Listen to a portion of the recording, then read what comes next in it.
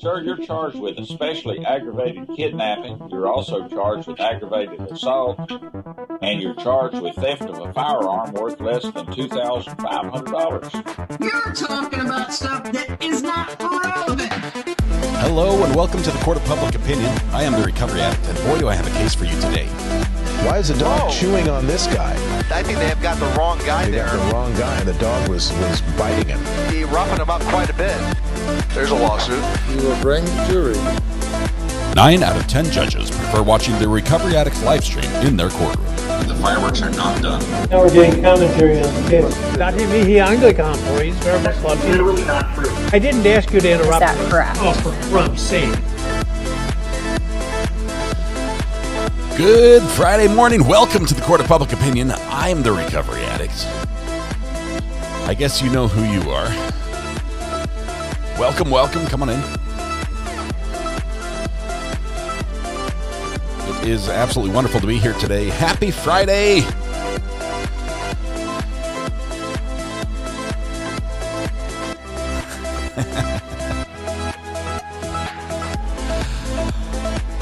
It was a trial. It was a trial run yesterday. It was not without its drawbacks. I will say that. It had issues. StreamYard, you're not quite there. You're not quite there yet. There were problems, but it's all good. Got about a 1,000 other people to see the podcast who hadn't yet regretted it. So whether they regret it now, I'm not sure. But welcome one and all. Is it really National Pickle Day? Is that today? Well, I check. Please. Paula Mack, congratulations. First in chat today. The internet, my friend, is all yours. And I say friend because I don't want you to hate me for giving all this work to you on this Friday. But honestly, you deserve it. Really, you do. You were first in chat. You were prompt. You were punctual. Can't say the perky word because then everyone gets wrong ideas. But you were here. You were present. And you were present before anyone else. And because of that, you turn on cool lights. Done. Boom. Just like that. Thank you for the reminder.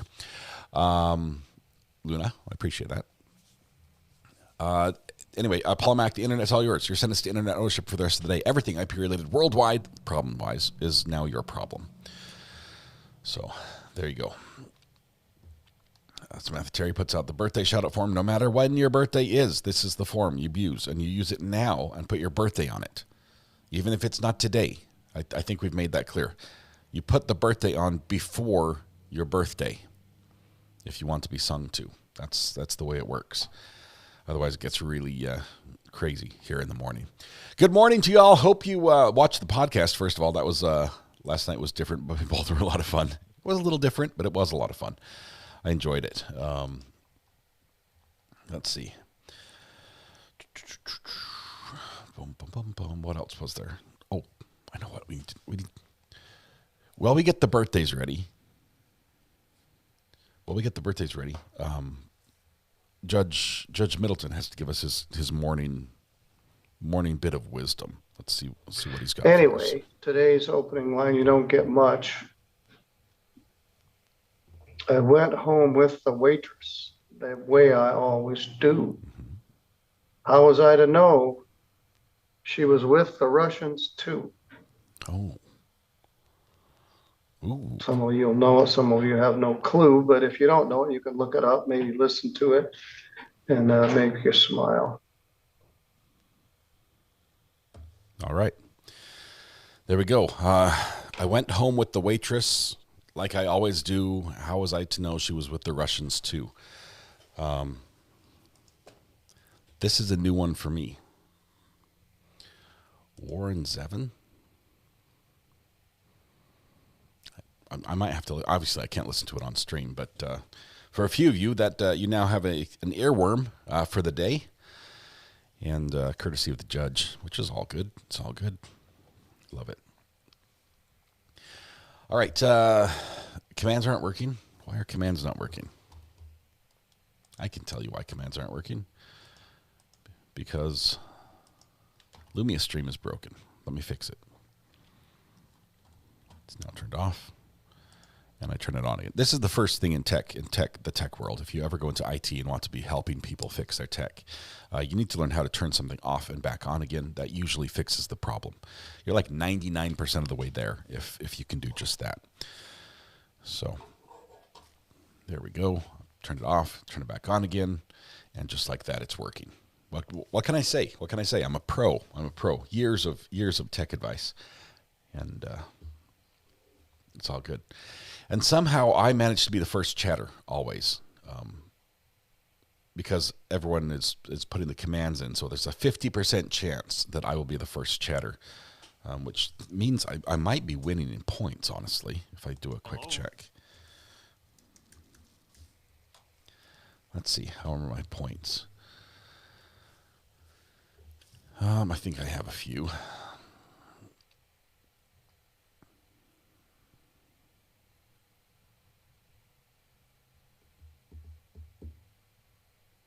Those aren't working yet, I guess. Points don't work yet. Guess I don't have any. Oh, wait, here we go. Points balance, I am 3,131. I'm greater than 50th position. It was just doing the math. It takes a while. Hang on. My rank. Hello. My balance is 3131. Excuse me. My rank is like terrible. Now I have the hiccups. All right. It's all cool. Okay. Let's see. Do we have any birthdays today? Amanda H. giving gifts. We don't even know who deserves a present today, but Amanda H. gave 5 memberships. Thank you very much. You think this chat would know lawyers, guns, and money? Maybe if I listened to it, but the lyrics didn't, the title doesn't, and the artist name doesn't ring a bell. Lindsay Ross says, my little addict is so excited to catch a live stream. She's home from school sick and helping me recover. She wanted to say hi, but we're watching on the TV today. Lindsay Ross, hello. Hello to your little addict. Welcome. Thanks for pretending to be sick. Oh, excuse me. Thanks for watching us while you're recovering. Glad you got to start your weekend early. Hello. Hopefully there's not a lot of catch-up homework when you get better on Monday. Werewolves of London. That sounds familiar. Mm-hmm. Okay, is that the same guy? Put chat back on the screen. I will do that.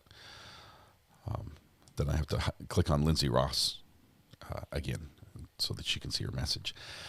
All right. I'm looking for the birthdays. Is anyone else excited for Runkle's 24-hour stream tomorrow? Yes, I'm hoping to be able to pop in. He did send me an invite, which I'm extremely grateful for. So I'm hoping to be able to pop in and help pass the time a little bit with him. So I don't know how he does it. He just came back from like a whirlwind tour of Vegas and Utah, and I don't know where else he went. I saw he met with Danny on Direct, and had a great time meeting with some other people as well.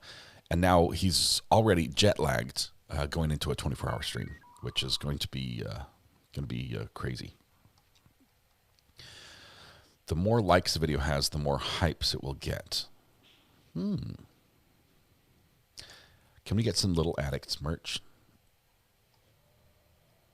Yes, it's sort of a twisted idea, but yes, I like it. Amy Sumner joining us from Kathy Gossip Rumor and Innuendo. Wonderful. Good to have you here, Amy. Thank you very much. Let's see. We have a weekend birthday. Supermom. Supermom Jam. Okay. Help me, red pen. Write it in crayon so I understand. We just have the one birthday. Oh, there it is. There it is. Red pen, thank you. Appreciate it. The crayon helped. All right, we have some birthdays to celebrate before we jump to court, which is going to be just a minute. And if you haven't been there before, this is the way it works. We celebrate birthdays together, meaning all of us, everyone together, wherever you are, joins in the birthday song and celebrates the individuals who are to be celebrated, whether it's today, tomorrow, or Sunday. Obviously, we sing to all of them today because we don't stream on the weekend. And so wherever you are, assuming it is legal, Stand up, take a deep breath, shoulders back, project your voice to the back of the room, blend your voice with your neighbor, warm up with me if you will. La la la la la la la. We're ready.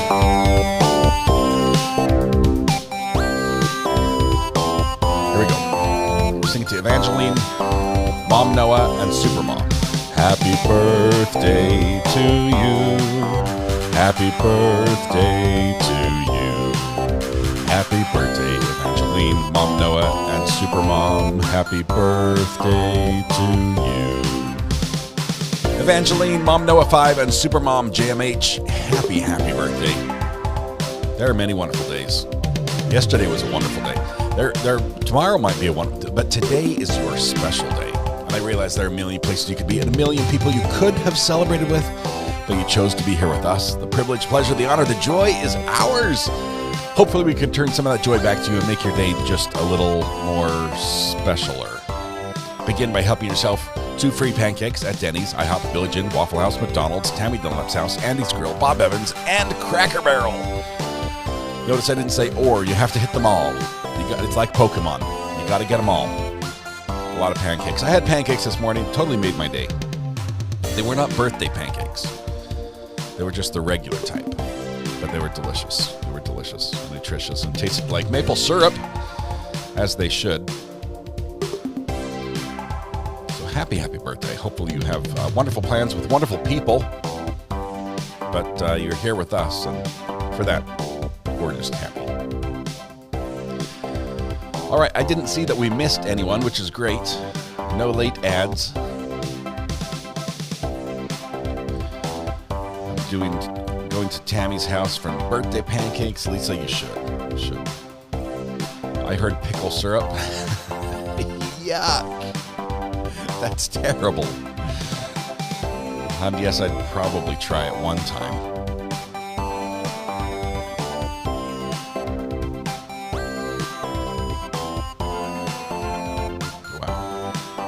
Big 7-0. Oh, drum solo. Drum solo for the finish. Here we go.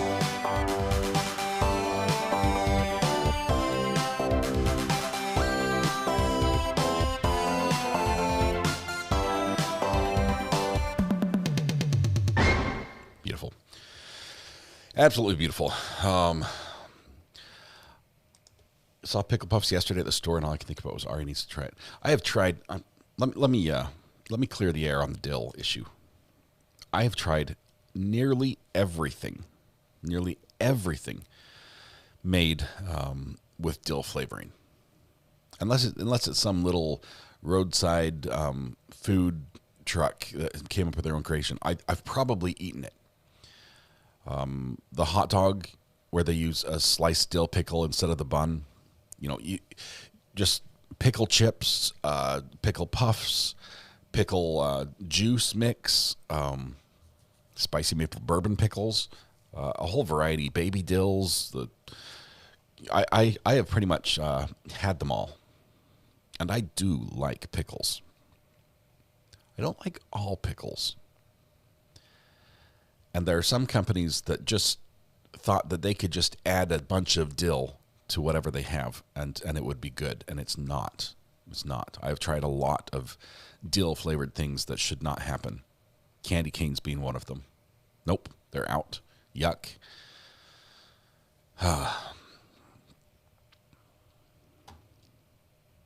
They have to be just right. It has to be. It takes a pickle connoisseur to get the pickle proportions perfect. And so many companies just miss the mark. So I've tried pickle taffy, not a thing. Thank you, John. Appreciate you sending it to me, but it's not good. It is pickly, it's dilly, but it's not perfect. So I'm being a little more reserved on what I try now, just because I've been disappointed so many times on the flavor.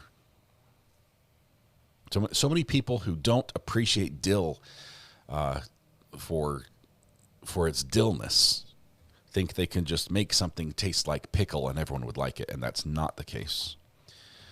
It's not the case. Pickle cotton candy, also not good. Nope. Pass on that one. I'm getting to the point where I'm thinking maybe I need to let you in on one of my other loves other than pickles. And we need to just tell people, don't be a jerk, because I like jerky. And I do not like pickle-flavored jerky. And I don't like jerky that is so hot that the Scoville rating is measured in World Pop ratings, like the DNA people. So I'm not in the World Pop hotness with like 24,000 zeros. And I'm not in like this strange flavored jerky, but I do like jerky. So anyway, that being said, Buc-ee's makes I like all the jerky I've had from Buc-ee's. I even ate 2 bags of ghost pepper jerky. I think it was ghost pepper jerky from Buc-ee's. I regretted every bite I took of that ghost pepper. It tore me up. Man, it was too hot, but I couldn't stop eating it. So I guess that's good too. Paul Mac, I sent you both. Hey, I would not know if they were good or not unless you'd send them to me. So I probably wouldn't have bought them myself, but I did eat them. Thank you for all the samples, by the way. No dill jerky then. It's a thing. All right, we are waiting for court. It's not happening yet, so hold tight. It's supposed to be going on.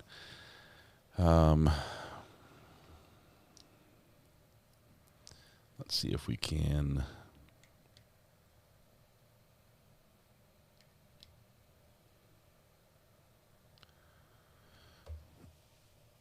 Let's see.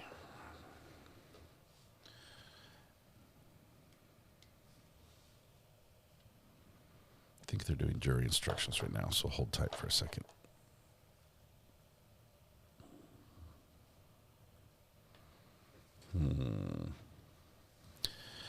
See if we can get some audio at least. And manslaughter, both of which are unlawful.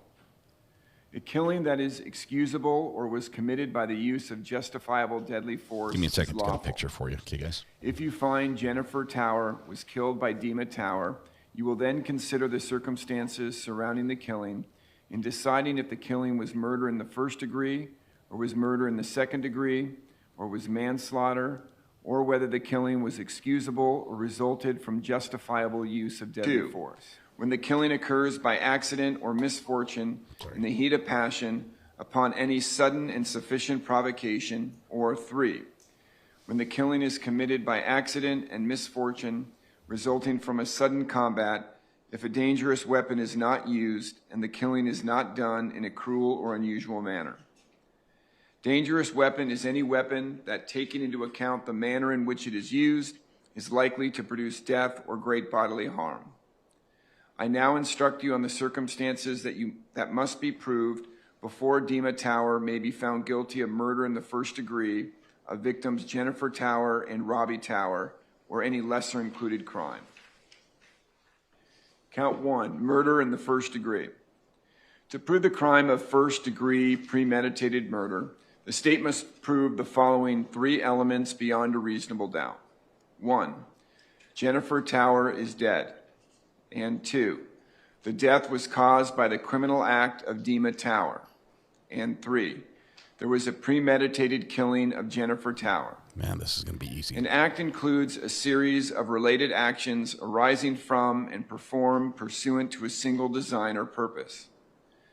Killing with premeditation is killing after consciously deciding to do so. The decision must be present in the mind at the time of the killing. The law does not fix the exact period of time that must pass between the formation of the premeditated intent to kill and the killing.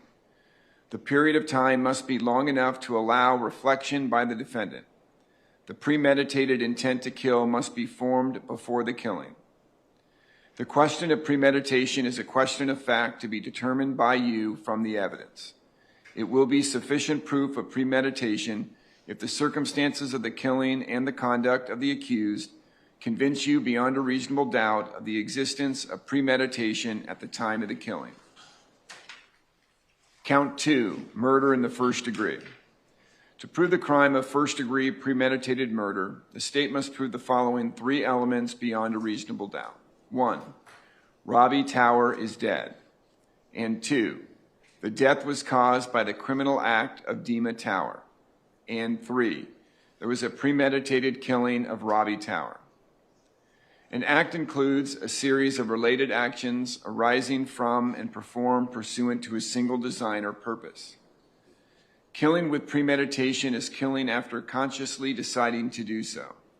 The decision must be present in the mind at the time of the killing.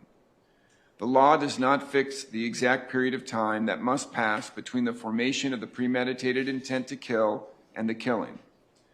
The period of time must be long enough to allow reflection by the defendant. The premeditated intent to kill must be formed before the killing.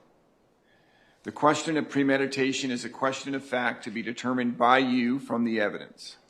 It will be sufficient proof of premeditation if the circumstances of the killing and the conduct of the accused convince you beyond a reasonable doubt of the existence of premeditation at the time of the killing.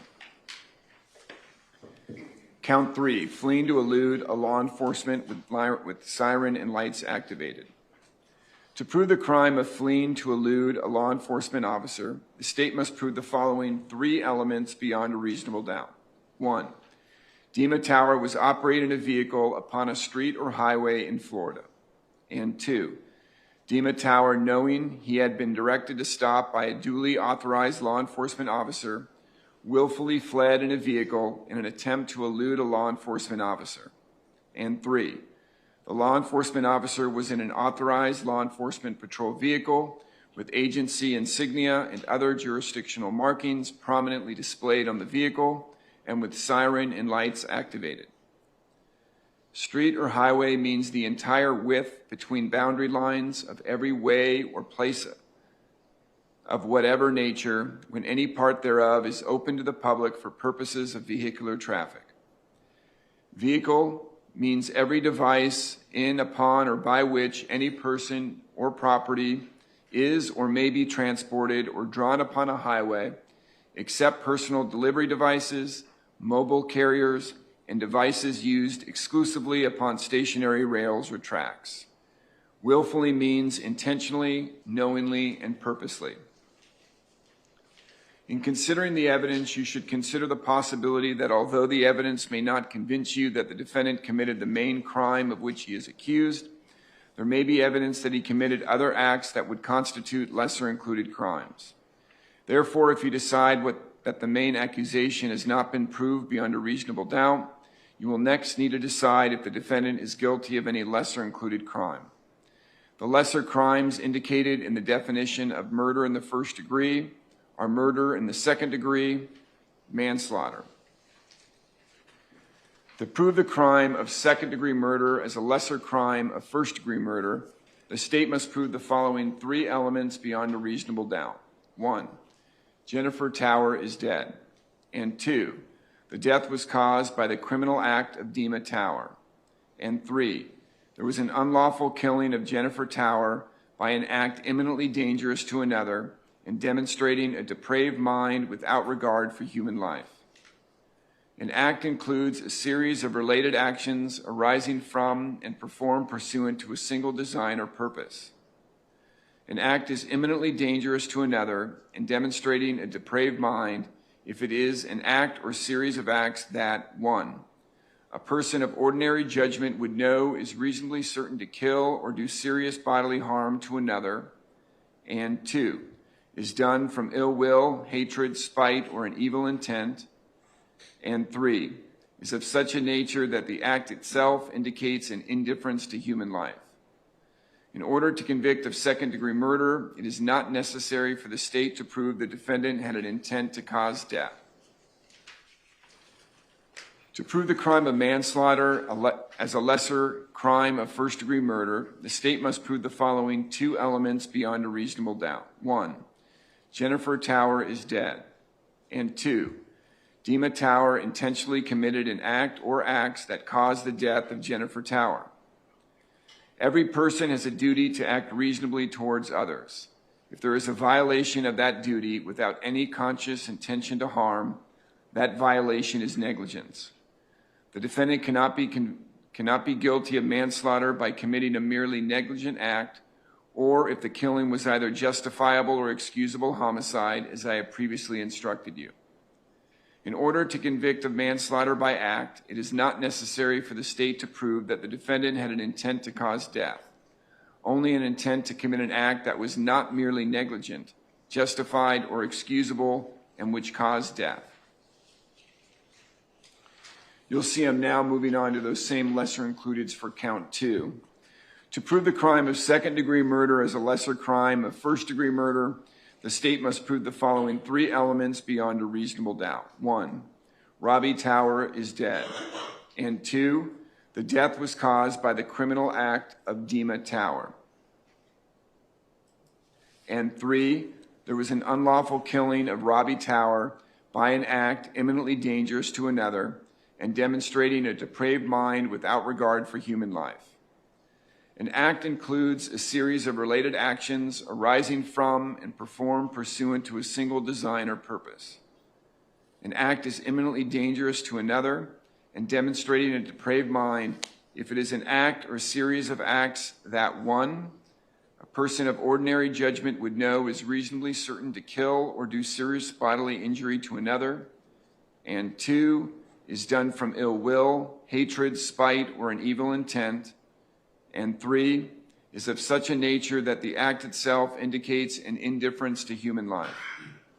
In order to convict of second-degree murder, it is not necessary for the state to prove the defendant had an intent to cause death. To prove the crime of manslaughter, a lesser crime of first-degree murder, the state must prove the following 2 elements beyond a reasonable doubt. 1, Robbie Tower is dead.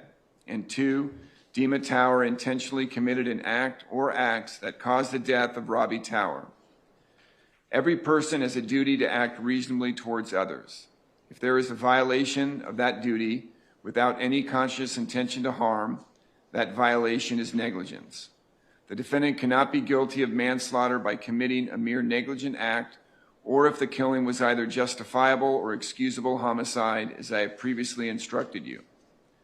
In order to convict of manslaughter by act, it is not necessary for the state to prove that the defendant had an intent to cause death, only an intent to commit an act that was not merely negligent, justified, or excusable, and which caused the death.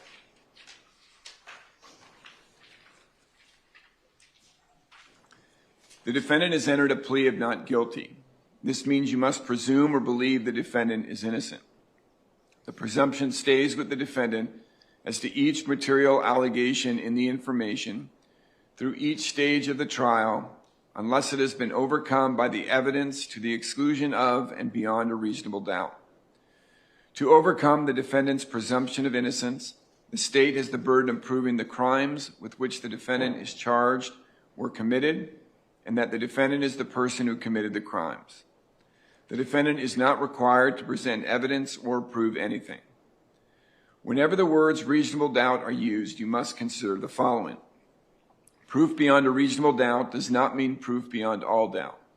A reasonable doubt is not a mere possible doubt, a speculative, imaginary, or forced doubt. Such a doubt must not influence you to return a verdict of not guilty if you have an abiding conviction of guilt. On the other hand, if, after carefully considering, comparing, and weighing all the evidence, there is not an abiding conviction of guilt, or if, having a conviction, it is one which is not stable, but one which wavers and vacillates, then the charge is not proved beyond every reasonable doubt, and you must find the defendant not guilty because the doubt is reasonable. It is to the evidence introduced in this trial and to it alone that you are to look for that proof. A reasonable doubt as to the guilt of the defendant may arise from the evidence, conflict in the evidence, or the lack of evidence. If you have a reasonable doubt, you should find the defendant not guilty.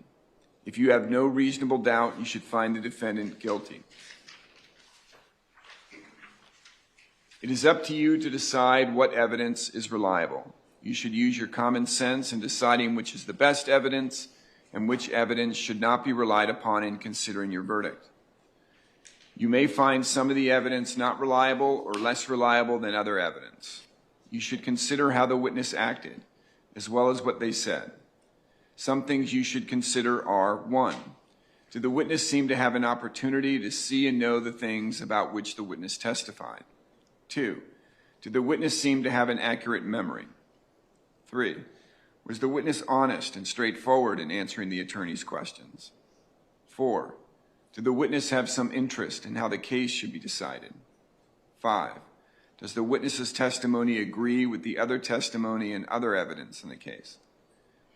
Whether the state has met its burden of proof does not depend upon the number of witnesses it has called or upon the number of exhibits it has offered, but instead upon the nature and quality of the evidence presented. The fact that a witness is employed in law enforcement does not mean that his or her testimony deserves more or less consideration than that of any other witness. Expert witnesses are like other witnesses with one exception. The law permits an expert witness to give his or her opinion.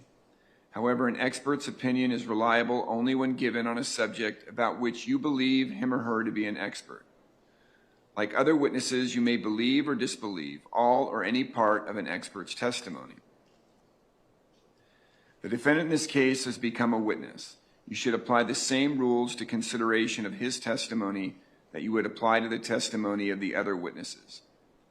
It is entirely proper for a lawyer to talk to a witness about what testimony the witness would give if called to the courtroom. The witness should not be discredited by talking to a lawyer about his or her testimony. You may rely upon your own conclusion about the credibility of any witness. A juror may believe or disbelieve all or any part of the evidence or testimony of any witness. Statements claimed to have been made by the defendant outside of court have been placed before you.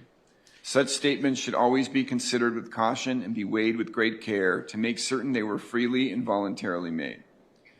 If you conclude the defendant made the statement, you must also determine from the evidence whether the defendant's statement was freely and voluntarily made. In making this determination, you should consider the circumstances, including but not limited to: 1, whether when the defendant made the statements he had been threatened in order to get him to make statements, and 2, whether anyone had promised him anything in order to get him to make the statements. If you conclude the defendant made the out-of-court statements, but it was not freely and voluntarily made, you should disregard it. These are some general rules that apply to your discussion. You must follow these rules in order to return a lawful verdict. 1, you must follow the law as it is set out in these instructions.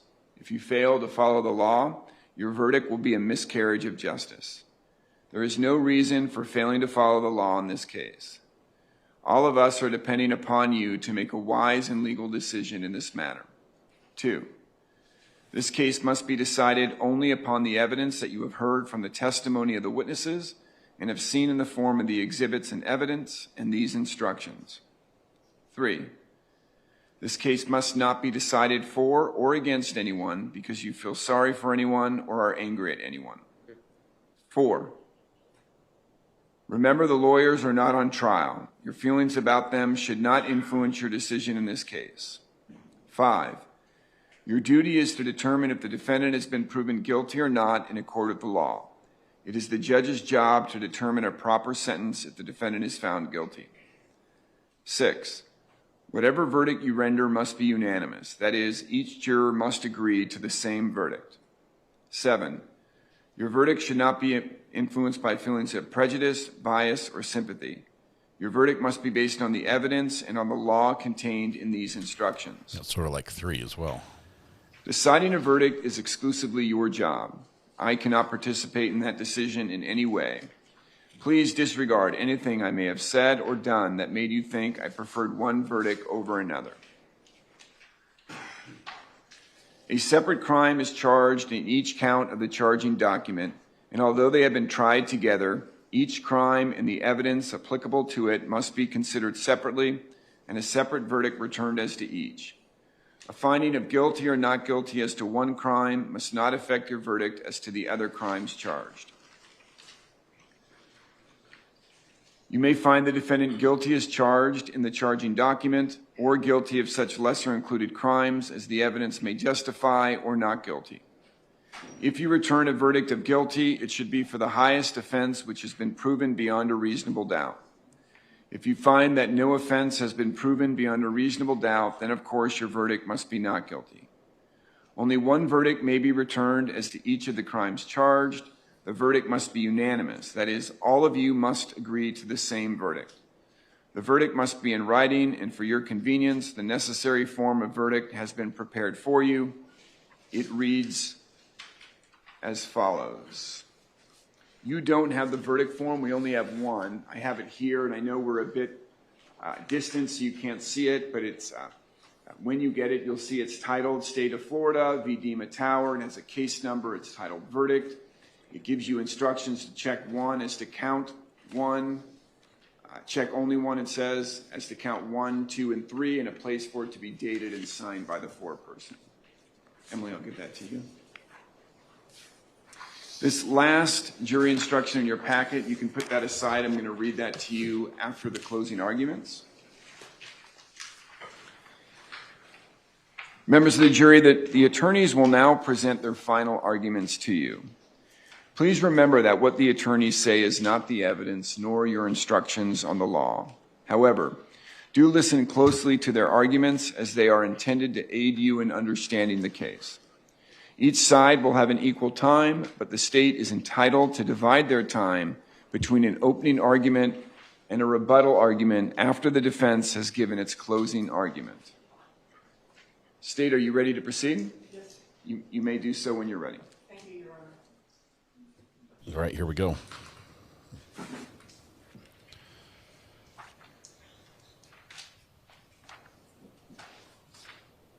Good morning, ladies and gentlemen. She's going to walk around. Nice. Can't hear that. Ooh, there are going to be pictures.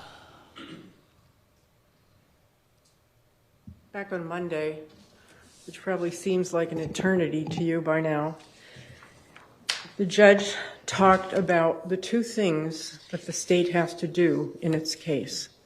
It has to prove beyond a reasonable doubt that a crime or crimes were committed in the murders of Robbie and Jennifer Tower and the fleeing to elude. And that the defendant who sits here in the courtroom before you, Dima Tower, is the person who committed those crimes. I think that those things have been proven to you fully during this trial. The only thing that we should talk about today, and that's important for you to focus on, is the defendant's intention. Because in opening statements, defense counsel told you that he was going to argue for a lesser included crime, a crime of manslaughter. So let's think about the instructions that you have in front of you and what they say and why this is not manslaughter and it's not second-degree murder, and it completely and fully meets all the elements of first-degree premeditated murder.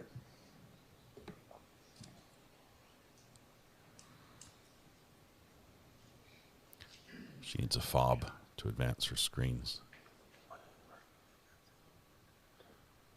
It's a slow start. She can't move right into a shock value image. Nor do I think she should, but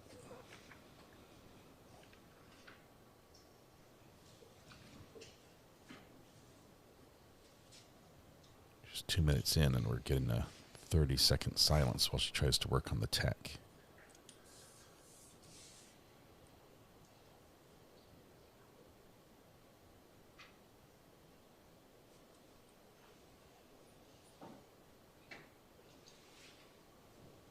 Touch screen, audio. Your Honor, I'm having a problem and I don't know why this isn't working correctly. All right, let's take a short break. We'll bring IT to try to solve that, okay? Please leave your notepads face down, writing implements on top.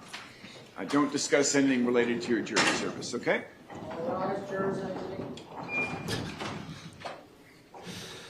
Well, we have this brief operator error issue. IT to come down. And we call IT.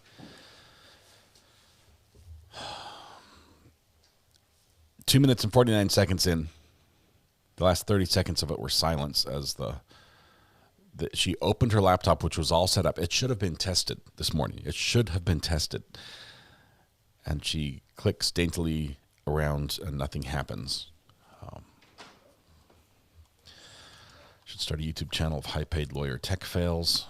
That would you would have material for weeks, nonstop. Let me tell you where I stand on this case now that I've slept on it and thought on it a little bit. And a couple of you have, well, they're talking about the tech. A couple of you have expressed opinions that I've come to as well. Salty Spoon particularly. There is a difference between the legal definition of insanity and mental issues. Okay, they fixed it. I think we have mental issues, but it doesn't meet the definition in Florida for legal insanity. That's out. The human side of me wants to hear his story. It wants to see the good in someone. And I feel bad for him, possibly because of his age or because of how he acts. He comes across as someone who is young and not fully mentally developed. But the law says that there are only certain things I can consider, and the issues that were relevant to this trial were allowed in. The ones that were not relevant to this decision of why he killed his parents were not. If there was something that his parents did, and I realize, everyone's like, well, we need to know how his parents were as foster parents. Unless there was something they did that justified lethal force with a knife to defend himself in self-defense, it's not relevant. It's not relevant unless they were, he was killing them to save someone else's life or his own. It just isn't relevant to the case. And as sad as it is, and yes, he needs help, this is textbook first-degree murder. You may be seated. Thank you, ladies and gentlemen. You've probably worn out that carpet by now, going back and forth. But let's continue where I left off. So what we have to focus on are the instructions for law and the evidence in this case. And you have those instructions in front of you, but I have the elements of first-degree murder up on the screen. So to prove the crime of first-degree premeditated murder, the charge that the state has laid against the defendant, actually 2 counts, but I incorporated both Jennifer and Robbie Tower into this instruction. To prove the crime of first-degree murder, the state has to prove the following 3 elements beyond a reasonable doubt. Jennifer and Robbie Tower are dead. There's no question about that. It's uncontested. Their deaths were caused by the criminal acts of Dima Tower. Again, uncontested. Not only do we have all the physical evidence in this case, the knives, the fact that the defendant was covered in blood, the fact that he fled, but we also have his own words. He told the detectives who interviewed him that he killed his parents. So we know that their deaths were caused by Dima Tower, and obviously they were criminal acts because he stabbed them to death. That's a crime. Finally, there was a premeditated killing of Jennifer Tower and Robbie Tower. And how do we know that? We know that because the defendant told us so himself, over and over and over. Yesterday afternoon, on the stand, he told you that himself. Repeatedly to the detectives, and then again, right here in the courtroom where you're sitting today. So let's talk a little bit about premeditation and the definition. Now, back on Monday, I was asking you a lot of questions about what factors should you think about when we're talking about premeditation, and you probably thought, what is this woman talking about? Because you didn't have the facts. You didn't know what went on in this particular case. And I was asking you questions about what would a person do before committing a premeditated act? if you didn't know what was going on in their mind, but you had to look at their actions and determine what was premeditation. We talked about what would a person do while the crime was being committed that would signal premeditation. And we talked about what would a person do after the crime was committed to signal premeditation. And let's think about what we learned in the last 3 days. What did the defendant do before he committed this crime? He chose his weapon from the knife block in the kitchen,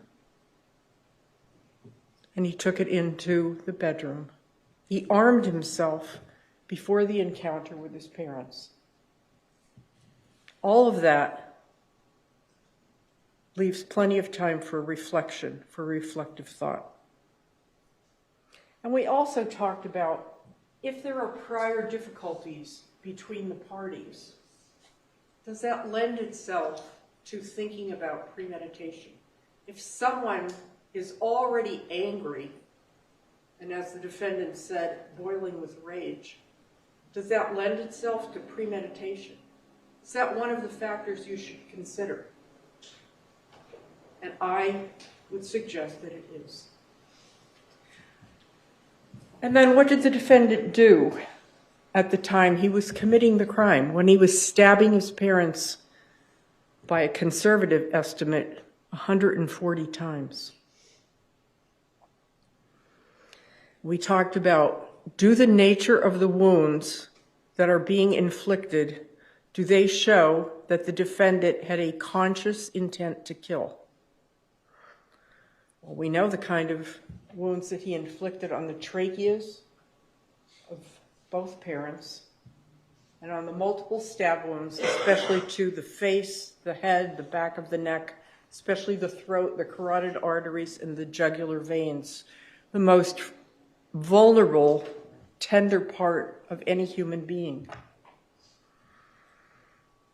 We also talked about, is it important to consider the number of wounds inflicted? And we know that there were, again, over 140 wounds, 79 to Robbie, and, 79 to Jennifer, and more than 68 to Robbie. What else at the time that the crime is being committed signals that this was premeditated? What about the fact that when he lost the first knife, he went back into the kitchen and got himself another knife so that he could, as he said, finish what he started? Because he started it deliberately and consciously. He wanted to finish that job. And so he armed himself with another weapon. What else did he do during the crime that shows premeditation? After he killed his father, he walked outdoors, and yesterday he told us that he had the knife in his hand when he went outside. And he led his mother back into the death scene and sat her on the couch, and in his own words, delivered a manifesto. He said it was a monologue. And all the time she's sitting there, and he is planning to kill her. There is no other way to think about it. What else did we talk about during jury selection? We talked about what might signal premeditation after the crime is committed. We know that the defendant washed the second knife and placed it back in the knife block because it was collected as evidence, and we can actually see the little bit of blood in a close-up photo. It was also sent to the Florida Department of Law Enforcement, and Ms. Webster told you that there was presumptive blood on both weapons. After he took the knife and placed it back in the knife block after gave it a cursory wash. He fled from the police. You saw 30 long minutes. It was probably boring, but I thought it was important to impress upon you just how long it took for the police to apprehend the defendant.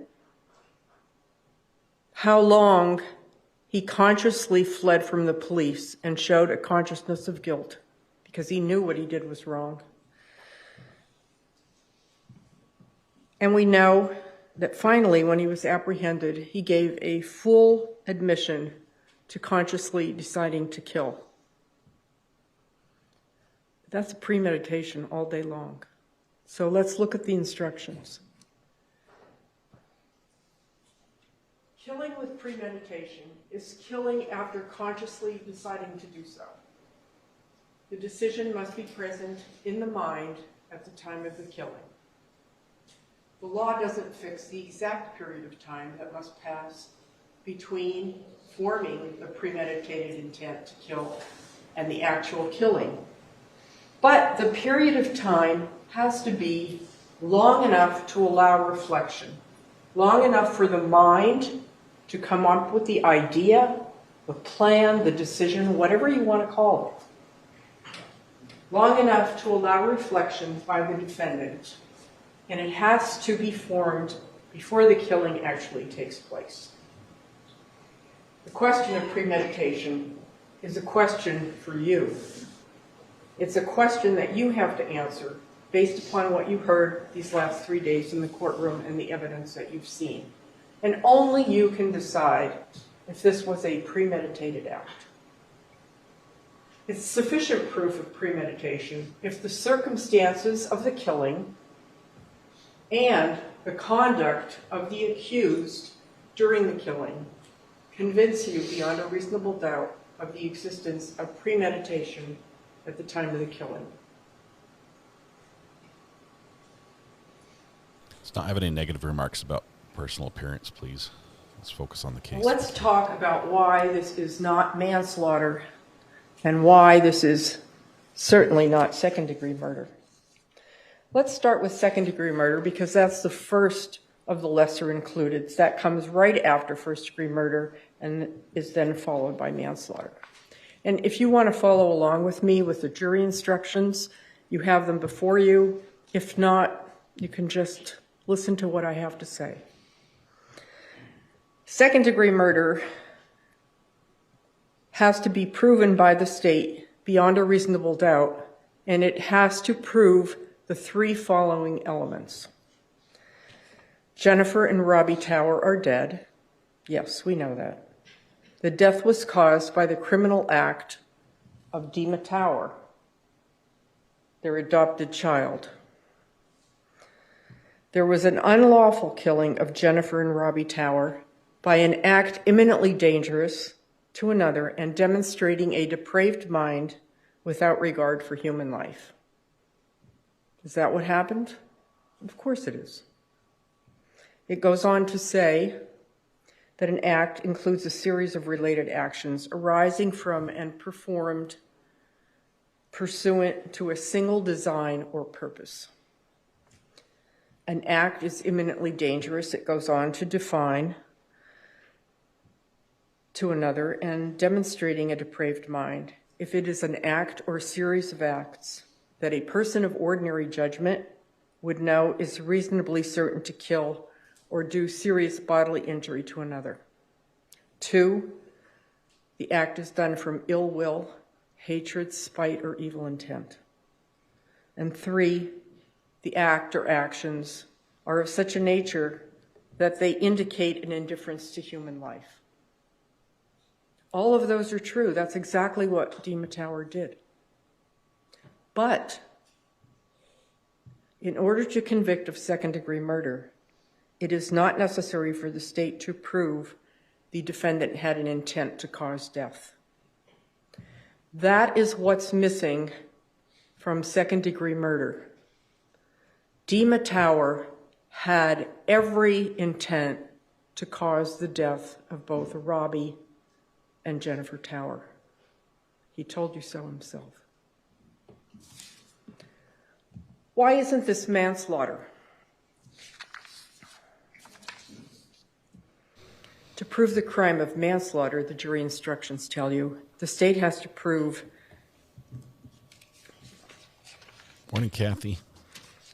I don't think we've heard of any other children. The following two elements beyond a reasonable doubt. First, Jennifer and Robbie Tower are dead. And second, Dima Tower intentionally committed an act or acts that caused the death of Jennifer Tower and Robbie Tower. What's missing? Premeditation. The jury instruction goes on to say that in order to convict of manslaughter by act, it is not necessary for the state to prove that the defendant had an intent to cause death. Only an intent to commit an act that was not merely negligent, justified, excusable, or which caused death. But we know from the defendant's own mouth that he had every intention to cause death. He told us so over and over and over again.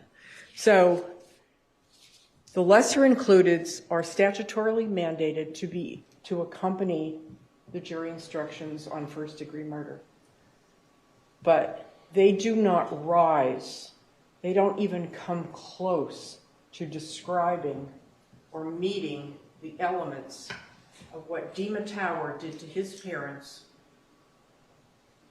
on August 31st, 2023, when he sat in that car and thought about killing them, walked into his house, went into his bedroom, came out, grabbed the knife out of the kitchen, and walked into the bedroom and started stabbing his father. Because this is a clear-cut case of first-degree murder. So he talked to detectives on September 1st of 2023, and Detective St. Jean and Detective Chippendale asked him a number of questions. What did you think about last night? I don't like the situation. I don't like the people I'm with. So I'm just going to kill them. That's what he thought about before he killed his parents. That was his plan. You don't need a diagram. You don't need a journal with your thoughts written down. You don't need a flow chart. You don't need a bullet point list to premeditate the killing of your parents. All it takes is long enough time to reflect, to engage in reflective thought. And that's exactly what he did. I don't like the situation. I don't like the people I'm with, so I'm just going to kill them.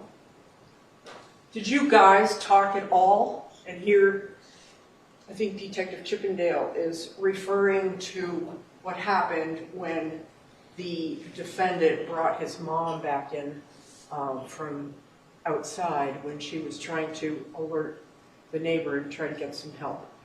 So the detectives asked, did you guys talk at all? Yeah, the defendant responded. I tried to talk to her. How did that conversation go? It was a monologue. So did you stab her already at that point? After I finished what I had to say.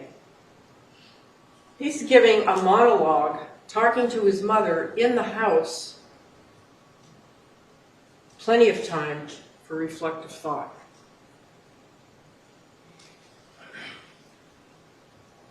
Again, during that interview that you watched, and I urge you, ladies and gentlemen, to watch it again. You'll have an opportunity to take the most of the evidence back with you, and you can listen to that videotaped and audio tape recording. It's available for you. So last night, you're sitting in your car, and you just came up with this, that you're going to do something now? The defendant said, no, it came before that. Detective says, after work? No, it was before that. I had those thoughts before yesterday. What, days, months?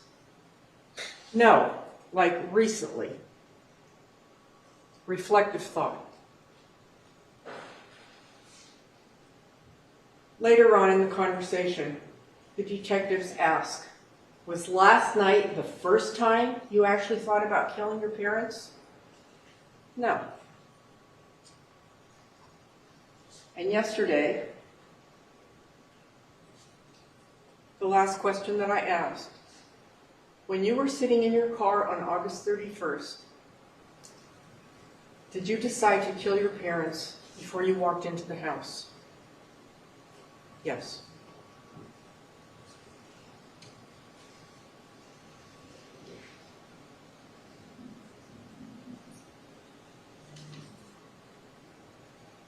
What is the location of the emergency? Listen, it's not such an emergency anymore right now, but we live at 1200 Northcote Road in Northport. I was trying to reach Northport police, and it keeps sending me back to this. Okay, so you got a police issue going on? No, I was upstairs in bed, and my daughter was sleeping downstairs, and someone screamed, and banged on our door and rang the doorbell, screaming, I need help, I need help. It took me a second to register what was going on, and we were trying to find, our gun upstairs before we opened the door, and the person's gone. Okay, well, let's connect you on Northport so they can check the area. Let me connect you, please. Okay, thank you. 911, what is the... And this is what law enforcement found when they got to Jonna Walton's house. A blood trail leading up to her home, and at her door, more blood dripping while she rang the doorbell and screamed for help. And as she was out there, the defendant wanted to finish what he started, so he led her back in the house. And then, after he finished what he started, he came outside, covered, according to Officer Rigakis, with blood, and he just nonchalantly got in his car and drove away, covered with his parents' blood.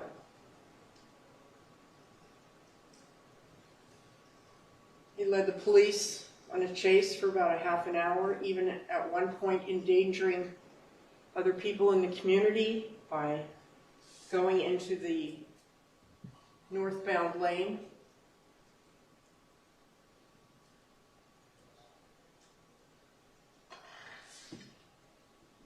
And finally, when Sarasota County disabled his car, the stop sticks, he ran into the woods.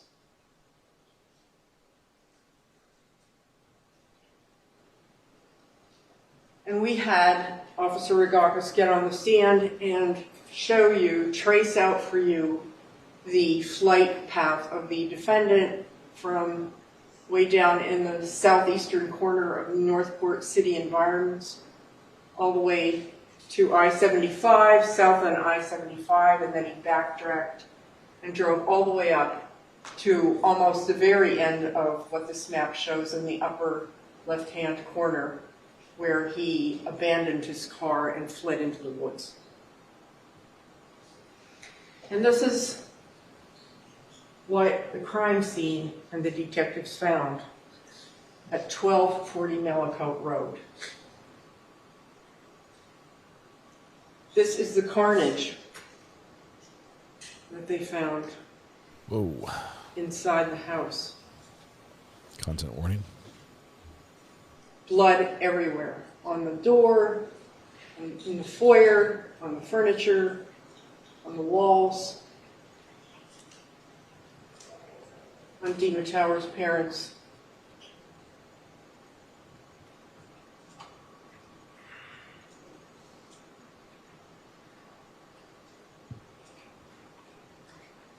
And where this crime started, in the bedroom where Mr. Tower was sound asleep next to his wife when the defendant attacked them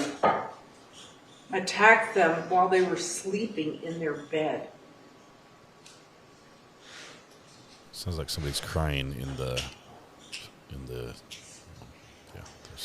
the cameraman's. And you can see the signs of struggle. Don't risk it, cameraman. Looks like Robbie Tower put up quite a fight as best as he could. You can see that there was a brief altercation over on that north wall, and again on the wall leading into the living room. Blood everywhere, but the defendant was determined to finish what he started.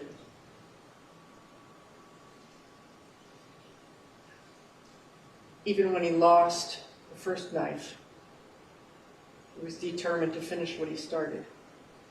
So he goes into the kitchen and grabs another knife, and then washes up afterwards. And this is a work product of Dima Tower. This is what he did to his father and to his mother because he didn't like them as people.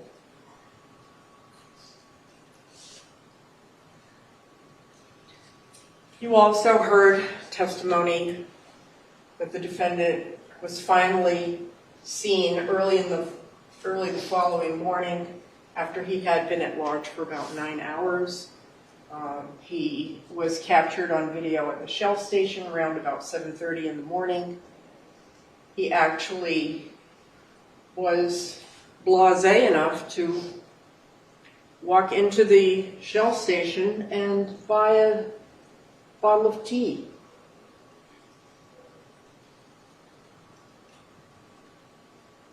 And finally, he was arrested shortly thereafter, around about 8 o'clock, when the Venice Police Department apprehended him, still at the Shell station.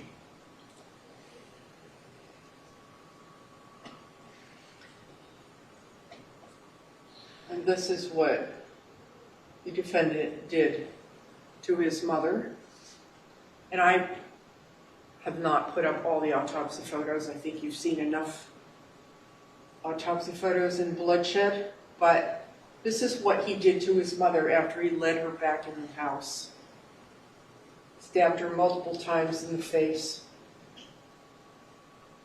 the throat, and the back. And his father, mutilated to the point where Dr. Vega was able to count 6 separate and distinct perforations, incisions, whatever you want to call them, into Robbie Tower's trachea, his larynx. And you heard the testimony of Dr. Vega yesterday, who told you that the cause of death for Jennifer Tower was perforations of multiple small and large blood vessels, including her carotid artery and jugular vein. Same with Robbie Tower, perforations of multiple small and large vessels, including the carotid and subclavian arteries, due to multiple stab wounds. And Dr. Vega told you about the function of the carotid arteries and the jugular veins, how those are the major vessels that take the blood to the head and back down to the body.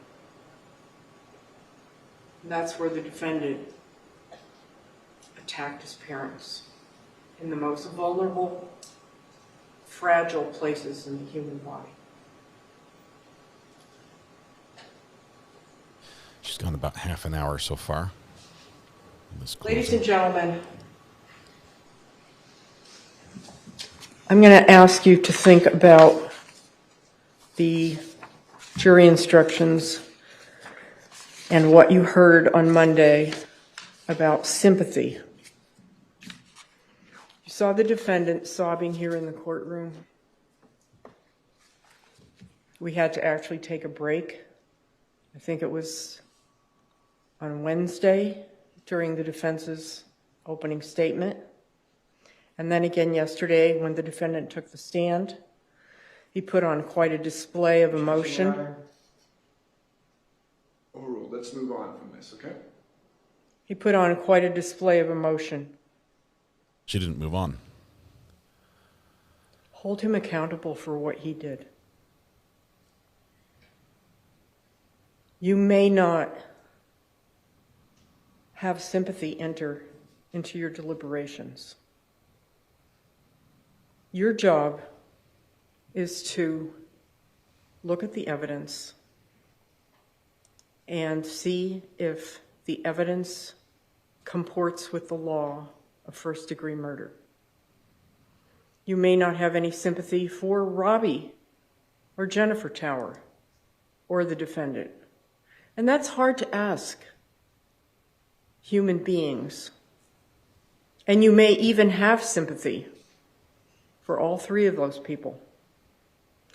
But they cannot influence your decision.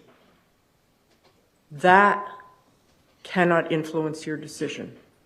You have to compartmentalize that sympathy if you have any. Because the law says that you must judge the defendant on the evidence and the law. Hold him accountable for what he did, ladies and gentlemen. Thank you. So she finishes at 31 minutes, 45 seconds. This is the first of two. Defense may have an hour. I don't think he's going to take it. I do think that Dima is not going to be happy with what we're about to hear, though.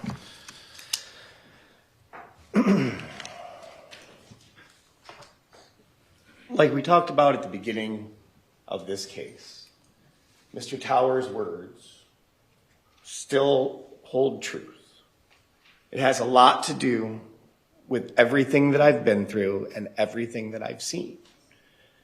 And you've heard a lot of evidence in this case, and frankly, a lot of it was not disputed. The facts and circumstances of the tragic events of August the 31st of 2023 are not materially in dispute. Robbie Tower is deceased. Jennifer Tower is deceased. Those things occurred because of acts by Dima Tower. That is not in dispute. What is in dispute is whether or not Dima Tower had the rational, conscious intent to commit the homicides prior to them occurring. That is what is in dispute in this case, and that is what we have been asking you to focus on and not get sidetracked into different areas. By the facts. The judge has instructed you that you have to presume Mr. Tower to be innocent before you start. We kind of dialed that back a little bit and said, look, before we even start this trial, I want to make sure that we're clear about what we're asking of you. And what we're asking of you is to make a decision about one simple thing. And it may not seem that simple, and it may seem very complicated to get inside the head of somebody else. And it is. It's complicated. The state has the burden of proving these crimes beyond and to the exclusion of every reasonable doubt. I know the state will say that most of what we've been talking about is trying to invoke sympathy for Mr. Tower. That is not the case. It is important, if you're making a decision about somebody's state of mind, that you are exposed to them so that you can make an informed decision. He advised him not to testify. That's interesting. There's a lot of talk in the jury instructions about people of ordinary judgment making decisions. And what the judge has instructed you is that it's up to you to decide what evidence is reliable. You should use your common sense in deciding what is the best evidence. and which evidence should be relied on in considering your verdict. We talked during jury selection about the fact that you don't leave your personal life experiences at the door. You bring those in because they form your common sense. And you can make the determination as to whether or not it's significant that Mr. Tower couldn't look me in the eye, couldn't look the state attorney in the eye, couldn't look the detectives in the eye at any point in time. That is something that is common for certain people. It was almost an And when objection. we're talking about individualized consciousness of guilt, every individual reflects differently. Every individual thinks differently. So if we're talking about the fixed time for reflective thought, it's important to consider all of the factors as to whether or not Mr. Tower had sufficient time for him to make reflective thought. I think Given you're pushing the legal envelope there. His history. Whether or not the killing was done after consciously deciding to do it. I would submit that Mr. Tower doesn't have the ability. Object. And may we approach? No, I'm going to sustain the objection. Okay. Sustain the objection. Thank you. I'll disregard the last statement by defense counsel. The question of premeditation is a question of fact to be determined by you from the evidence. And the judge instructs you, again, use your common sense. Think about what evidence is reliable and what evidence isn't reliable. As Mr. Tower indicated, when there was discussions with law enforcement, he was concerned that there were misstatements, misunderstandings, which would be something you would understand from somebody who was in foster care in a foreign country, who didn't know the language before he got here, who learned the language himself by small talk, who was obviously awkward and uncomfortable. Monologue and temporary insanity, and you can make a determination as far as all of those things, as to what weight you put on each piece of evidence and what weight you assign. Because like we talked about from the beginning, each of you individually has a verdict.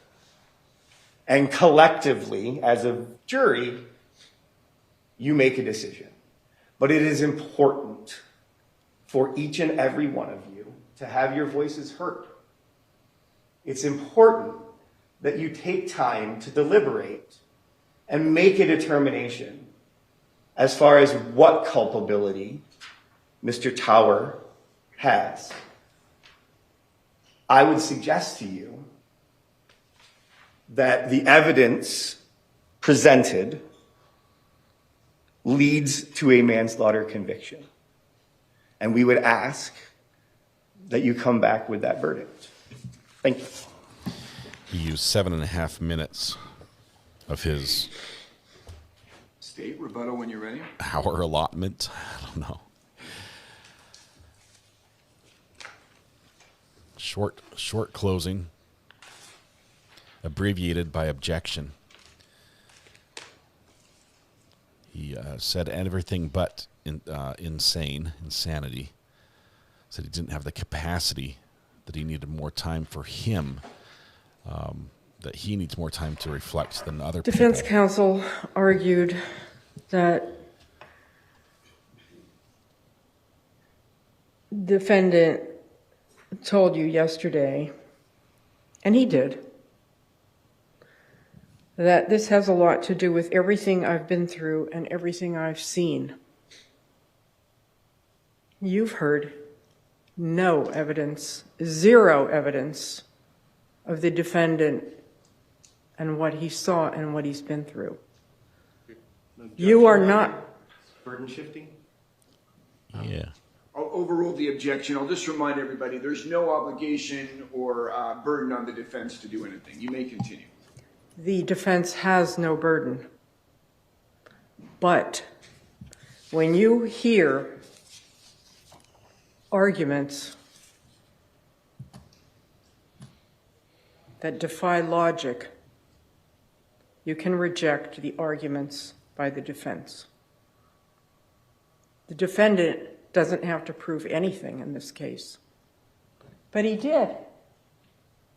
He proved everything in this case when he took that stand yesterday, and he said, I was sitting in the car thinking about it before I went into the house. I thought about killing my parents before I went into the house. So again, does the defense have to prove anything? No. Is it my burden? Yes. And I urge you to hold the state to its burden. But you have heard no evidence, absolutely no evidence, about what the defendant has seen and what the defendant has been through. And that is not burden shifting. That is simply a fact. What? That one didn't land for me. The defendant described this as rage, but not rage that developed suddenly from a sudden event, some altercation with his parents, something that would make an ordinary, reasonable person lose self-control. This wasn't something sudden that happened that made Dima Tower lose his normal self-control and go in there and stab his parents. As I said earlier, his parents were fast asleep in their bed. They posed absolutely no danger to him. They did nothing to upset him or provoke his rage that night. I don't know where his rage was fostered, and neither do you. But he had rage for his parents when he was sitting out in that car, and he acted on that rage. This was not manslaughter. This was not a crime of passion. He sat out in his car and thought about it. And again, you're going to hear instructions about speculation. They're in your jury instructions. On Monday night, you took an oath to well and truly try this case based on the law and based on the facts, not on speculation. In fact, the jury instructions forbid you to speculate about the defendant's past or what he's seen or what he went through when his mother died. That's pure speculation, and you may not do that.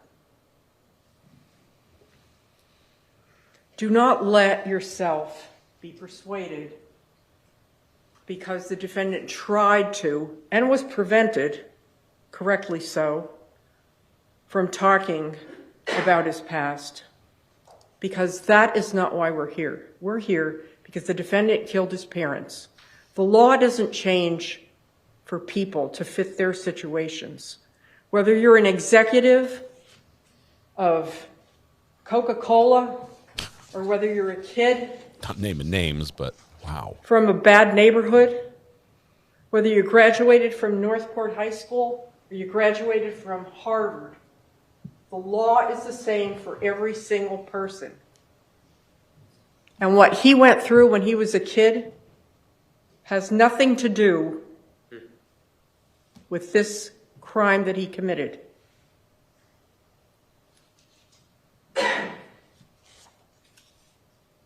Don't be persuaded that because the defendant had a horrible childhood and he ended up in an orphanage, that he's somehow justified in doing what he did. Those photographs say everything. There is no justification for that. The bailiffs aren't taking their eyes off him right now. I'm asking you to think about the facts and think about the law, and only that, because there is no room for sympathy or speculation in your job. I'm asking you to hold the defendant accountable for what he did. Here's the wrap up. I'm asking you to find him guilty of killing Robbie Tower and Jennifer Tower after premeditation. I'm asking you to hold him guilty of first-degree murder on both counts, and also for fleeing to elude law enforcement officer with lights and siren. I thank you for your patience and your attention. She has another 5 minutes. Closing arguments. Folks, as you might know, I think we talked about this at jury selection. We chose to have 2 alternates because we were going for the whole week. If someone got sick, we would have had them fill in. We're ending our poll. Folks, remember your numbers from day one? Remember you had a paddle in your hand? I'm going to try to see if we can identify our alternates by number. They were number 45, initials SM, is that right? Okay. And juror number 50, JP. Where are you? Do you folks have any personal belongings back in the jury room? Dozen eggs, anything like that? Go get While them. I'm going over this last instruction, why don't you go with Carl, the bailiff, and gather your personal belongings. When you're done, Carl, give me about maybe a minute or two. We'll bring you back in. You can just come over to the side. You've spent a whole week with these folks. You can say bye to them as they're walking out in transition. I'm going to speak to you just for a bit before I send you folks home, okay, the alternates, okay? Everybody can remain seated while the alternates head out. With Hang on. We're going to dismiss the alternates. They're going to get stuff out. They're going to stand in the hall and give you a pep talk before deliberation. That last jury instruction in your packet, I'm going to read that to you. In just a moment, you will be taken to the jury room by the bailiff. The first thing you should do is choose a 4-person who will preside over your deliberations.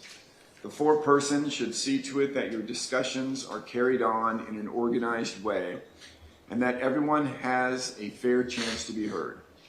It is also the 4-person's job to sign and date the verdict form when all of you have agreed on a verdict and to bring the verdict form back to the courtroom when you return. During deliberations, jurors must communicate about the case only with one another and only when all jurors are present in the jury room. If a juror goes to the restroom, the deliberation should stop until that juror returns. You are not to communicate with any person outside the jury about the case.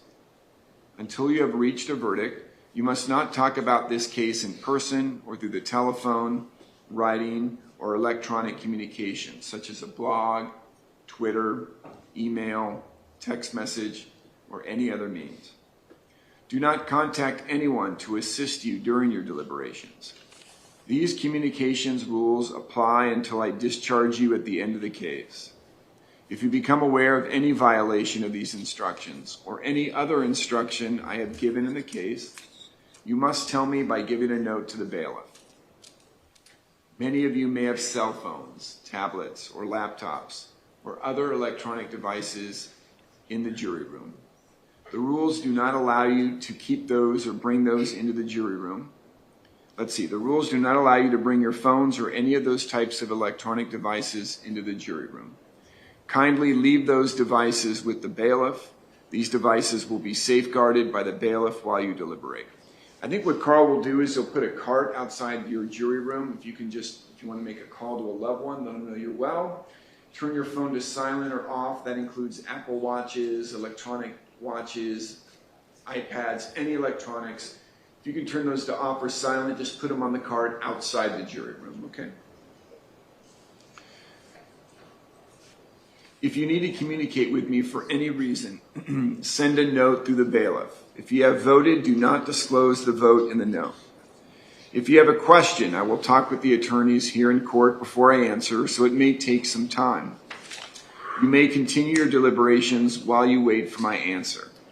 I will answer any questions if I can in writing or orally here in open court. During the trial, items were received into evidence as exhibits. You may examine whatever exhibits you think will help you in your deliberations. A, some of these exhibits will be sent into the jury room with you when you begin to deliberate. And B, if you wish to see any of these other exhibits, please request that in writing. Both apply in this case. What we decided is we're not going to send any of the knives back to you in the jury room. We trust you and all, but... There was a butcher block, you may recall, with some knives and then 2 other knives. You're entitled to see those if you wish. So that would be a note by a 4-person sign saying would like to see the knives, for example. What we'd do in that case, I'd talk about it with the attorneys. We could either have a bailiff just bring them into the jury room, give that, have you have access to those for a few minutes and then collect them, or we can bring you back into the courtroom and have a bailiff walk in front of you with those as well, okay? But other than the knives, all other evidence will go back with you. Again, you have the jury cart back there if you want to view or watch any evidence that's in the form of electronics. In closing, let me remind you that it is important that you follow the law spelled out in these instructions in deciding your verdict. There are no other laws that apply to this case. Even if you do not like the laws that must be applied, you must use them. For 2 centuries, we have lived by the Constitution and the law. No juror has the right to violate rules that we all share. All right, folks, at this time, if you can take your writing implement, your notepads, and your jury instructions, and head on out with Carl, okay? To my alternates, go ahead and just move a little bit so the other jurors can go by.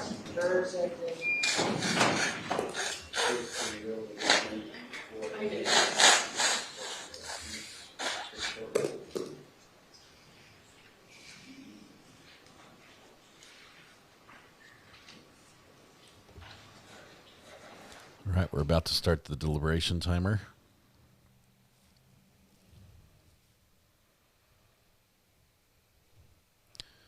Waiting for people to sit down. Bye, Carl.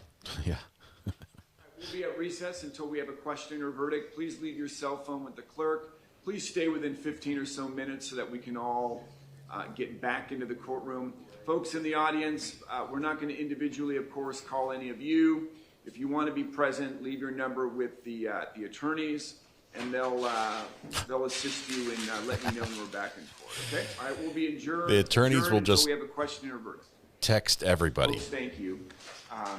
You don't need to tell me if you're upset or happy, but I don't understand why.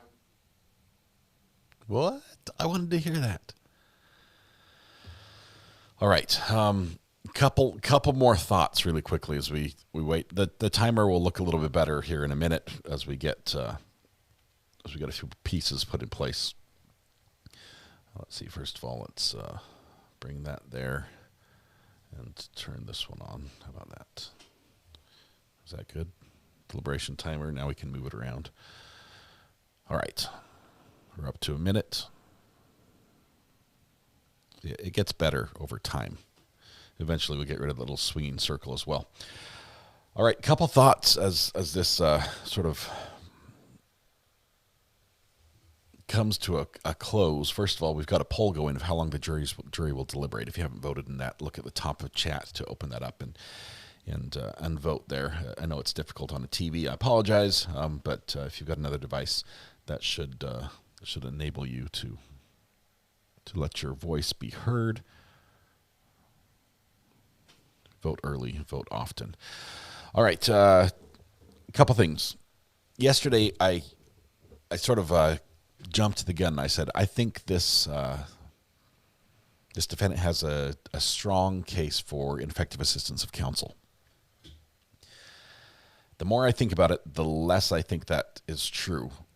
Because I think at the level the appellate court will look at this, which is literally reading the transcript, I don't think they will find that. I don't think it will be seen. I don't think they can craft an argument based on the evidence, which is the transcript and the happenings of court and the decisions of the judge, that would pique the appellate court's interest enough to get them to look deep enough and perceive a communication problem between the defendant and his lawyer, especially because the defendant, yes, he speaks with an accent, he speaks quietly and slowly, but he has a fairly good grasp of the English language, using complex words in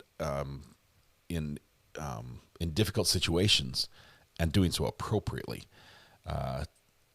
It does not mean he has a perfect understanding of the English language, and especially once you get into court and the implications of actions and things like that. I still think that he would have benefited from having an interpreter between him and his lawyer. Don't think he necessarily needed it in court, although I wouldn't have objected if he had one sitting by his side while he was on the stand testifying. I think that would have benefited the defendant, but I think the defendant,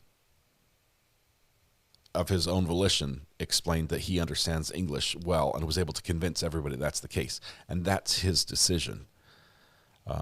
So I do not think he gets ineffective assistance of counsel. On the face value, yeah, it's an interesting defense. We've seen it before. My client is not innocent, right? That's the opening line. My client is not innocent. We have seen that, and as difficult a starting point as that is to build a defense from, it is a tactic. It is a method, and it is an effective method that sometimes accomplishes the goal of achieving a lesser included or a lower verdict, lower punishment for the client. The other thing that really struck me throughout this is zero remorse. We heard a little bit about the eye contact. He can't make eye contact with me. He can't make eye contact with the judge. He can't make eye contact with the jury. He did make unflinching eye contact with the crime scene photos. And that was almost the only thing he maintained unflinching eye contact with throughout the trial. There was no remorse that I could perceive. That was a part he liked.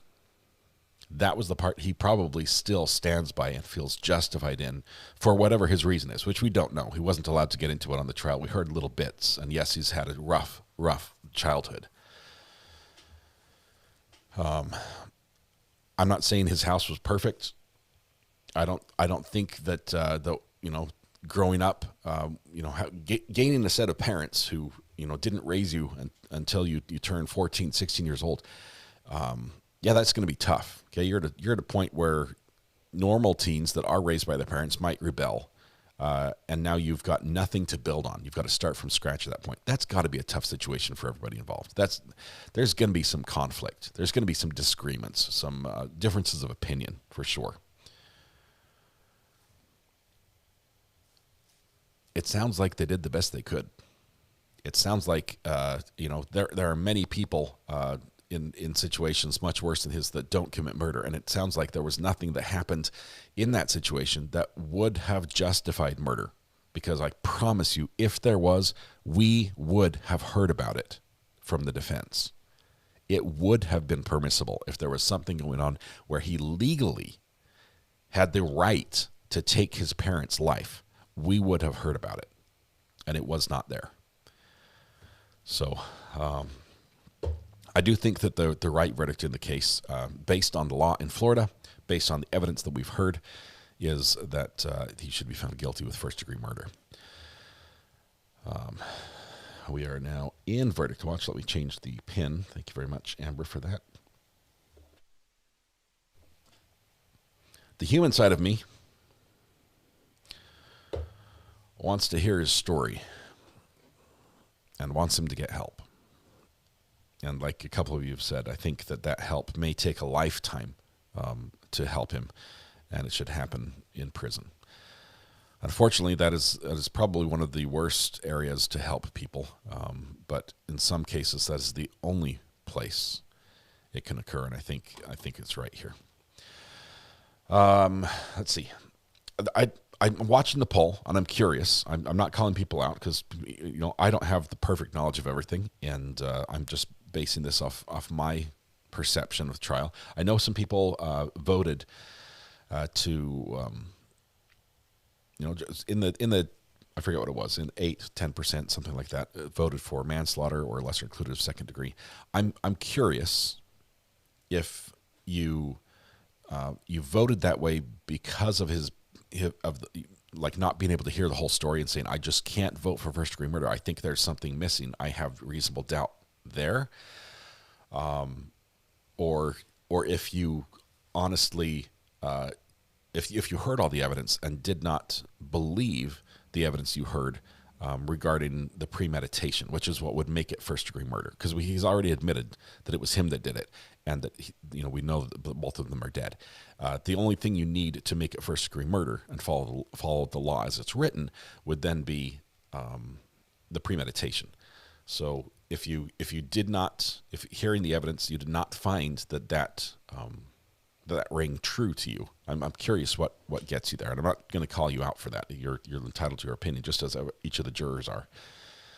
And of course, this is Florida, so anything can happen. Something's missing.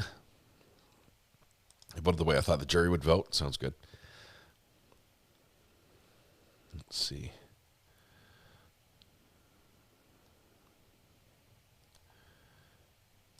It's because people are feeling sympathy, which is wrong to do. According to the law, they're not allowed. There are actually 2 jury instructions. If you feel sorry for someone or you're angry at them, which we forgot to count in the anger counter, it should be up one more. You can't let that sway your decision. And if you feel sympathy for someone, you can't let that sway your decision. Both instruction number 3 and number 7 that the judge read to the jurors. Voted murder 1 because I think that should get. There's more to the story. I could vote M1 or 2, says Regina. Something's missing, says Selena. I just hate that his life will be thrown away. Ashley, I feel the same. I'm a big believer on the fact that people can change, right? People can be, full speed ahead down a terrible path, and whether it's just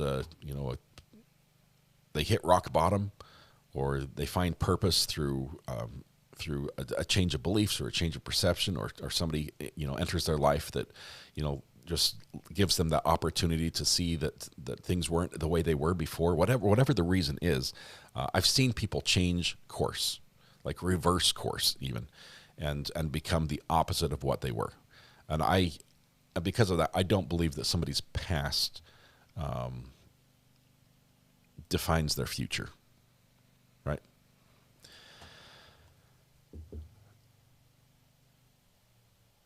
Because of there being no remorse in this situation, and just the behaviors that I can pick up on, I would say I don't feel comfortable with him being back out in society, where he might not like someone else. It would not be fair to that person to say, oh, but he's young, he could change. His brain hadn't formed all the way. It had formed enough at 21 years old. I mean, he knew how to drive. He knew how to rationalize. He had planned on how to escape from the police.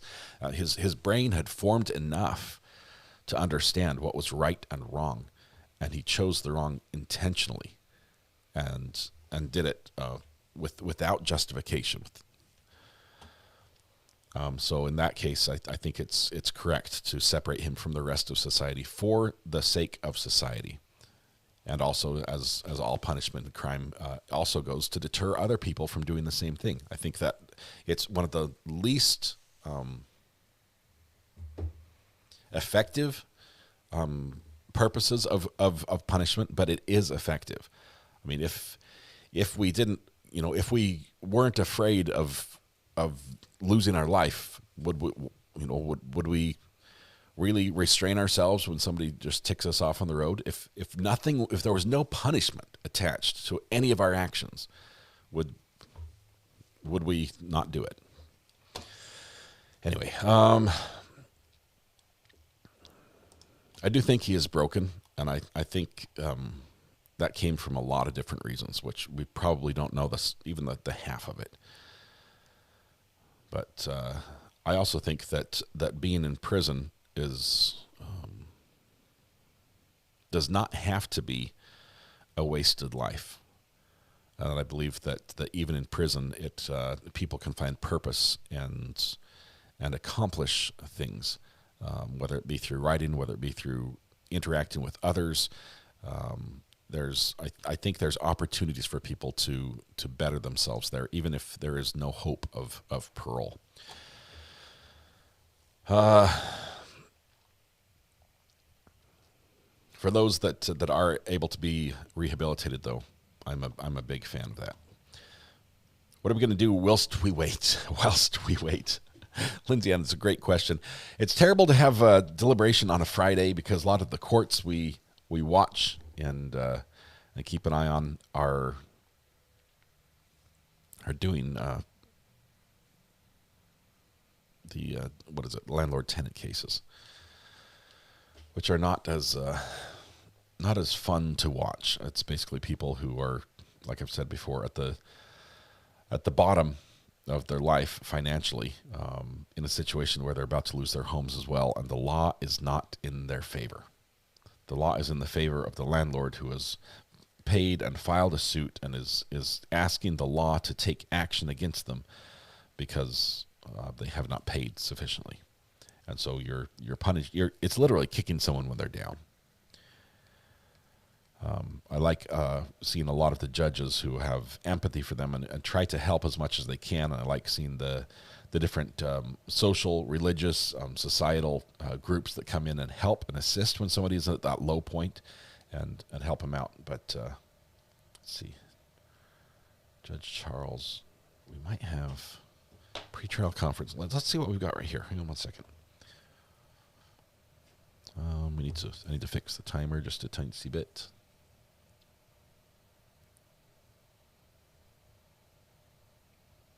There we go, and let's jump over here. I don't think I have anything else, Your Honor. I will tell the court I have one other case that I understand is going to be announced. Keep for calm and carry. Ooh. Wonder where he stands All on the right, Second Amendment. we will place that on the same docket as these two, as this one, Mr. Watts. Yes, sir. Your Honor. Pardon me? Your Honor, so were the jury instructions, were those by Zoom or in courtroom D? Those are in courtroom D. Those are in person. Okay. Those are in person on Monday. Okay. 12 noon. And Your Honor, do you want defendant transported for that, or I'm assuming? Typically, that'd be the process. Okay. Do you wish Mr. James to be present, Mr. Watts? Your Honor, I think Mr. James has a right to be present for that conference. Yes. I had understood that noon conference would be by Zoom. That is, in fact, in person? It is in person. Okay. It is in person. Mr. James needs to be transported to the Butler County Judicial Building. Mr. Sweeney. Thank you, Your Honor. Yes, sir. There being nothing further to come before the court, court is in recess. All right, was that the end? Who was the cough from? All right. New case. Let me get my other announcement in here. And, sir, won't we come on back and make your announcement as well? We've already, apparently we're now the third case, okay. Who will go first? I have no idea. We can't do all three of you, right? We're all just listening. Nice open jacket you got on. Let me move this Red pen, thank you very out of the much. way. I don't think I can pin this one. Yeah, this is the first night I went without sleep in years. Mr. Watts, your next case, please. Your Honor, this is Mr. Keeter. It's 25 CR 182. Today are the 14th. Right. I'm sorry. I've been saying that for 2 years. That seems like how long this has been. Thank you very much, Red pen. He has a nice guitar. Cases will go on the Zoom record. Cases entitled State of Kansas versus Gregory Keeter, 25 CR 182. State of Kansas appears by Assistant Butler County Attorney Brett Sweeney. The defendant, Mr. Keeter, appears in person and by court-appointed counsel, Jim Watts. This matter does regularly come back before the court this date on the pretrial conference plea docket and announcements to the court. Mr. Watts. Thank you, Your Honor. And first, Your Honor, I'll apologize to my client. I mispronounced it. This is actually Kiter rather than Keeter. So my apologies to my client. Who's Zoom I've user? discussed this matter with Ms. Norris, whose case this is. We've had a number of discussions over the course of this. They have not resulted in a resolution. My client wishes to proceed to trial on this matter, so we would so announce.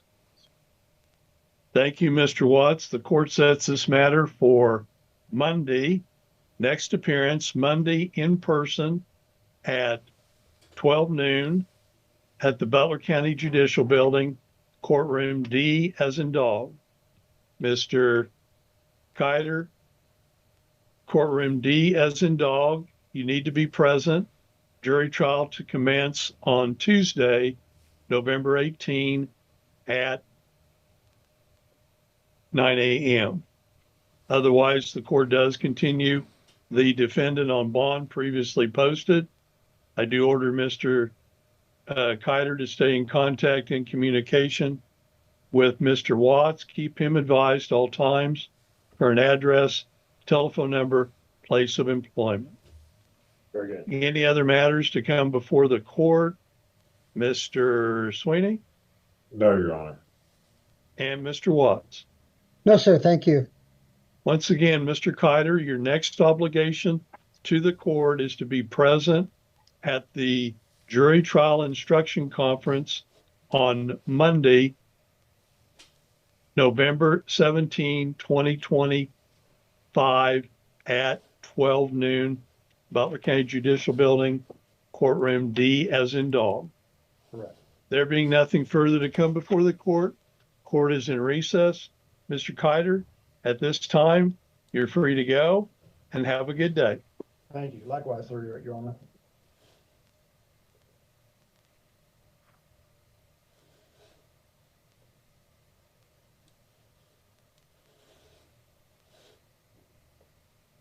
Judge, I've got Mr. Yergi there appearing from the Butler County Detention Facility. Okay, and the name again, Jorge?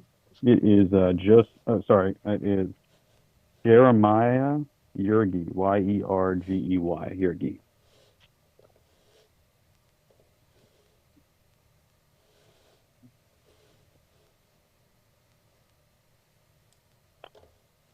Court goes on the Zoom record. Case is entitled State of Kansas versus Jeremiah Job Richard Yergi, 25 CR 340. State of Kansas appears by Assistant Butler County Attorney Brett Sweeney. The defendant, Mr. Yergi, appears in person and by court-appointed counsel Jorge de Hoyos. This matter does regularly come back before the court this date on the pretrial conference plea docket and announcements to the court. Mr. de Hoyos. The judge and work with my client, we've determined that at this point, the parties have not yet reached an agreement, but the defense is not ready to go to trial next week. The defense would like to ask for a continuance and put it on the defense for the purpose of speedy trial. Why aren't you ready? Any objection to the motion for continuance by the defense? Mr. Sweeney. No, Your Honor. Thank you. All right. The court grants the motion for continuance by the defense. Time charged to the defendant. And let me ask, how much time is, okay, you've got a baby coming in January. Berlin, do we have time on We've got a palate cleanser to watch. On the pretrial conference plea docket. Thank you, Josh. For December I believe that's the 19th. We're going to let him schedule that. And while he does that, let's go ahead and get the palate cleanser lined up.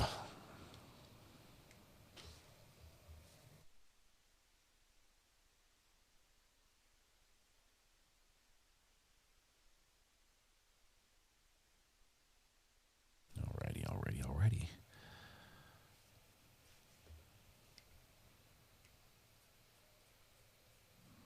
This one's just about 12 minutes long, so let's go there. It should be all the discovery. But there was one in the digital form. Yes. Yeah. This came from Tim. It's whatever you had requested that. Deputy Maines. Gaza. This happened yesterday. We missed it during trial. Jerry Rusty is here. Okay.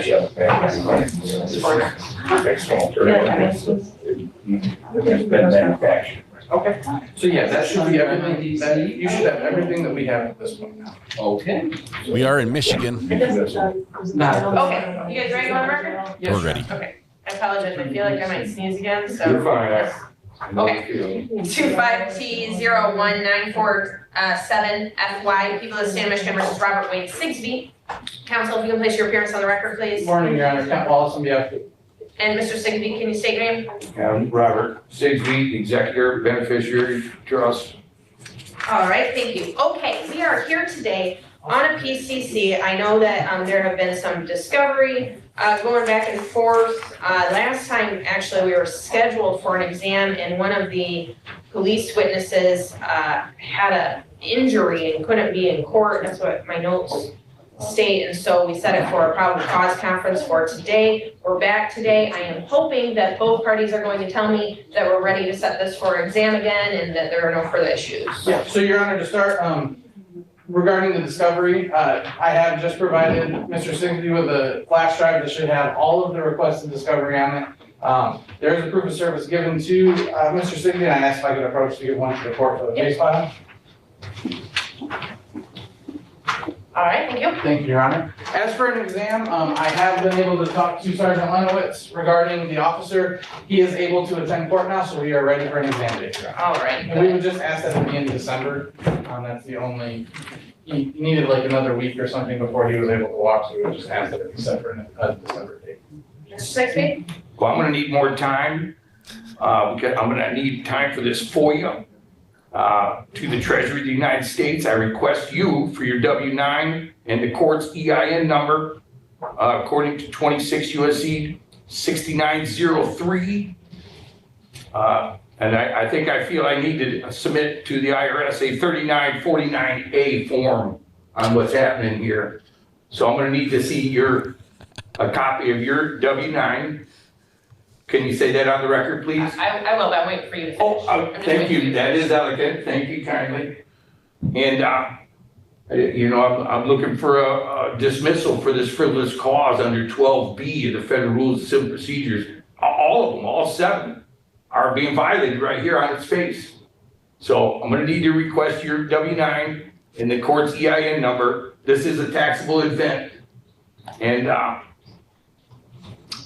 taxable. I need to submit a 3949 to the IRS.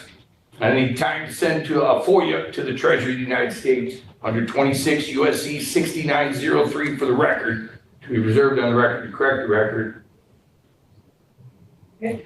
Okay. All right. So your request for a W-9 or an EIN for me, that request is denied. That's not necessary nor relevant. No, I don't even know if I have an EIN. I don't think that I do. You do. No, don't interrupt me, please. Remember. I apologize. I don't know, the court might have one because the court actually has employees, but I don't have employees, so I don't have one. But either way, the request is denied. It is not relevant to this case, and it is not necessary. And frankly, it's not anything that you need really in any situation involved in this case. The request for dismissal is also denied. There are no rules being violated here. In fact, the court has been more than lenient with you, Mr. Sigsbee, on your requests and different things that you stated and filed and everything. And so That request for the dismissal is denied. Rules of federal civil procedure don't even apply in this hearing, and so, you know, those rules are irrelevant. I encourage you, though I'm not giving you legal advice in any way, I encourage you to focus on the Michigan court rules that apply to this hearing. Those would probably do you better to quote than the federal rules of civil procedure. As far as a FOIA to the federal government, I'm not waiting on a FOIA to the federal government. I don't even know how long that would take, and I do not believe it is relevant because, again, you're talking about tax issues and things like this, and we are on a case that involves a count of assaulting, resisting, or obstructing the police, bringing contraband into a prison, and driving while license suspended. And so I am going to give you time, as I have in the past, so that you can be prepared, but I'm not going to grant the request to just simply adjourn until you can get the information you just stated, because that information is not relevant to this proceeding.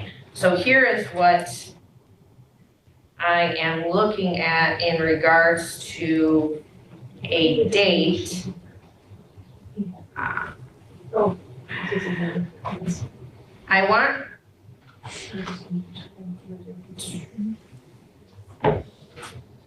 let's see.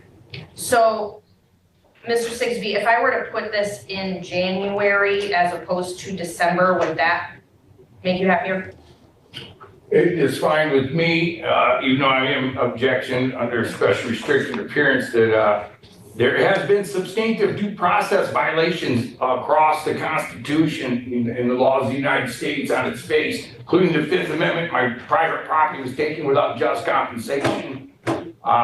The due process of there was never an indictment. This is a probable cause conference, and that's not suffices to satisfy constitutional substantive due processes that have been violated. And in the 11th Amendment, foreign citizens cannot invoke the judicial system of the United States. And once again, I can read off every way that you guys are foreign right here, easy enough. We have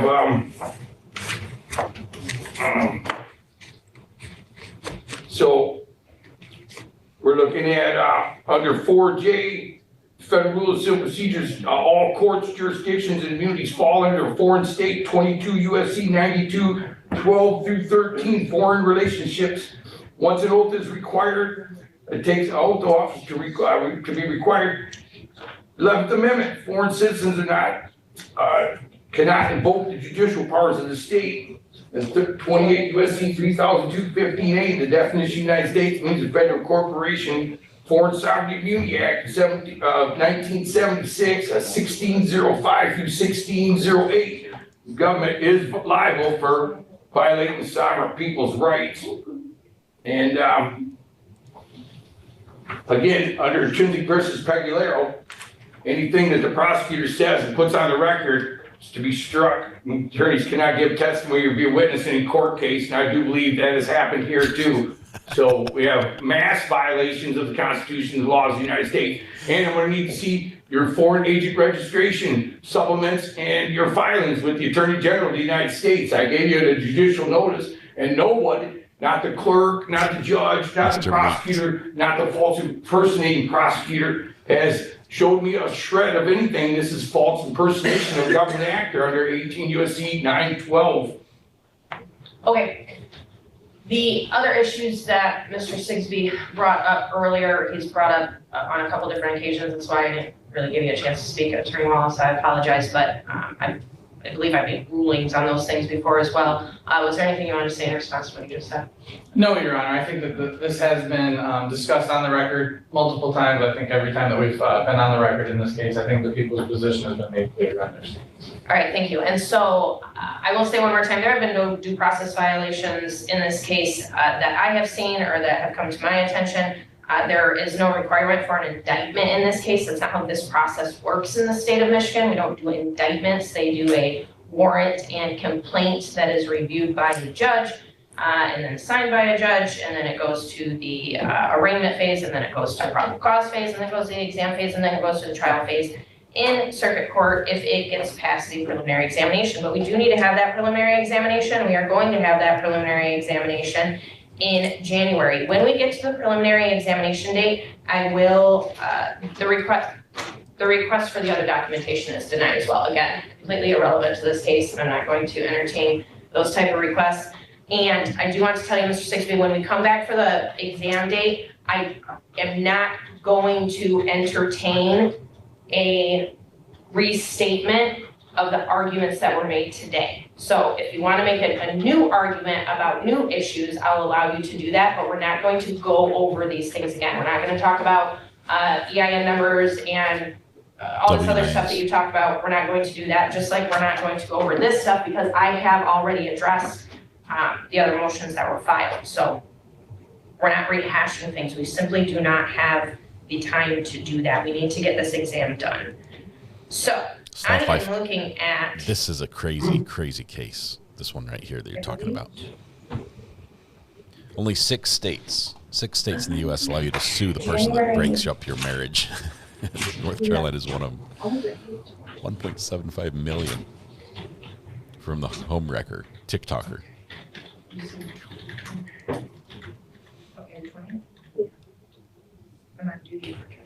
Oh, forgot about that. How would everyone feel about January 20th at 1:00 p.m.? Oh, that's a great date. I'm objecting to any kind of court date, obviously.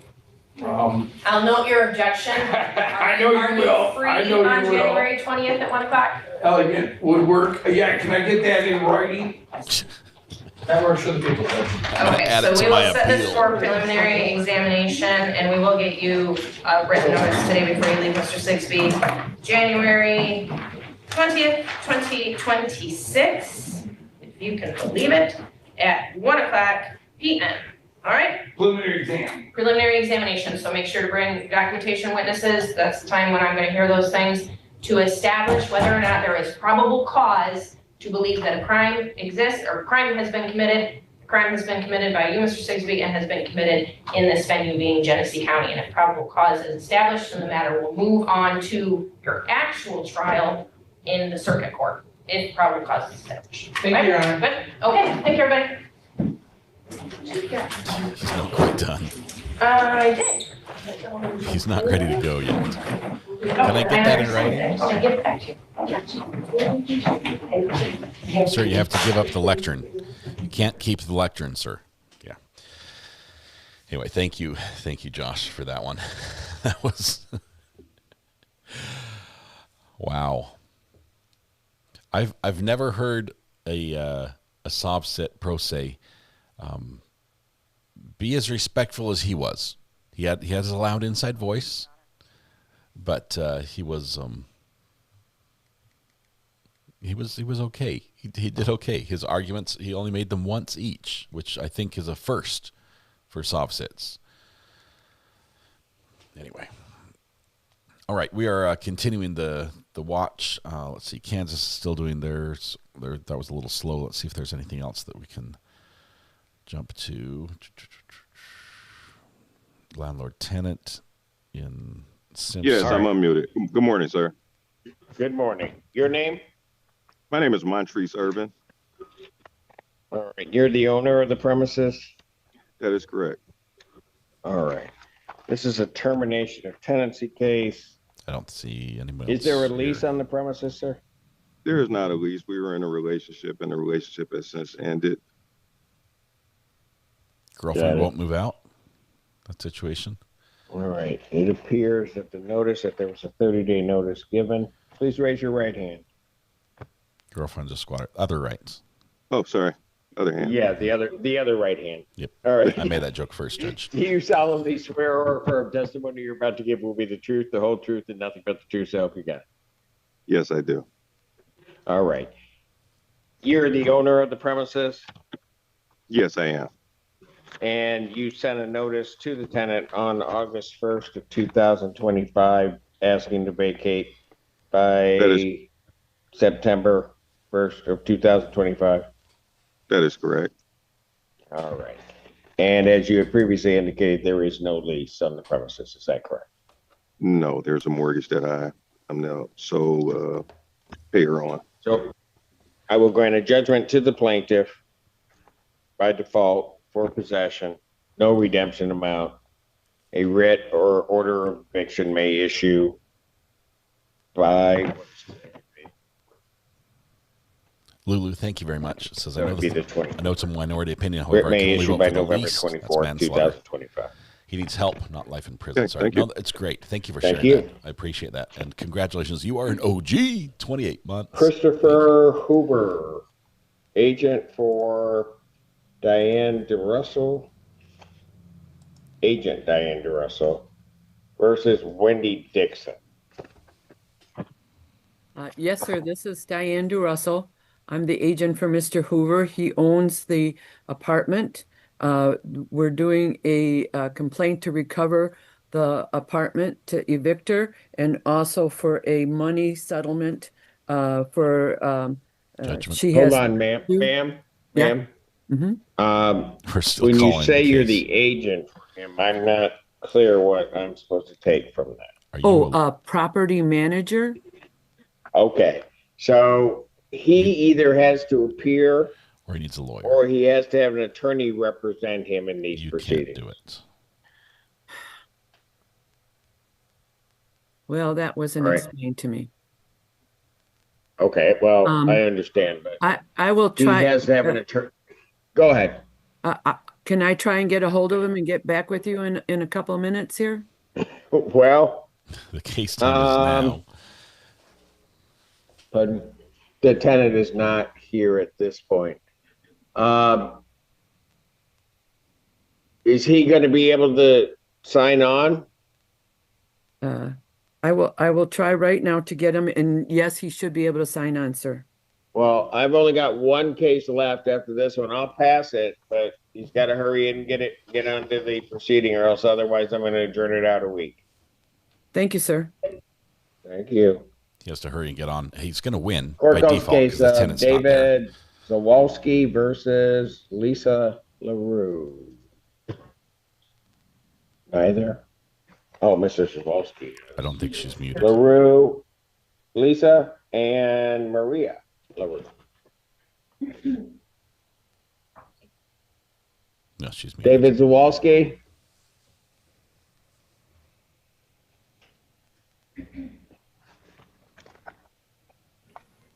Yes, sir.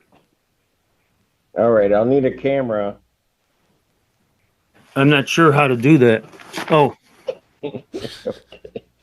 Start video. There we go. Oh, we got you. Okay. What's your name, sir? David Allen Sawalski, sir. All right. And you own the premises on Redmond Road? That's correct, sir. Okay. And let me see here. Where's my bag? October 26th, you got the 30 days, served it on that date. He's in the Are dark there somewhere. two tenants in the property? Yes, Lisa Laurel and her daughter, Maria Laurel. They've lived there over a year with paying no rent. I'm the recent owner of record as of September 26, 2025. Gotcha. And the previous landlord wasn't paid and for over a year. I see what happened here. You sent two separate notices out on this. Bought a property with. Well, there was a separate case. If you'd like, pardon? Sir, there was a separate case that I had dismissed. And that was dismissed. It was for money, and this time I'm suing for possession. I understand. All right. Raise your right hand, please, sir. You solemnly swear or affirm testimony you're about to give will be the truth, the whole truth, and nothing but the truth, so help you God. Yes, I do, sir. All right. And sir, you are the owner of the premises in this case? Yes, Your Honor. And there is no current lease on the premises? No, sir, there's no lease. Neither was there for the previous owner's lease. And you sent notice to both tenants back on September 26, 2025, correct? Yes, sir.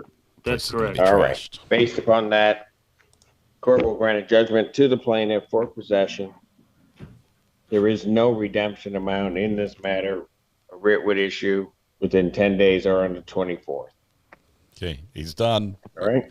Let's see Thank if the you. other guy Thank got you. on Zoom. Thank you, sir. Does that mean the tenant is ordered to be out by the 24th? You have to file a judgment for my signature. And then if you file that today, then it will likely get signed today. And then you would have to file, if they do not move based upon that, you'd have to file what's called an order of eviction for my signature. Okay, sir. So that mean I go to the court today and sign. What's the name of the document? A judgment. Okay, very good. Thank you, sir. Yep, you have to get out of the closet and sign that. He's cool. Uh-oh. She's still on the phone.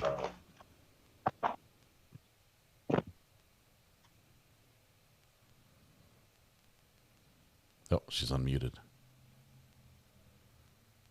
Did he pop in? He did not. Mr. Russell? Yes, sir.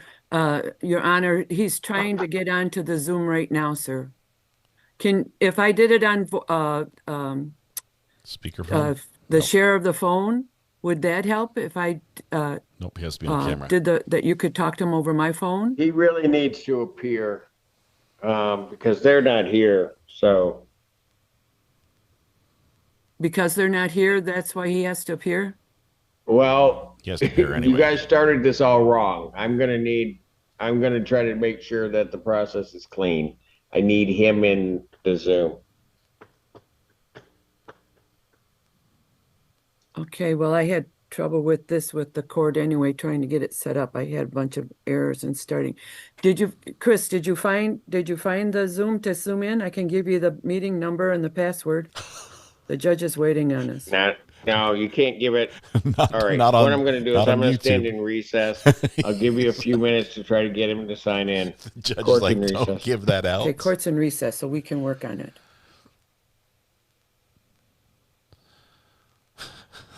Judge Simpson's like, can you imagine? Can you imagine what would happen if just a few hundred people got the access code to just zoom in to court? That would have been epic. We would have seen all sorts of things, like the old Zoom bomb days. Do you remember? All right, we are approaching 45 minutes of deliberation in the trial we're in. Sorry, let me go back to 4 on this one. 4 is 4. I want to keep the timer on the screen. Give us just a minute to see if we can find some more fun happenings in the world of true crime as we continue this verdict watch and the Friday verdict watch. No Pants Friday. I honor that long-standing tradition.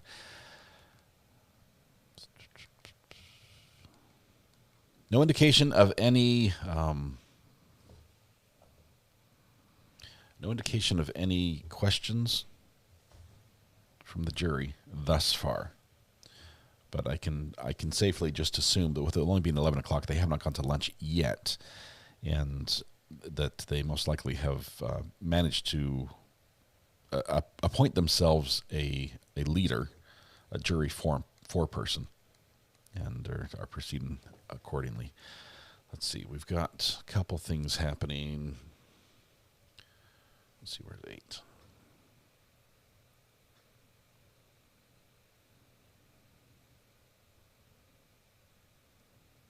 Let's go down to Amarillo, shall we? Have we ever been Questions there? today, sir? No, ma'am. All right. Thank you, sir. You may go back to your pod. We go back to your pod. Judge Jennifer Cates. Mr. Sasweda? All right, sir. Would you spell your last name for me, please? Sasueda. Okay. I bet you get that spelled wrong a lot, don't you? Oh, yeah. Yep. They want to call you Sasweda, don't they? Yeah. Yeah. Let's see. That's what I would like. It's hard to not. Give me a second. Okay. Doesn't the competency hearing start at 11:45? All right. You're not going to be time served, so if you plead, you're going to be released to show up Monday. Okay, so it's going to be very important you show up Monday. So let's go through these. December 9th, 2024, operation of vehicle with expired license plate, Fine range on that is $100 to $200. He's in jail On for this this? violation, sir, would you like time to hire a lawyer? He's in Would you jail like for a trial by a expired judge or license by a plate? jury, sir? No, ma'am. How do you want to plead? No contest. Okay. That is $242. I'm going to give you $150 jail credit. So again, you are not time served. I need to see you Monday. All right. March 20th, 2025, no driver's license. Fine range on that is $100 to $200 plus your court costs. On this violation, sir, would you like time to hire a lawyer? No, ma'am. Trial by a judge or by a jury, sir? How do you want to plead? Contest. That's $260. I'm going to give you that $150 jail credit.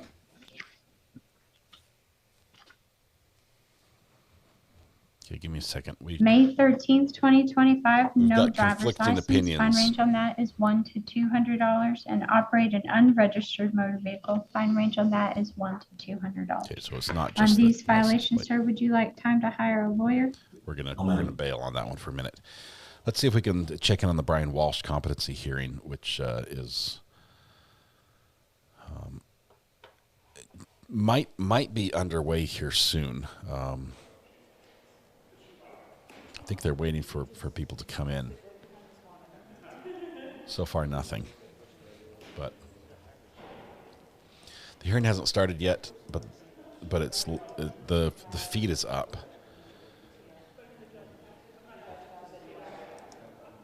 Competency hearing. This is not where they ask the questions to determine if he's competent. This is where they discuss the results of the testing and the evaluation that was done to see if he was competent. And that gets discussed in court.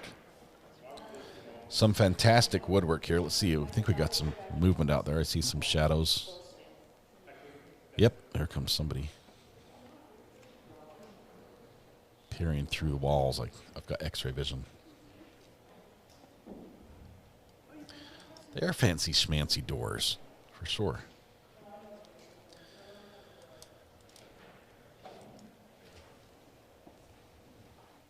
All right. I think I did miss a couple things. Red Pen, thanks for the, the posting and the super chat. I appreciate that. Susie 6040, member for 20 months, makes you an OG. Red Pen, please. Red Pen's chat about misspelling. Please read Red Pen's chat about misspelling. I missed it. Oh, it's the super chat. That's why you super chatted it. Okay, I see that now. I read it backwards. Lulu, member for 28 months. Thanks for sharing that. Minority opinions are always welcome here as well. You shared it excellently or wonderfully. And appreciate that. Congratulations. OG. Another OG. Cass XO. On a happy note, best community to share opinions, grace, love, and prayers for all. Thank you. Bug Dugger. An attorney level support. Bug Dugger, thank you very much for 30 months of support. Lake Place and the boat are winterized. Is it April yet? But look at the big 30. Yeah, the boat is pretty much up for the year, Bug Dugger. So no more weekends on the lake. But thank you for your support. We'll make sure we find some court cases for you to watch during the cold winter months. We are going to end the poll for how long the jury will deliberate. Let's see how many votes we got in. It looks like 10 more and we'll have 1,000. 10 more votes and we'll have 1,000. So if you look at the top of the 9 more now, top of the chat, there's a little option. How long will the jury deliberate? Obviously, you're voting now with 51 minutes and 30 seconds underway already. I would probably say less than an hour is not your best bet. But obviously it's available to you. Nobody has been choosing that lately. Let's see. We're now over 1,000, so let's go ahead and end that.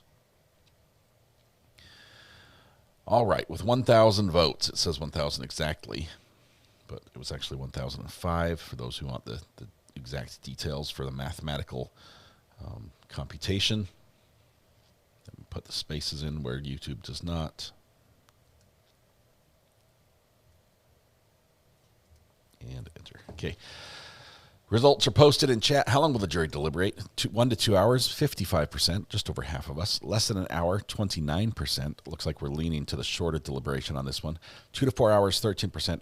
More than 4 hours, only 3% of the voters, which is basically 30 people out of 1,005. Believe it'll take more than today to get, or more than 4 hours, which could still happen today based on how early we started, to get a verdict here. So even with it being a fairly simple one as far as whether or not the defendant is guilty, period, it still has to be a unanimous decision. So a jury could still come back hung, with some people adamant that it was murder 1 or murder 2, and others adamant that it was manslaughter. And if they can't find the happy ground and all agree, that would be a mistrial. Judge Burnett, which court is Judge Burnett again? My guess has elapsed. 53 minutes so far. We'll keep an eye on this courtroom.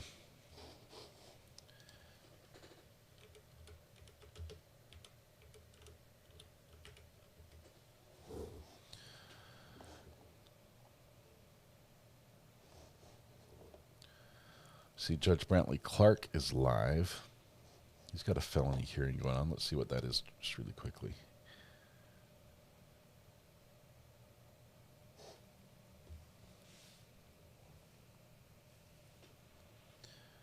Let's jump to...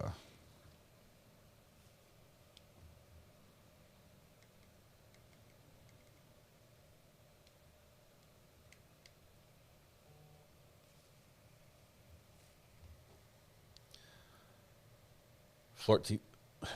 Sorry, I can't talk. 14th Circuit.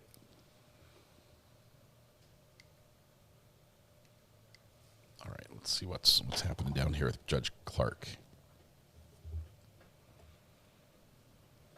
This is what originally was happening, was a drug deal, and then someone else in the vehicle decided to get involved and do something different. Would that be fair to say? Someone messed up a drug deal? Ladybug's mom, thank you for your month of support. You got a blue courthouse by your name? I was an attorney representing my client, and I got the testimony in the trial that supported what I just said. They couldn't figure out at one point who snatched money and who delivered money. And as his attorney at the time, my purpose was to have whoever the other parties were to be conceived or thought of by the jury as the badder guy than my client. My client's not the worst guy. So the concept of independent act would be, my client, Mr. Miley, showed up there for a drug deal.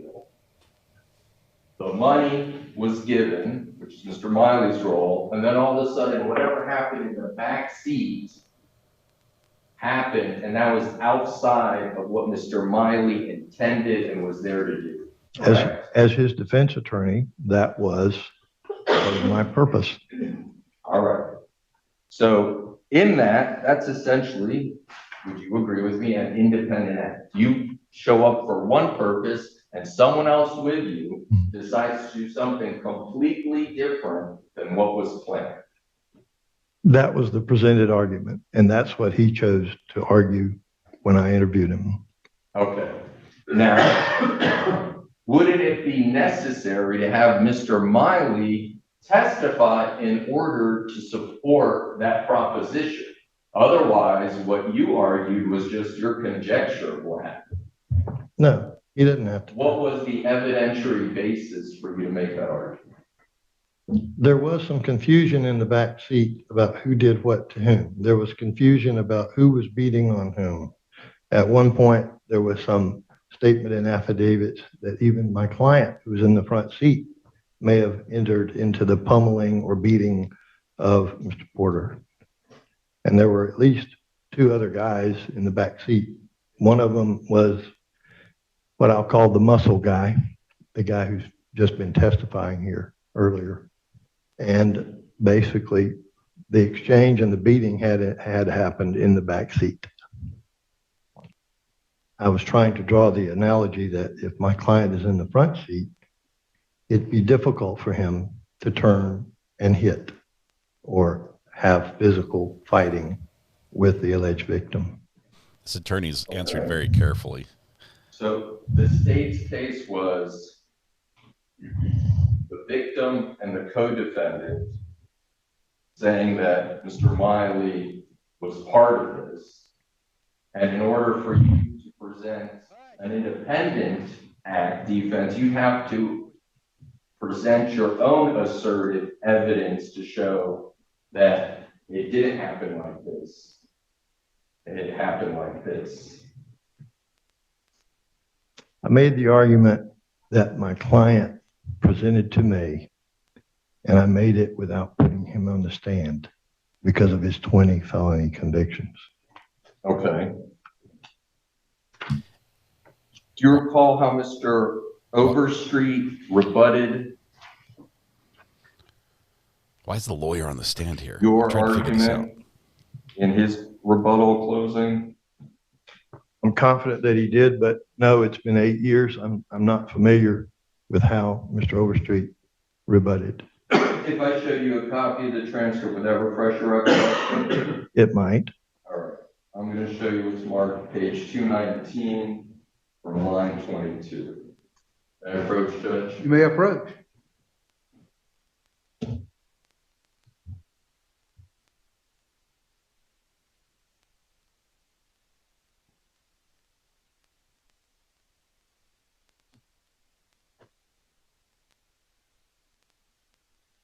All right, so we're keeping an eye on everything right now.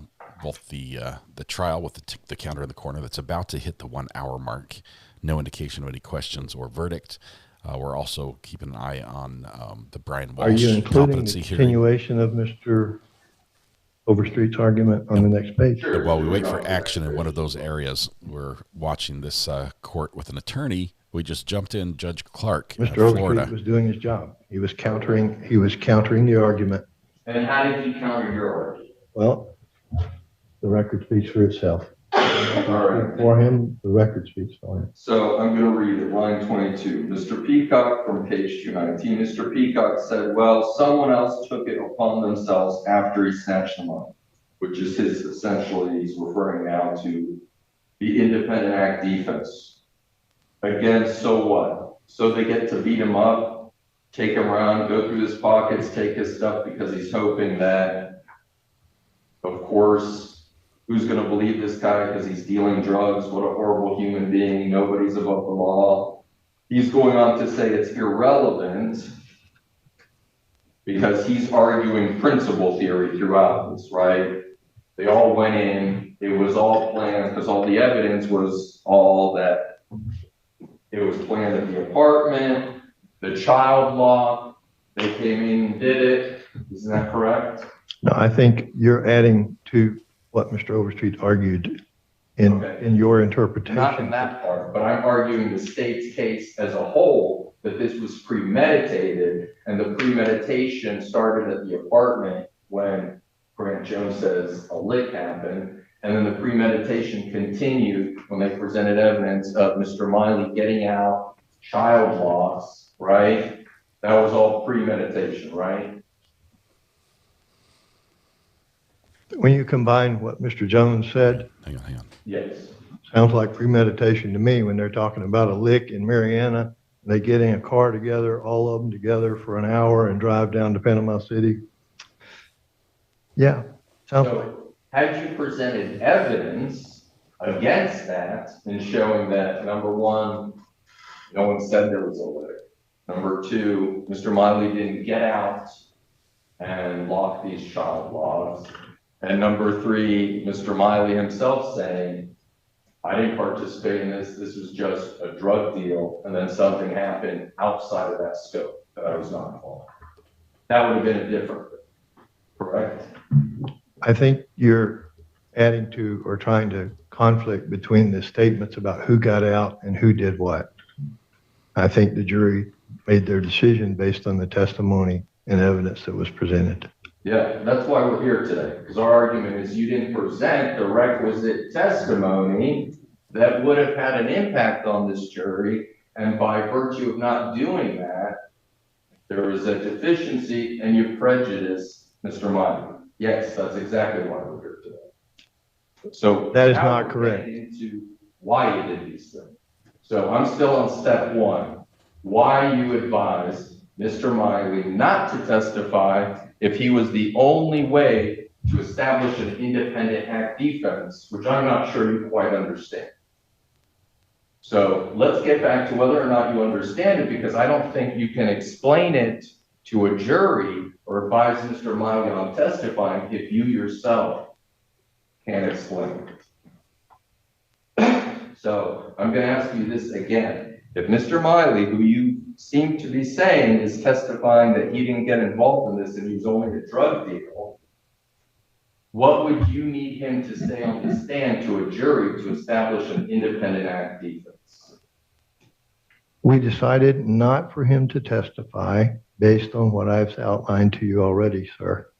Okay, so I'm going to take it from now. You just saw the 20 convictions and you gave up on the concept of him testifying. No. Despite the fact that it was necessary for him to establish a defense. Is that fair to say? No. No. It's a little fiery. Hey, look, Because there's a the jury bailiff heard what they heard. and the with the defendant we witnesses that were recognize. there. There's Mr. All the other Walsh. attorneys on the other co-defendants were basically doing what criminal defense attorney should be doing for people that are their client.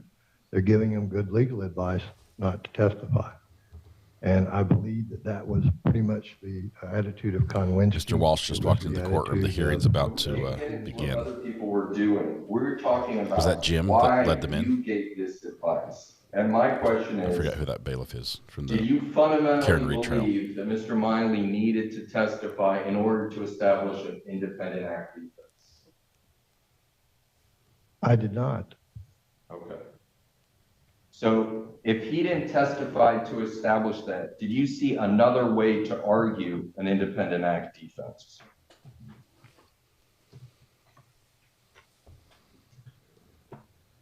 We argued the evidence that we had, and we argued it with what was said, and the jury decided that he was guilty of participating in a robbery and a kidnapping.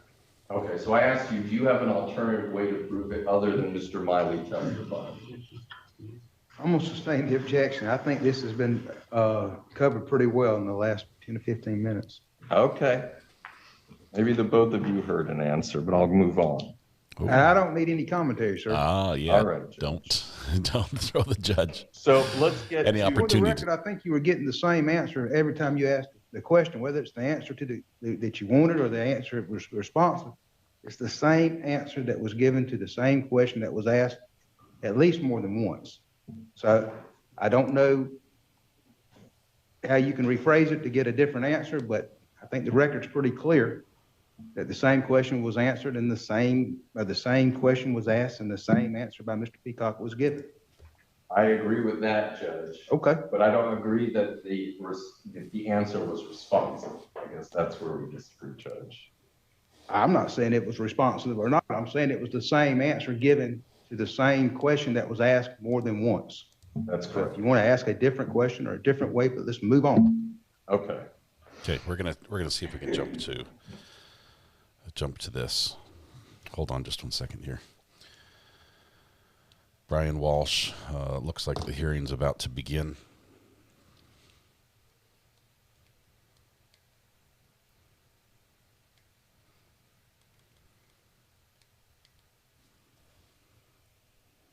And let's jump to 8 here.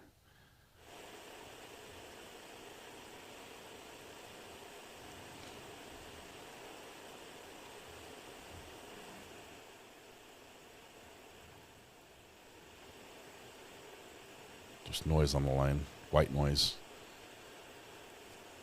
They're talking to each other. Know a little bit from Courtroom Confidential. They've been talking about this a little bit. This is our first time to really jump in. I think we covered part of his arrest. Seems like years ago.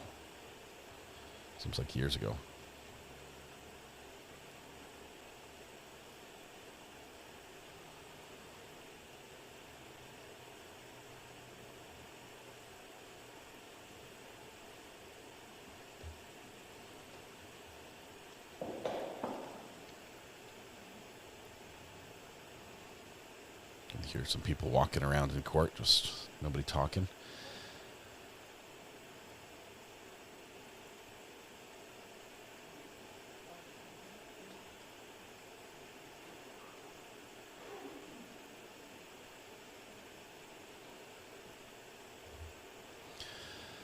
Brian Walsh also served several years in prison for selling fake Andy Warhol paintings. Yes, not every defendant can say that. That's something very unique. Is Brian Walsh the sheriff that shot the judge? No, I think he's accused of killing his wife, and I believe we didn't find the body. Isn't that correct? This is Dedham Superior Court, same building as Karen Reed trials. We see that recognize the bailiffs from that one. So this is a no-body murder trial.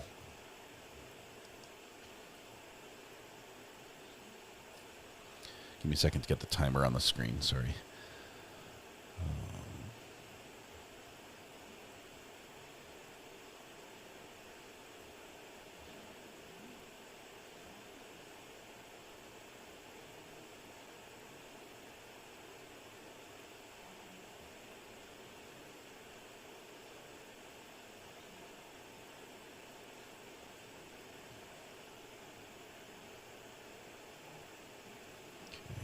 Super source.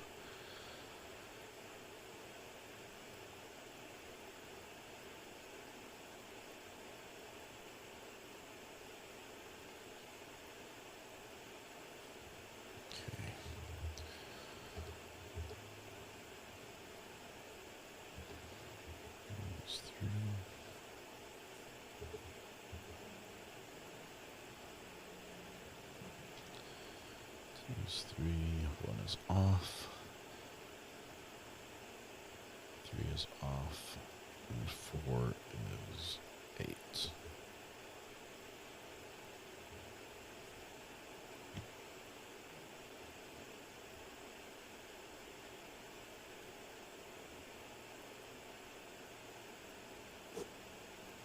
So we have to rebuild where everything was. So just give me 1 second.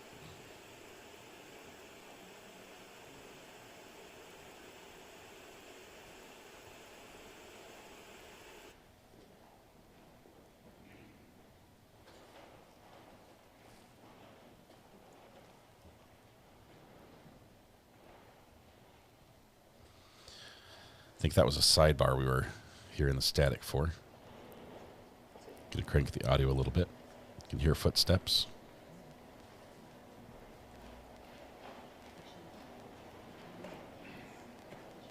All right.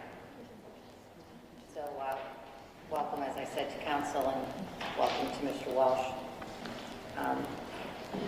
I have a few things on my agenda. The first one, which is over here, is the competence. I've now received a report from Bridgewater State Hospital, a comprehensive report from Dr. Ryan. And in that report, Dr. Ryan concludes that the defendant is competent. He is competent. That means trial will move forward. Stand trial. And with that finding, which I accept, I had a brief conversation with the side of the bench. What's the defense's position? I just want it on the record, on the public record, with regard to the defendant's competency. Two things here. One, we're not contesting the competence of someone. Two, we've had conferences with Dr. Holmes. We had one last night. What he asked us to do, and we're going to do that, is he is concerned that changing Bridgewater, the environment of Bridgewater, to the jail may have an adverse effect on Mr. Walsh. He wants us to advise us, ask us to inform the court of his concerns about that. He said that's not his lane, but we do. We want to let the court know that we have those concerns, And we'll bring it to the court's attention as soon as we think they might be posing a problem. And we're also informing the jail of everything that happens. But other than that, we're not contesting. All right. As with any case, and any time, in my experience, the defendant goes to Bridgewater and then is returned to the facility, there's always a transition period. He's been there for 40 days now and has gotten, as I understand, into a routine. And that routine is going to be changed as he moves back to the House of Correction. So understandably, there will be some transition period, and alerting the facility knows this, they deal with this quite regularly. But I understand your intent to alert me to it, and we'll have some time here, I believe, between the time that we're picking a jury in this case and the time. I'm not suggesting that you're not working at that time, but the defendant's role in that is significantly different than it is when we're actually actively engaged in the trial. So hopefully that'll give him a nice time to settle back into the House of Correction. But obviously, if at any point you become concerned about that, I know you won't hesitate to raise it with me. Thank you, Judge. All right. So. Anything else? I think this is a brief hearing. Set a date? Let me, and I discussed this with you at this side of the bench as well. I received some edits from the defense to the questionnaire, which I will incorporate into the next version of the draft questionnaire. It's always a draft until the minute that I finalize it and send 14th. It to that pool 14th of Circuit, jurors. Florida. Speaking of that pool of jurors, somewhere on my desk, there's a microphone. And if I you have the updated numbers. I can hear you. Who knows what the yield will be, but I expect to take about 70, if I can, 60 to 70 jurors a day. In my experience, it's hard with the questionnaire, even without doing all the copying, to get through more than that number in a day, and there are other cases that are starting on Tuesday. And so if we can accommodate those, we will. We'll have to see what the draw is. The expected number is 105 now for Monday, and we're going to hold those over to Tuesday because, as you know, we're doing the final trial conference on Monday, and then we'll start the impanelment on Tuesday. So it looks like 105, 126, 121, 68 on Thursday, but those people will be pushed and held over till Friday. So we'll have a full group of some number of people to work with in getting a jury next week. And then jurors are here also on Monday and Tuesday of the following week. And I think we're the only game in town. That is, I don't think anybody else is paneling on Monday and Tuesday. Our intent is, if we get a jury during that allotted time, we will start the trial, the substance of the trial, on 12/1, the Monday after the Thanksgiving holiday. 12/1. Everybody on board with that schedule? This is where we'll be on 12/1. Let me next address, and then once I do this, I'll certainly turn it over to you. We're going to have our formal, really today's purpose was to address the competency. But to the extent that I could pick off issues that aren't technically motions in limine, but other important motions to the parties, I focused on those today. And I am prepared now to make a ruling on the change of venue paper. That's paper number 219, and I'm going to read that into the record now.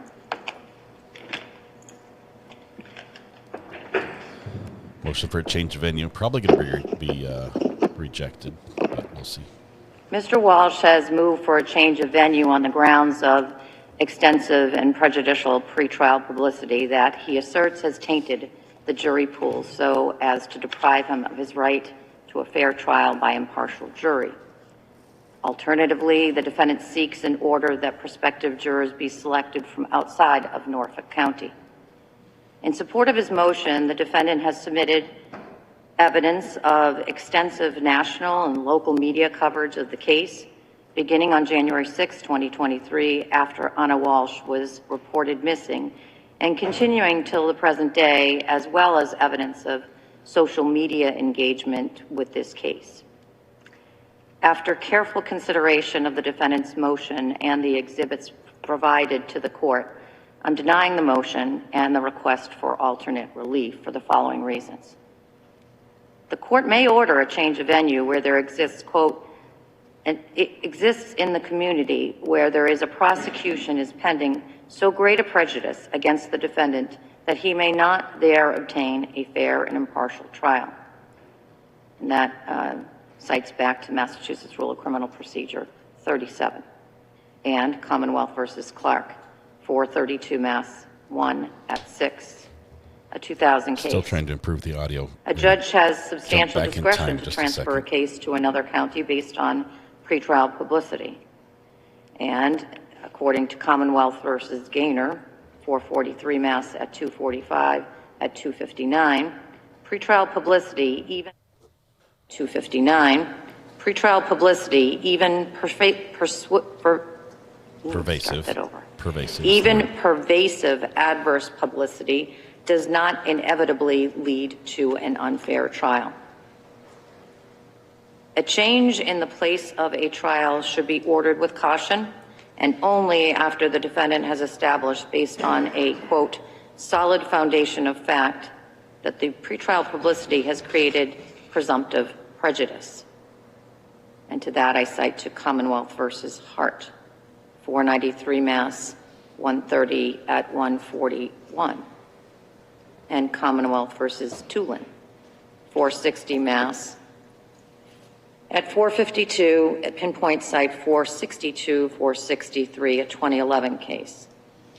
Presumptive prejudice exists only in truly extraordinary circumstances where the trial atmosphere is utterly corrupted by media coverage. And, quote, the entire venire may be presumed prejudice regardless of specific voir dire procedures utilized. That would never happen in Norfolk. This standard is only met if the publicity is both extensive and sensational. And to that I cite to Commonwealth versus Who's, 467 Mass 395, 406, a 2014 case. In assessing whether pretrial publicity precludes a fair trial, the court should consider additional factors such as, quote, the size of the community, the length of time between the peak media coverage and the date of the trial, and whether the news stories contained a confession or smoking gun rather than merely being unkind portrayals of the defendant, end quote. Commonwealth versus Garhut Strider, 82 Mass Appellate Court 500, 506, a 2012 case. The defendant here contends that transfer of his case out of Norfolk County for trial is necessary because the nature and extent of the negative pretrial publicity his case has received has encouraged a bias and prejudice against him in this county. Having reviewed the numerous materials submitted in support of the defendant's motion, I conclude that presumptive prejudice has not been shown. Although the media coverage has been extensive and somewhat graphic due to the nature of the crimes charged, it has also been primarily factual, describing the events in question, the charges against the defendant, court proceedings in this case, and the defendant's criminal history. Quote, fact-based publicity, even that which contains references to charges pending against the defendant or a prior criminal record, is not the sort of sensational publicity that would give rise to a presumption of prejudice, end quote. And that's Who's at 467 Mass at 407. The publicity in this case peaked in January 2023 when the defendant was charged in connection with the victim's murder and has decreased in frequency over time, undermining a presumption of prejudice. Again, Who's at 406 and Tulin at 460 Mass at 465. Notably, nothing in the defendant's submission addresses whether the pretrial publicity has been more extensive in Norfolk County or the likely number of potential jurors who were actually exposed to the media coverage. Moreover, Other factors weigh against a finding of presumptive prejudice. The trial is scheduled to take place nearly 3 years after Anna Walsh was presumed dead, and therefore there has been a substantial amount of time between the initial media coverage and the selection of the jury. Indeed, much more of the recent media coverage is focused on court decisions leading up to trial and the status of the case. Further, the defendant has not shown that there has been any report of a confession by him or any like evidence. See Gerhardt's writer, 82 Mass App Court at 506. What sort of name is that? And that's a crazy mouthful. unlike other cases where the small size of the community weighed in favor of a finding of presumptive prejudice, for example, in Nantucket County, given the size of Norfolk County, the defendant has not shown a high likelihood that the entire jury pool would be tainted by the pretrial coverage of this case. To that, the court cites to Commonwealth versus Leahy, 445 Mass. 41 at 493, 494, a 2005 case. Leahy gets cited a lot. Defendant's motion relies heavily on evidence of negative social media posts presuming his guilt.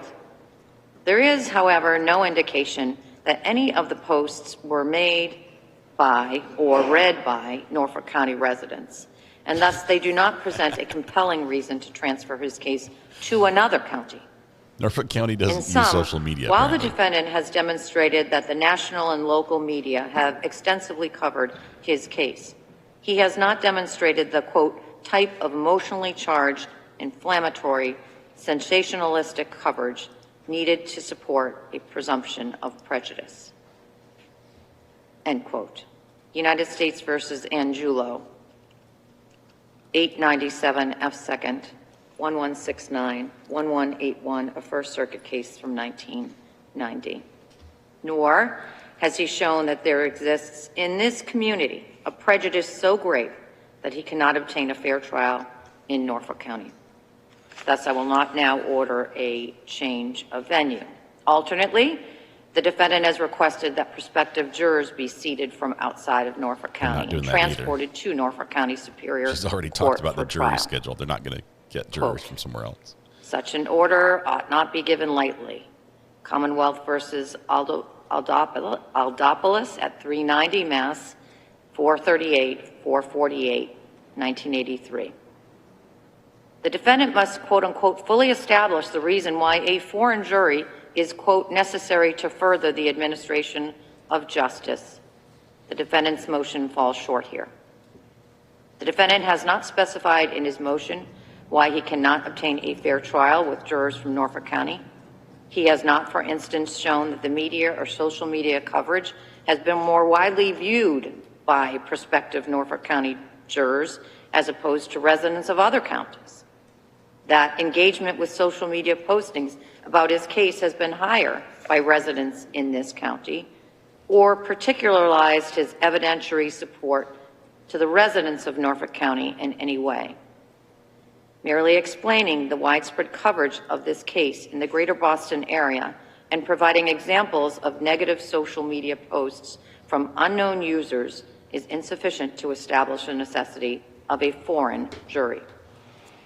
Any concerns as to the impartiality of prospective jurors from this county due to pretrial publicity will be addressed by this court with careful and thorough voir dire and is always subject to reconsideration by this court. Not very likely, though. The defendant's motion for a change of venue or alternate relief is denied without prejudice. The defendant may renew his motion, and the court won't hesitate to re-examine its own decision should the impalement of an impartial jury prove impossible as a result of community prejudice. All right. So hope in the future, and possibly if jury selection goes poorly, but that's the third strike in this hearing for Brian Walsh and his team. So there's one other matter that I want to address with the lawyers, and that will take place at the side of the bench. But before I do that, are there other matters that it's important for the parties to raise today, recognizing that we are going to have the final trial conference on Monday? Bless you. One quick one, Your Honor, was I know that Mr. Tipton had a hearing on 12/9, and I didn't know if the court was going to break for that at 2 o'clock. 12/9, 2 o'clock. We can work around a schedule. I was going to ask this sidebar to talk about that briefly. All right. I apologize. That's good. Anything else? No, that's it. All right. Anything from the defense other than what we're going to discuss at the side of the bench? No, and the only other thing is I just want the record to reflect that we object to the court's ruling and we'll. Certainly will. I understand. Respectfully object to the ruling, All right, I'll see you at preserve the it side for of the the bench. appeal, and then go sidebar to talk out the scheduling thing. So Brian Walsh, let me mute this here. We're not going to get any more audio from this particular hearing. Brian Walsh had 3 strikes against him in this one. The first one is that the competency hearing came back and said he's fine. He's fit to stand trial. Had he been found incompetent, there would have been some housing in a mental institution or some attempt to restore him to competency.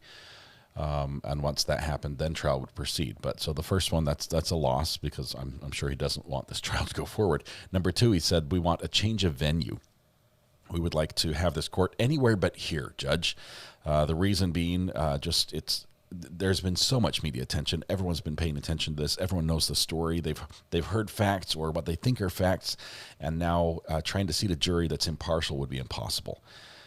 And the judge said, no, I don't think our Norfolk people really pay attention. There was a hubbub right at the beginning, but it really died off. And, there's no evidence that, they even, anyone here in Norfolk was on social media. and then the third one, which is sort of like the dying gasp, the attempt was, if no on the change of venue, can we at least get jurors from another area? So they're not local to this area. They won't know. They won't remember this like, hey, that happened in my county. That happened in my state or my city. And the judge said there's no evidence that anyone anywhere else has received less exposure, which is sort of like an opposite argument than the previous one. But there's no reason to do that. The judge reserves the right after beginning the voir dire process with the jurors and attempting asking questions. How many of you know about the case? If all the hands shoot up and everyone can recite the facts verbatim, we might have an issue. We might have, maybe defense, maybe you were right. Maybe I read the room wrong, and we do, in fact, need to either move the venue to somewhere where everybody doesn't already know your name, like they say in Cheers, or we could maybe just import some foreigners, not necessarily foreigners, but from a jurisdictional perspective to hear the case that might not have heard this on the local news and radio nonstop since it happened. So Brian Walsh coming up. The date that was chosen by the judge after the competency hearing came back with the finding of competent was 12/1 for trial to begin. But they've got just over a week to select a jury and over 100 jurors coming in pretty much every day until they do seat a jury. The judge says that it is her intent if a jury is seated to begin then. So it could, although 12/1 is the date that it will start, it sounds like they might bump it up a little bit if needed. So we'll have to play that by ear. There's a chance it could happen sooner if the first 12 people, or I guess 16 or so, depends on the number of the alternates that walk in are just excellent jurors and ready to be impartial and hear the case with no scheduling conflicts or other reasons to dismiss them. So, all right. With that said, we're going to jump back to let's see. Let's go to here. Turn that off because that's just noise. And then we'll jump back over here to our view, which has not changed, of the, well, it's actually right here. Yeah, it's just right here, of the jury deliberation process.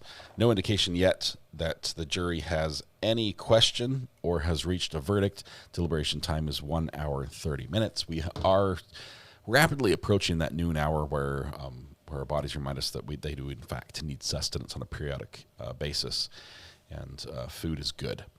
So the jury is probably going to be getting lunch delivered by courtesy of the courthouse. Sandwiches, top dollar sandwiches, I'm sure, with all the condiments. Red Pen, thank you very much. Glad we could fix the audio a little bit. It did need a lot of work there at the beginning, but the court helped us out with the bailiff bringing a mic to the speakers halfway through. That was a big plus as well. So thank you, bailiffs, for being there for us and for everybody else. All right. Nothing happening here. Nothing still going on. The sidebar is continuing there. It's just static right now, so I won't subject you to that. But, Wild, you can have a defendant admit to premeditated murder and it take this long. I'm all for taking time, but this long considering. Ooh. Hang on. They just recentered. The camera recentered here. Which doesn't mean anything other than that the cameraman is standing right next to his camera. Sometimes that can mean that there's motion in the courtroom.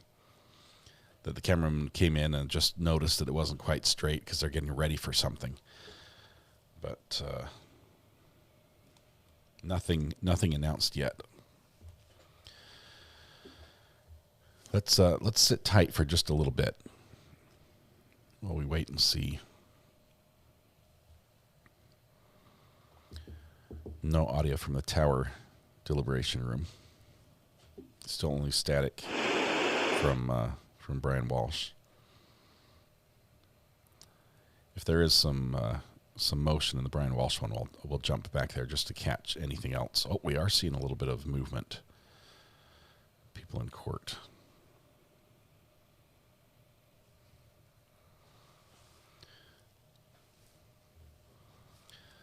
The camera's not level to the seal, which makes the seal even more wonky.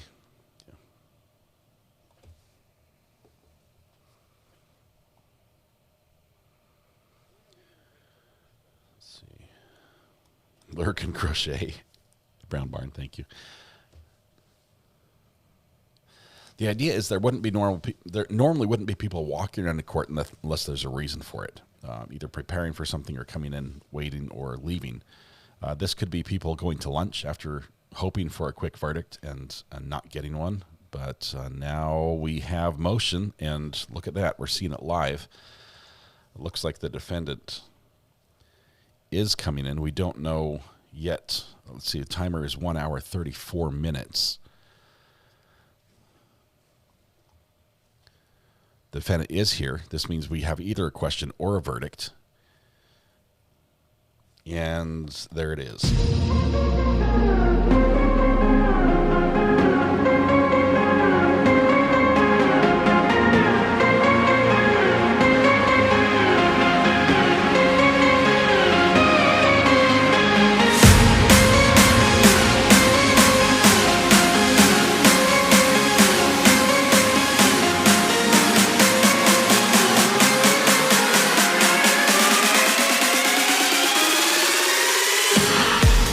One hour and 34 minutes into deliberation, the jury passes a note to the bailiff and says, "Judge, we are ready. We've reached a unanimous decision in the case where Dima Tower is charged with murdering his adoptive parents."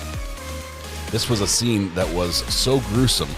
It took the medical examiner some time to count all the injuries, and he said there are so many, other people might get a different count. 79 individual wounds he counted in the mother, 68 individual stab wounds in the father. These were knife wounds, very up close and personal. The attack happened after Dima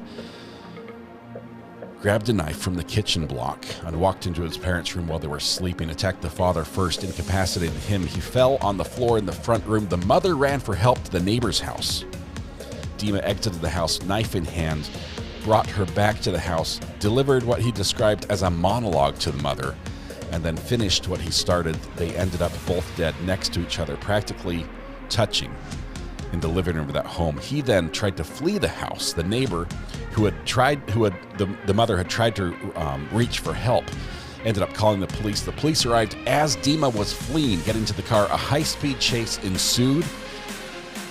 It ended with him getting his tires spiked, and he ran into the woods. He was caught the following morning at a Shell gas station after he purchased an iced tea. The trial went rather rapidly, just 3 days in court, defense only presenting the defendant himself against the advice of his attorney. And probably what was most off-the-rails testimony I've ever heard in a trial of recent years. The defendant saying that basically nobody understands where he's coming from. Defense is asking for the lesser charge of manslaughter. The prosecution says this is a classic case of murder one. Waiting now just for the jury to come into the room. When they do, everyone will stand as they are just doing right now, and we will listen in for anything from the judge as this happens here. And we're not getting the audio yet. Give me a second.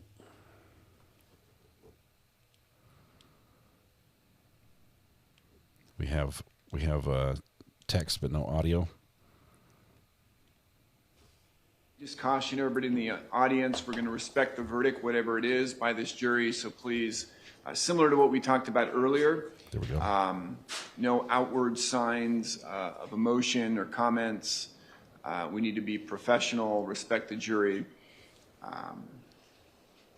So if you can't handle it, then I need you to remove yourself kindly, okay? All right, let's bring the jurors in.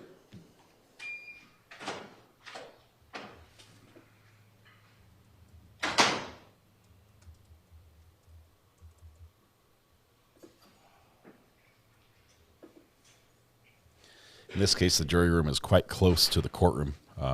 It's a quick walk, so it should just be a moment here before they show up. Hour and a half, 55% of you were right. It took less than 2 hours and more than one for the jury to reach a unanimous decision. The defense, their opening and closing, reminded the jurors that we're not asking you to find him not guilty. Basically waving the white flag as to guilt, just hoping that the jury would go easy on the client. The evidence, however, points to a more severe sentence.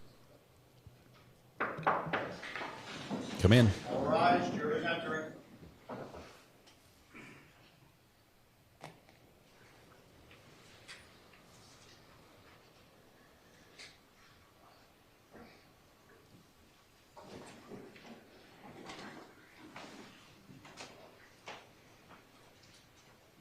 All right, welcome back, everybody. Everybody may be seated. Members of the jury, I'm told that you reached a verdict. Is that correct? Yes. Can the foreperson hand it to the bailiff? I take a look at it next to make sure that it's executed, signed, and dated, etc. And then I'll hand it to the clerk. Can you please hand this to the clerk? And the clerk is going to publish the verdict.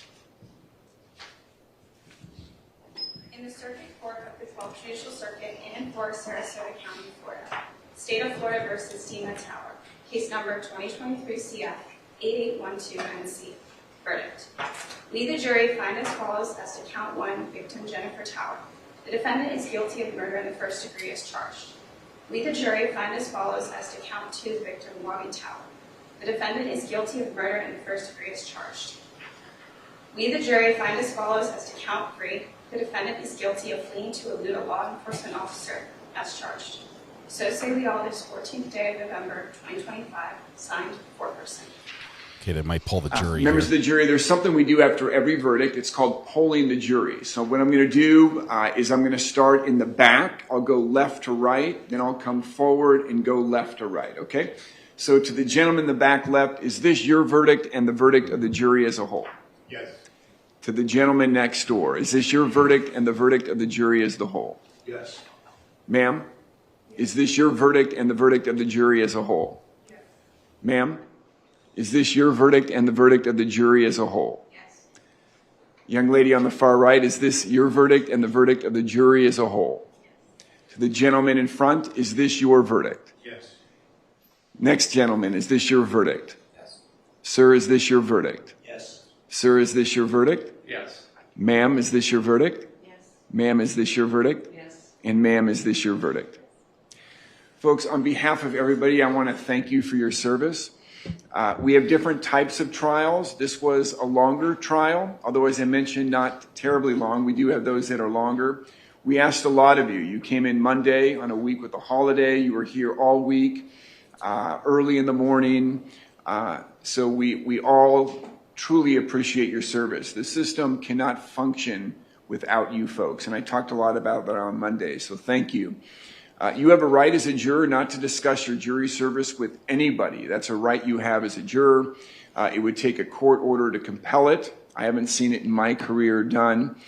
You also have the ability to speak to whoever you want. That's a right you have as a juror as well. No one can prevent you from speaking. I know it's a big ask, again, Monday through Friday. I hope the experience was good for you. We try to be as efficient as possible with your time and not get you in and out as efficiently as possible. So again, thank you. Your service is done. What I'm going to do after you leave is I'm going to talk to the parties. We'll discuss setting a sentencing date. I don't know if we're going to do that today or if we're going to do it down the road. You're welcome to stay. There's nods You're for welcome to prosecution. leave. I think they want You have sentencing no today. further obligation to the court. I think it gets you out of jury service for a year. So there's some good news. But again, thank you. Make sure you take all your personal belongings with you when you leave. If you want to find out what happened or what happens, you can give my judicial assistant a call, Jennifer. Her number's on the board, I believe, in your jury room. 8675309. You can give her a call later today and Call find Jenny. out what the next steps are, okay? Thank you so much, everybody, for your service. Can everybody please stand? Our jurors are now exiting the courtroom. For the last time. This was not a long trial. It may seem like that for the jurors, but there have been much longer.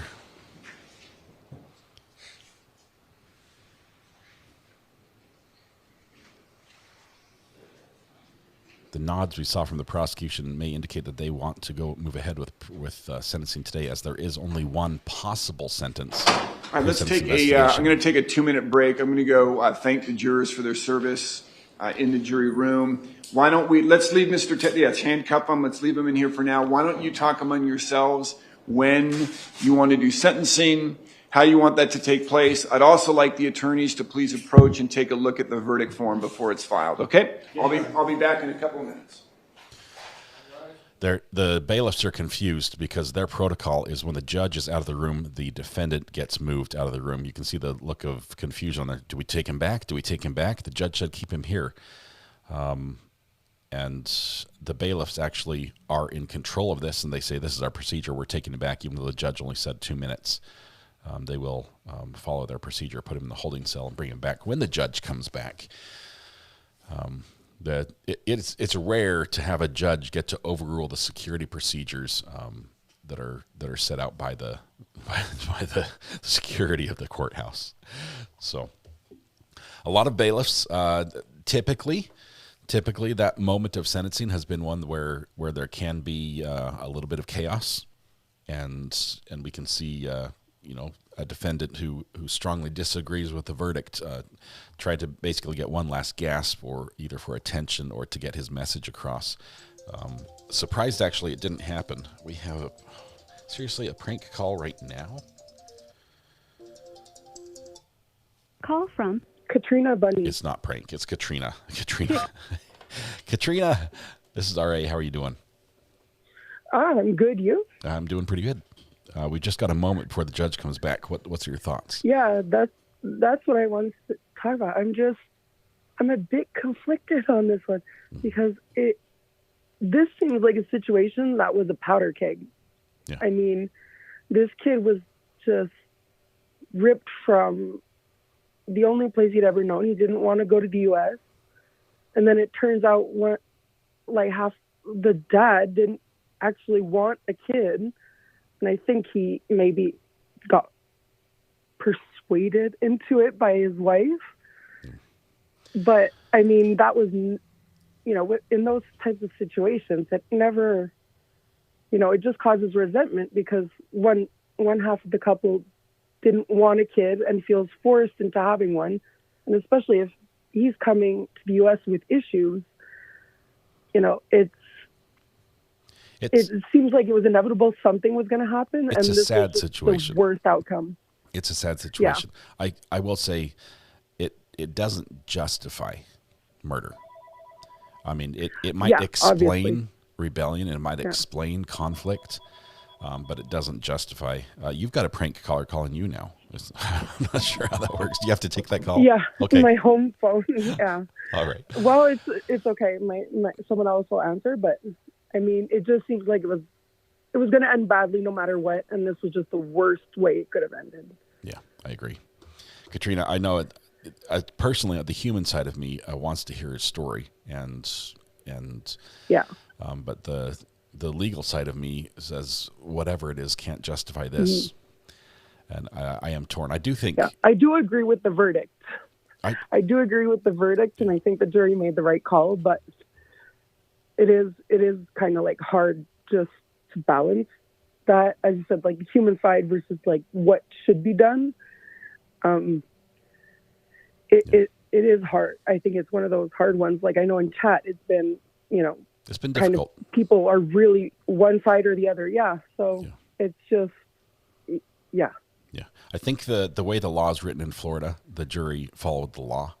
I think a lot of people, their hearts, for one reason or another, felt that this kid was a victim in other situations in his life or in his upbringing, was a victim, and it wasn't his fault for many of the things that happened to him.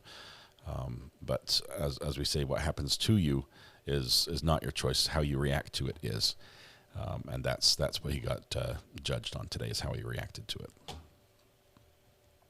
Yeah. So. Yeah. Well, that was it. That was all I wanted to call in about. Thank you, Katrina. Thank you very much. Thanks for not being a scammer. I thought you were a scammer initially. No problem, especially after yesterday. Yes, that one was wild. Was it yesterday? It was. Yeah, we got told off. Yeah, with all the words. Yeah. So, Katrina, thank you very much. Yeah. Thanks for calling. We'll talk to you later. Thanks for listening. Bye. Yep. Bye. Right. Thank you, Katrina. We're just waiting. The judge said he was going to take a quick break. I don't know what the intent of this break was for, unless. Oh, yes, he did. He said he was going to talk to the jurors. So this is not discussing anything about sentencing with the lawyers or anything like that. He's basically thanking them for their participation in the case and telling them they can go about and talk about it if they want to, that if they don't want to talk about it, they also have that right not to do it, and hope that if they get an opportunity to serve, they will serve again. And, the regular spiel, probably validating their parking sticker and all that, and saying, hey, you can still get your lunch. Since we bought it anyway, just go ahead and take the sandwich. No one else is going to eat it.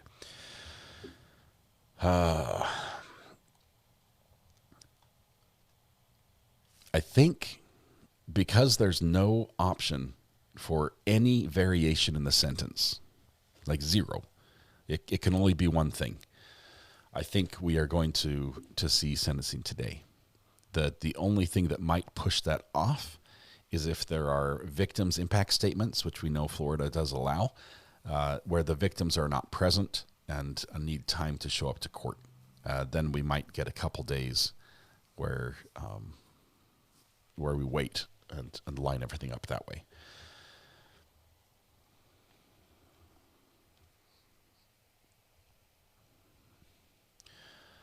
Evangeline, I do hope he gets help in prison. I really do. Question, have you ever served on a jury? I wish. I've been a witness in a trial. That's the closest I got. It was a traffic ticket, and I think I was a terrible witness, honestly. Looking back with hindsight now, I was a terrible witness. I testified to something that was completely different than everybody else on the scene said they saw. But man, they didn't do seclusion for some reason. I got to sit through the whole trial until I heard everyone else testify differently, and the judge, I think it was just a bench trial. The judge ruled basically that what I saw wasn't right and went with the other people. I'm like, how in the world did I so clearly think one thing and everybody else thought something else? But yeah, that was funny. Now, and I was the one with the best view. I think maybe everyone else didn't. I think they all lied. I think I was right and everyone else lied.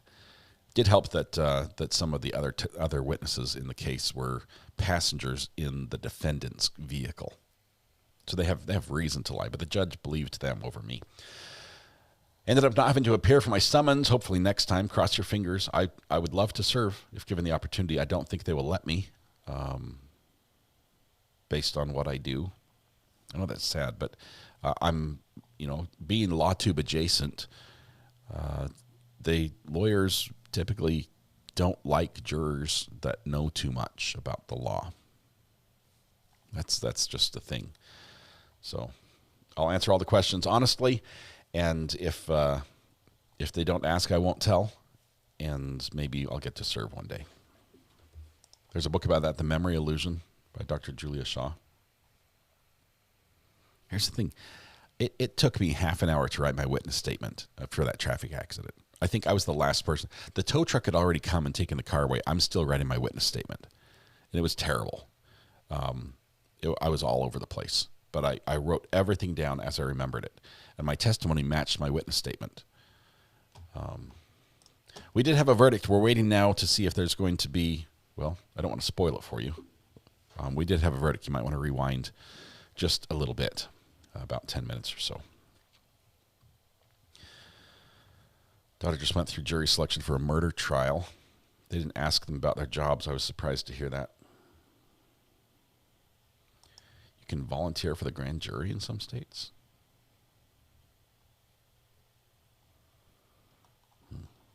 Didn't know you could sign up. Keep being overlooked to be a juror because your hubby is in law enforcement. That is a question they do ask.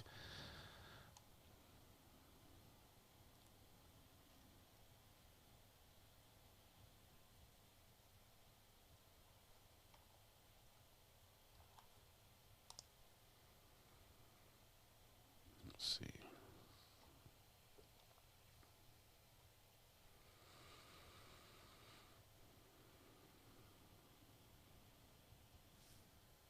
Okay, I think we've got some motion. Yep, here we go. He's coming back in. It seemed like longer than 2 minutes. The judge got a little long-winded with the jurors, but we'll continue the hearing. Prosecution, I think, wants sentencing now.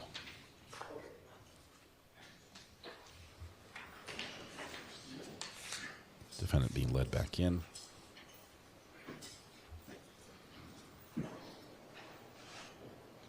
All right, we have everybody back in the courtroom. Thank you for your patience, folks. All right, did the attorneys have a chance to come up and look at the verdict form? Yes, Your Honor. Okay.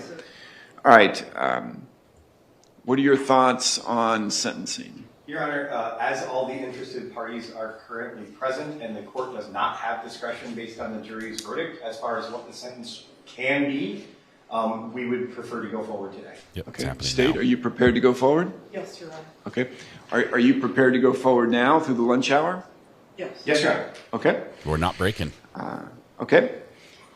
The state does have some family members that would like to speak to you briefly. Sure. Are you ready? Do you know how you're going to proceed and what order? Okay. Whenever you are, Your Honor. Okay. I'm ready. All right, thank you. I'm going to first call. Let me stop you for one moment, Ms. Frabling. Yes. I did, folks, have Zoom open for the entirety of the trial. And I was always letting folks in. I'll note that they were good in the sense that they would come in before 9. I didn't have to let them in throughout the day because they were all on time. So there are folks that are also on Zoom. I don't know if these are folks that you want to be heard as well. Deputy, Carl, can you turn this TV around? The jurors are gone, so I don't mind turning that around now so that the state and the defense can see who's on Zoom. Not quite as low a voice, but I hear the resemblance. No, he's going to speak. Oh, they might have unplugged it? Okay. Let me have the state and the defense come up. You can take a look at the names that are on here. Ms. Torres, may I get her back into the courtroom? Sure. Ms. Torres? Yes. Please come up to the moment. He's chewing on ice. Yes? Let's leave it where it is. Yeah, thanks. All right, why don't you come take a look and write down the names, and then you could find out if these are folks that want to be heard. So we have the victim advocate now going up with the prosecution to look at go through it. It says Warren Rhines on this one, and it looks like 2 people are there. Do you know who that is? All right, are they going to want to be heard? What's her name? Okay. There's someone with the name Sean Tower. Is that someone that wants to be heard? Why don't I find out who these folks are? And let's okay. All right. If I can have Warren Rhines, please unmute. Wow, this could be wild. All right, you're unmuted. Can you please tell me who you folks are? And I am the uncle of Robbie Tower. And I am Darlene Rhymes, the aunt of Robbie Tower. All right, so we have aunt and uncle. Do you wish to be heard today, this afternoon, at the sentencing hearing? I do not. No, thank you. Well, you are being. All right, so we have an aunt and an uncle that have been here on Zoom but do not wish to be heard. All right, can Sean Tower please unmute and turn your video on? Sorry, Your Honor, I don't have a camera hooked up. No, I'm Robbie Tower's brother. I don't wish to be heard. Okay. All right, how about there's someone with the name Gladys that's on the Zoom. I'm just a court watcher. Hi, I am a friend of the family, and I do not wish to be heard. You were in the courtroom this week, weren't you? Yeah. Okay. All right, friend of the family does not wish to be heard. So we have no one on Zoom that wishes to speak. I have no preference on order. Why don't we, any objection to the state proceeding first, Mr. Gilman? No, Your Honor. Okay, state, please call your first witness up, or person up to the, why don't we use the witness box? That would be great. We need a microphone. Phil Tower. Phil Tower is the first individual to come up for a victim impact statement. I don't think there's going to be any objections here. Because it can't impact anything. Nike is not a sponsor of this trial, just for the record. Nice jacket, though.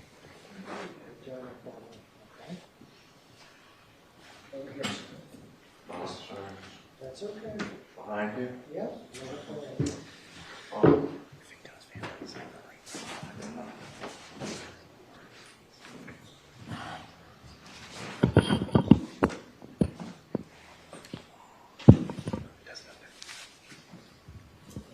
Give this to Mr.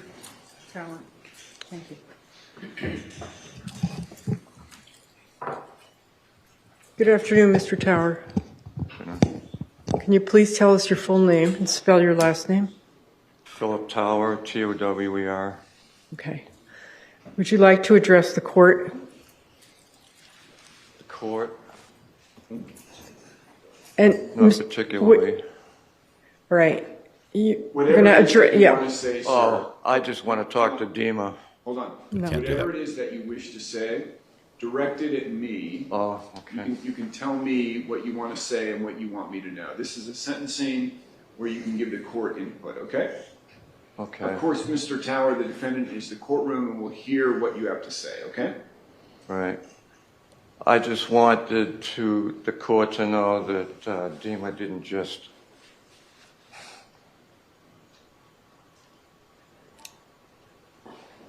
Take your time.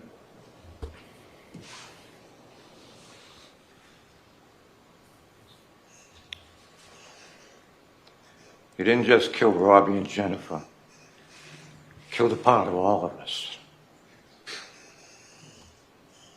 And there isn't a person over there that doesn't hate him. And we want him to suffer.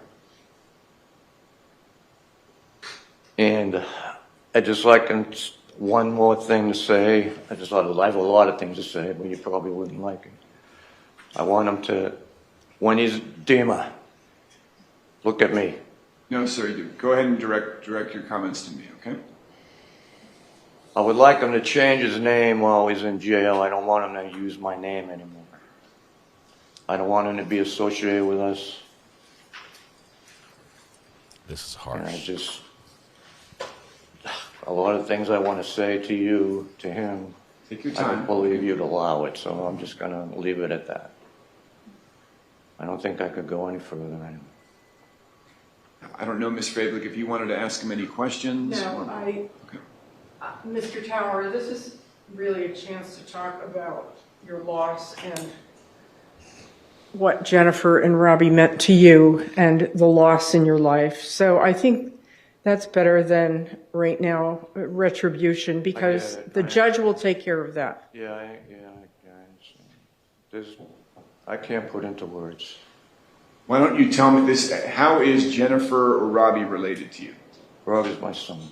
Your son? Yes. Tell me about your son and your daughter-in-law. Well, they were just great people. They were honest. They were religious. Cared about everybody. They would give you the shirt off their back. They'd help you. They were big in the church. They went on pilgrimages. You know what I'm saying? They went to different pilgrimages, whatever. They went, and that's how they met Dima. They just wanted to help somebody. They couldn't have children of their own. They saw Dima. They figured they'd give him a chance at life. And that's how we repaid them. There wasn't anybody that didn't like them. And it was just a total waste of good people. I don't know what else I can say that build them up any more than that. I don't have to.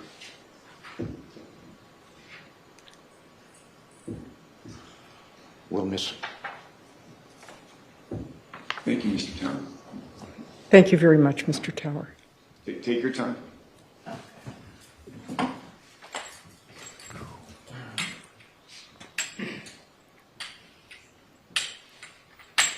Thank you. The state would like to call Michael Burgoon.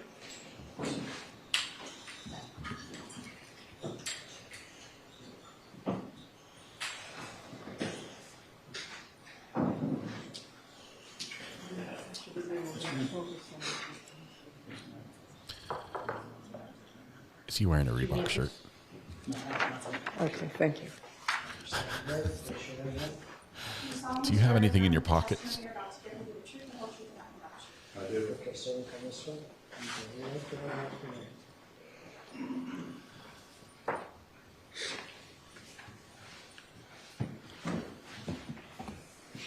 Good afternoon, sir. Good afternoon. Will you tell us your full name and spell your last name? Hendrick. Michael Burgoon, B-U-R-G-O-O-N. It's Hendrick. And how do you know Robbie and Jennifer Tower? Jennifer Tower is my sister, and of course, Robbie was my brother-in-law. Okay, and is Jennifer younger or older than you? A couple years older. A couple of years older. Yes, So ma'am. she was your big sister? Yes, ma'am. Okay. Would you like to talk to Judge Krug about how your life has been affected by the loss of your sister and brother-in-law? Yes, ma'am. Thank you. Your Honor, I'd like to thank the court for allowing me to speak today. My name is Michael Burgoon. Jennifer Tower is my sister, and Rob Tower is my brother-in-law. For just over 2 years, I've had to try to process daily that my sister Jennifer and Rob are no longer here. Jennifer was much more than my sister. She was my #1 supporter and best friend. Growing up together, we would play video games, hang out on Venice Beach and Siesta Key, and often race go-karts at Pelican Pete's in Inglewood, or just simply hang out. As we grew older and moved on in life and got married, daily one of us would call the other or send a text just to say I love you. There wasn't anything I went through in life that I didn't reach out to her for her thoughts or her advice or how she thought I should handle it or what she may do if she was in my shoes. Even through my 20s to just over 2.5 years ago, I'd call her because I knew she would always answer the phone. And even if I didn't like what she would say, she would answer with honest and loving. I would also reach out to Rob daily. Rob was the very definition of what a brother-in-law is. We shared the same sense of humor. Jennifer would often get on us for acting like teenage boys. I would often call Rob just to get some advice from a guy's point of view, or if he had a question about the Bible. Rod had a very vast knowledge of it and would talk to me, or if I was struggling with something, he would often tell me a verse in the Bible that dealt with what I was going through and would help. Rob was the person who officiated my second wedding. There has been no greater hurt or pain in life than losing them. There isn't a second of the day that goes by that I don't think about them. Nobody should have to go through the hurt, emotional burden, grief, and just loss of direction in life that losing them has caused. They were the true north and the compass of my life.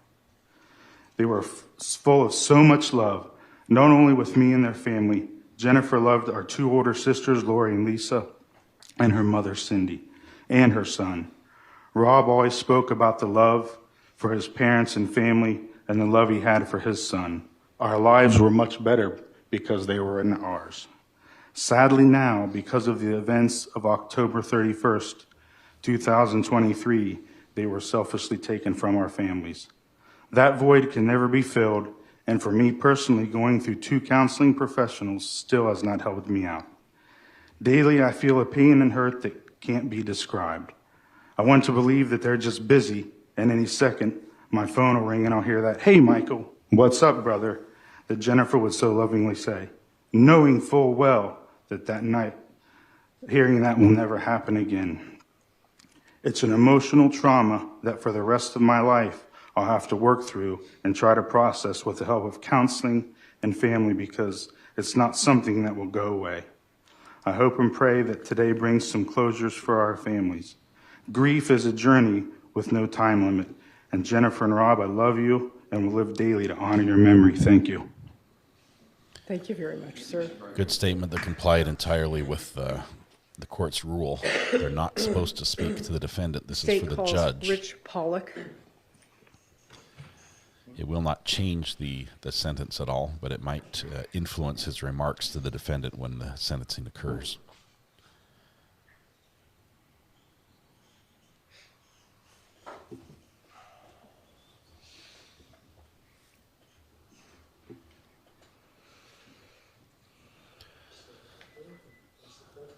This looks like her dad.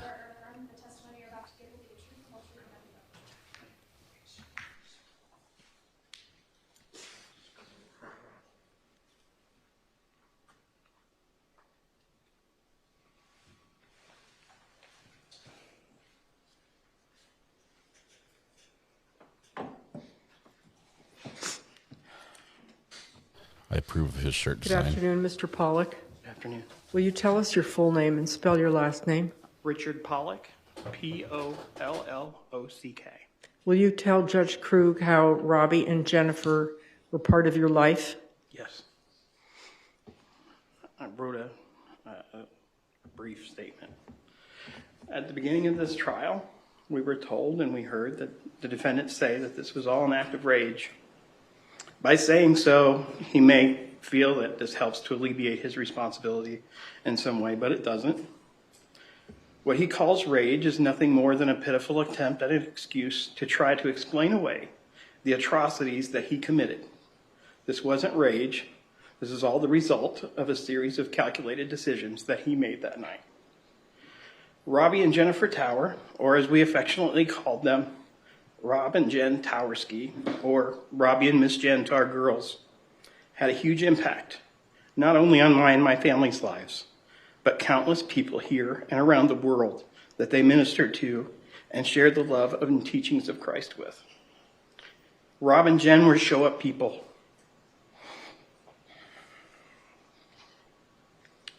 The people that showed up to help and weren't afraid to get dirty or put in the work to help a friend or anyone really.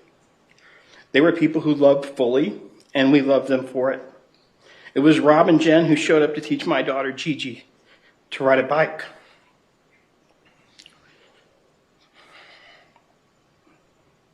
When I couldn't. It was Rob who showed up to put my Christmas lights up after I fell off the roof and Jen volunteered him to. The list goes on. They had a light in them that burned brightly for Christ, for each other, and for people. They were truly the people who would give you the shirt off their backs if you needed it and expected nothing in return, and not just their shirts. I remember them once giving one of their cars to a family that needed it. That's who they were. They offered the same gift to Dima, a gift of agape love. They gave, and he took and took. He was unwilling to receive it unless it was on his terms. He says he holds in such high esteem the way of life in Ukraine and that the man should rule over his family with some sort of an iron fist and that his wife must be subservient to him. But I would like to remind him in the court that the same way of life relegated him ending up in an orphanage where no one cared. As he put it, a nobody from nowhere. Rob and Jennifer chose to put Christ first and to love him above each other, but then to love each other above all and second only to that. They treated each other equally after only God and each other. They chose to love Dima and to bring him into their lives. They wanted to make him a somebody and gave him their name. I remember they were so excited. I remember how proud Rob was when Dima first became an American citizen. So many things that he did that he was so proud to be able to share that his son accomplished. But Dima didn't see it that way. If it wasn't his way and exactly the way he wanted or perceived it to be, he didn't want it or it was wrong. This wasn't just an issue that he had with Rob and Jen. He had problems with authority at school and rules. He couldn't handle it if another kid had got attention and took out his anger on those younger and smaller than he was. He's a coward. He showed it when he beat up on little kids, and he showed it the night that he made the choice to brutally murder Rob and Jen while they were asleep because he was too afraid to face them awake. He made a series of choices that night that changed the world for so many of us. There were multiple times that he could have stopped, but he made the choice to continue this brutality. He said he decided to kill them when he was sitting out in his car for no real reason. Even in his video statements, he said that they never hurt him. He simply didn't like them or had hatred in his heart. He could have made the choice to drive away that night, but he didn't. He went inside. He stated that he went in his room and drank and thought about it some more. He could have stopped then, but he didn't. He walked into the kitchen and picked up a knife. He still could have stopped, but he didn't. He continued into their bedroom. He stated they were asleep and it was dark. Again, he could have stopped and left, but he didn't. Instead, he brutally began stabbing my precious friend.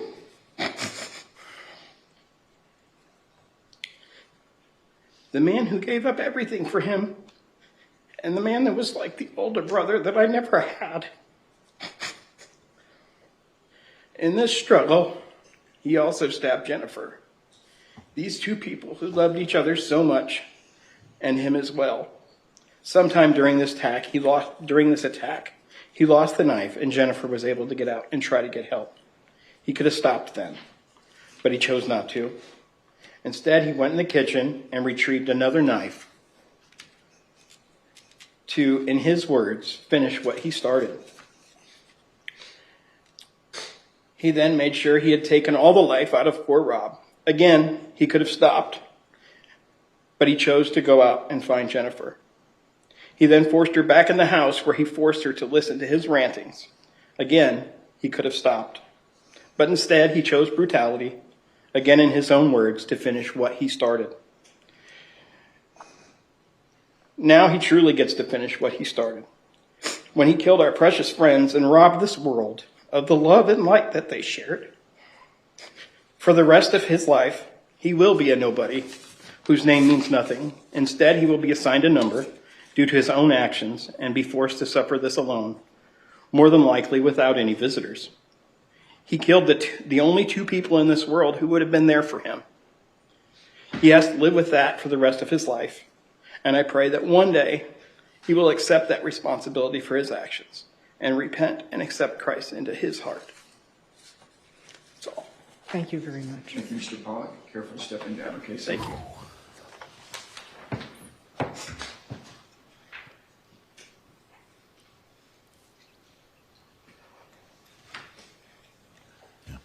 Take it easy in chat. No tensions are high. The state calls Talitha Pollack. I love that he's wearing the same sort of shirt that I love, the fishing shirts from Sam's Club.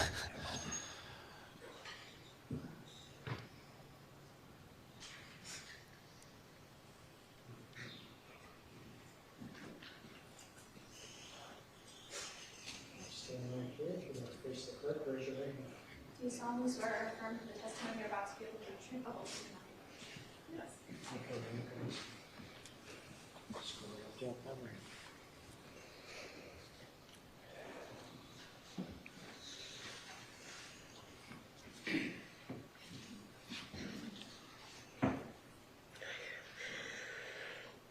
Good afternoon, Ms. Pollock. Will you tell us your full name and spell your last name? Talitha Pollock, Pollock. Would you like to talk to Judge Krug? Yes, please. I tried to write something too. Probably not as good at it as my husband. Take your time. There's no rush. When we first met Jen and Rob, we became fast friends. We met them serving at church, and the next thing you know, we were doing everything together. Our now grown daughters were young at the time and absolutely adored them.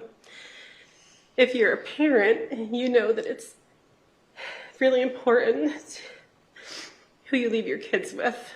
And my husband and I take that very seriously. We don't let them do sleepovers or things like that at anybody's house. But we trusted the Towers, which is like putting them like at such a high level, you know, to trust them to keep our kids. So when my husband and I would go on mission trips to South America, we would leave our girls with them, and they had a blast. They loved going to Robbie and Miss Jen's house. We, without hesitation, trusted them. They were amazing. And they were also amazing with any other kids they ever came in contact with. They served in church with like the kids ministry. They would really serve anywhere anybody asked them to because they never said no, and the kids loved them. Losing Jen and Rob has been a huge loss, not just for the families and the friends, but for countless individuals and also our community. They always had the best smiles, and they never said no to helping anyone in need, but they also never wanted any recognition. They did it because they just wanted to. I only know because I saw them in action countless times when they thought nobody was looking. We'd be doing a food drive at church. They didn't just bring in a handful of cans or something from their pantry. They'd go grocery shopping at Publix and bring in multiple bags. If they found out someone had a need, whether they knew them or not, that they could meet,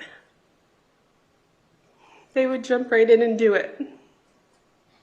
When we first met them, they were young professionals and could go on luxury vacations if they wanted to, but instead they spent both their vacation time and all their resources on mission trips to Russia and the Ukraine. They had a love for the Ukrainian people. And so I was not completely surprised when Jen told me about Dima. She beamed. I can promise you that she could not have loved you more, Dima, than if she gave birth to you herself. She loved him so much. I have children that I have given birth to, and I have children that I've adopted. You love them the same, and Jen loved him just like she gave birth to him. She loved him unconditionally. You were a nobody from nowhere, but two amazing people from somewhere came to save you. What you did by repaying them, by cowardly killing them because you don't like rules, authority, or you can't handle consequences. You decided our country is a crap hole, in your own words, and you wanted to go back to the Ukraine. I think of all the kids in orphanages that would be grateful to be brought here and given the life that you were. But not you. You were only grateful when you were getting what you wanted. I think it's ironic now that hopefully he can spend the rest of his measly existence in a prison in the land that he hates so much. The truth is that he was used to picking on and beating up anyone smaller than him. He couldn't do that with Rob. Rob was bigger, but he wasn't violent at all. Rob could maybe hold him back. So he waited till they were asleep.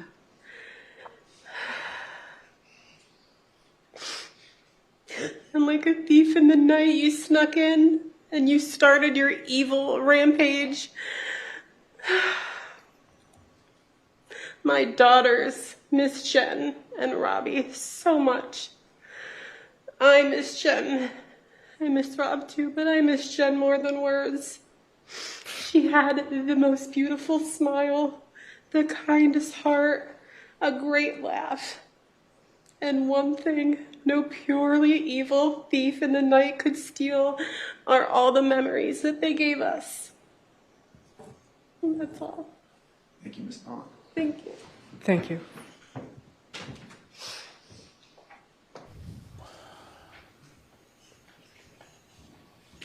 Thank you very much. The state calls Lisa Huff.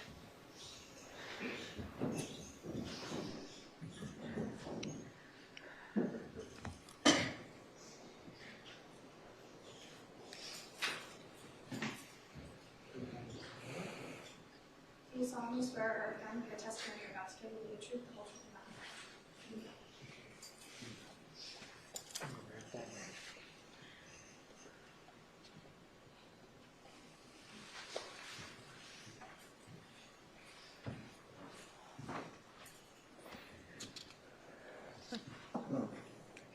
Ms. Huff, before you start speaking to the judge, would you just identify yourself for the record? Tell us your full name and last name and spell your last name. My name is Lisa Huff. My last name is Huff. Thank you. And will you tell us how you know Jennifer and Robbie Tower, please? Jennifer is my youngest sister. Robbie is my brother-in-law. Thank you very much. Thank you. You're welcome. Take me a minute. Okay. I had to type mine out just today, so I'm just going to go ahead and read it. Your Honor, thank you for allowing me to speak today. I can't begin to express the depth of loss and pain that this tragedy has brought to our family and all who knew and loved Rob and Jennifer. They were two of the most wonderful people you could ever meet. My sister Jennifer was the most loving, caring, and compassionate person. Even when she was struggling, she had a wonderful sense of humor and a strong faith and belief in God. I was blessed to have her as my youngest sister and thankful for all the good memories we shared together. Rob was also an awesome person and was always willing to lend a helping hand. He was also a fun-loving guy and had a great sense of humor. Rob and Jennifer did all they could to help Dima have a better life. No, they were not perfect, but no one is. There was absolutely nothing they did to deserve being brutally murdered and so carelessly and senselessly ripped out of the lives of my family and everyone else who knew and loved Rob and Jennifer. I will never understand or comprehend what drove Dima to commit such a heinous act against two of the people who gave him or gave so much of themselves and did all within their power to give him a better life. I guess evil simply cannot be understood. As a Christian, I know that the Bible commands me to forgive Dima. That is something I will have to fully rely on God's help and strength to do. I can't do it on my own. Dima has shown no remorse for his actions, and it has been said that he may not have the capacity to do so. Though some may not understand, I pray that Dima will one day feel the weight and guilt of what he has done and ask for God's forgiveness. By saying this, by no means am I stating that Dima should not be held accountable and pay for his actions. He definitely should be. His horrible actions against Rob and Jennifer demand justice. However, as Rob and Jennifer were also Christians, I believe that this is what they would want for Dima, even though he did what he did to them. Though some may not agree with me or understand, as a Christian, I believe that even in horrific tragedies such as these, that God would want something good to come out of them. It is my firm belief that Rob and Jennifer would want Dima to ask for forgiveness and join them in heaven one day. Although it seems impossible in our eyes as human beings, I pray and have faith that this can happen. Although I am still angry and sad for what has happened, it is my belief that God died for all sins, including the ones committed by Dima on that terrible day in August of 2023. Dima is my nephew, and though mine and my family's lives will never be the same, part of me still cares for him. I pray he will make the right decision and ask God for forgiveness for what he has done. Once again, I believe this is what Rob and Jennifer would have wanted for Dima. Thank you again for giving me the chance to speak, Your Honor. Thank you, Ms. Hunt. Thank you.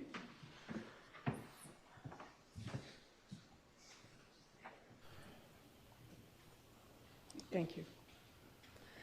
Your Honor, I'm going to read a statement from Jennifer's other sister, Lori Ely, who's here present in the courtroom, and then we have one final statement from Debbie Tower. So this is the statement from Ms. Ely, and it reads as follows. Her name is Lori, last name Ely. Your Honor, thank you for allowing me to speak on behalf of my sister, Jennifer, her husband, Rob, and our grieving family. No words can fully capture the depth of loss and devastation that this crime has caused us. Jen and Rob were two of the most generous, hopeful, and loving people I have ever known. Their greatest dream was to build a family. After years of struggling to have children, they made the selfless decision to adopt. Their Christian missionary work in Ukraine inspired them to open their hearts to a child in need, and they welcomed their son Dima into their home with love. Adoption was not easy. It was emotionally, financially, and spiritually very demanding. They emptied their savings, they took loans, and they relied on the kindness of others to make their dream of parenthood possible. Despite every challenge, they remained deeply committed to giving Dima a stable, nurturing home and every opportunity to thrive. I have never seen my sister as happy as she was when Dima arrived. She was radiant, excited, fulfilled, and hopeful about motherhood. Rob shared her joy, and together they dedicated themselves to building a loving family. They celebrated milestones, faced setbacks, and consistently placed Dima's welfare and well-being above their own. Their commitment to him never wavered. Their journey, however, was extraordinarily difficult. They worked tirelessly to support Dima through anger, defiance, and destructive behavior. They sought help for him, guidance, and healing. They endured emotional and physical harm while trying to help him overcome his struggles. Even in the face of rejection and escalating violence by Dima, they continued to try because they were driven by love, faith, and the belief that every child deserves a chance. Despite their extraordinary efforts, Jen and Rob's lives were taken from them in a violent, senseless manner. The pain of losing them is indescribable. Their deaths shattered our family and left a void that can never be filled. My sister's warmth, kindness, and optimism are gone. Rob's humor, steadiness, and generosity are now only memories.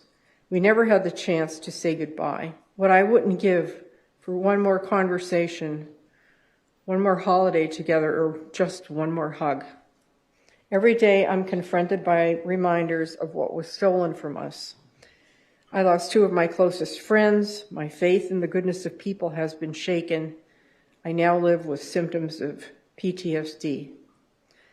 I return to work while simultaneously navigating the unimaginable task of settling my sister's estate, repeatedly explaining their deaths to banks, to creditors, mailing their death certificates, and reliving the trauma each time I read their names on those documents.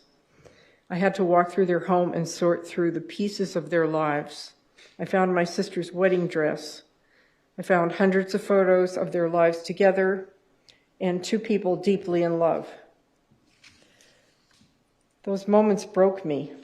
The grief is relentless. I will never be the same person I was before, and no therapy or counseling will ever fully mend what has been taken. Jen and Rob's deaths touched more than just our family. Their community lost two people defined by selflessness and generosity. They opened their home and their hearts not only to Dima, but to many others. As Christians, they lived their faith through quiet acts of love and compassion. Their reward for this kind of selflessness was a brutal death at the hands of the child they devoted their lives to. I can't escape the tormenting thoughts of their final moments. How frightened and betrayed they must have felt. Our family is left to carry the weight of this tragedy every day, emotionally, mentally, and spiritually. Holidays, family gatherings, and even small joys are marked by their absence. Your Honor, as you consider sentencing, I ask that you remember who Jennifer and Rob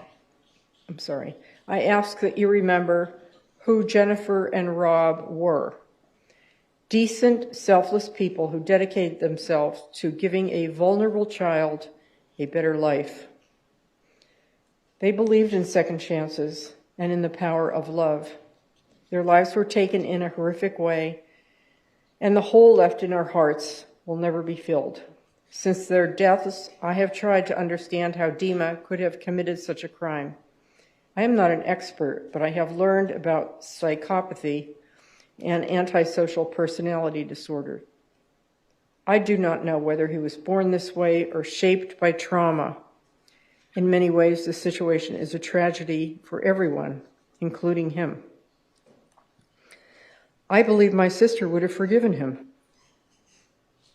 But forgiveness does not erase danger. From what I have come to understand about psychopathy, it cannot be cured. If Dima were ever released, I firmly believe that he is a risk to society and that he would harm or kill again. While compassion and faith may allow us to pity his past, society also has a responsibility to protect others from someone like him who demonstrates violence, lacks empathy, and cannot regulate dangerous impulses.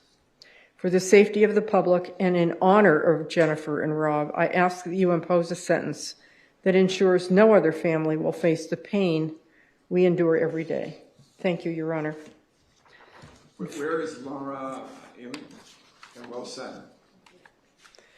Finally, the state would call Debbie Tower, please. This is the final victim impact statement on the prosecution side. It's still possible the defendant could speak if he chooses to. Do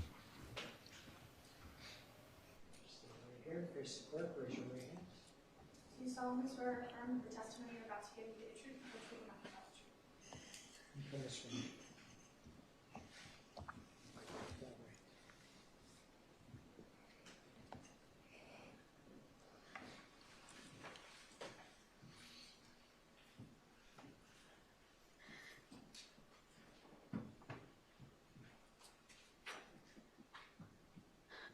Hello, Ms. Tower. Can you tell us your full name and spell your last name? Debbie Tower. Tower. Would you like some water? No, I'm okay. I'm okay. Robbie was my son. And Jennifer was my daughter-in-law. And I can't. What he took away from us is beyond what you can imagine, because Robbie was my friend, my son. He thought he was the father of my other two kids. He helped raise them. And then when my daughter died, we were left with two little boys, and he helped raise them. He acted like their father, and he did everything with them, and he took them places, and he took care of them. And he could not have ever been a better father than he was to my boys, his his nephews, and him. He spoiled him. He did everything that he could in Jennifer. The two of them did everything to make him happy, and every time something would happen, they would fix it. And I just want people to know that he wasn't neither one of them were a bad parent. They were excellent. They couldn't do enough to take care of our children. Now my boys want to know, where's Robbie? And I can't explain it to them because they don't understand heaven. And I'm sorry, this is so hard. I just wanted people to know that they both were good. They were good to him. He can't say things that aren't true. And he really was good to everybody, and I miss him so much. I'm so sorry. I just want people to know how good they were. I brought them with me so they could see what we're doing for them. He destroyed so many people. I just don't know how he can live with himself. And you're going to have to think about this for the rest of your life, what you did. You didn't just murder Robbie and Jen, you murdered all of us. That's all I can say. I can't say any more. Okay, thank you, Ms. Tower. Be careful getting down.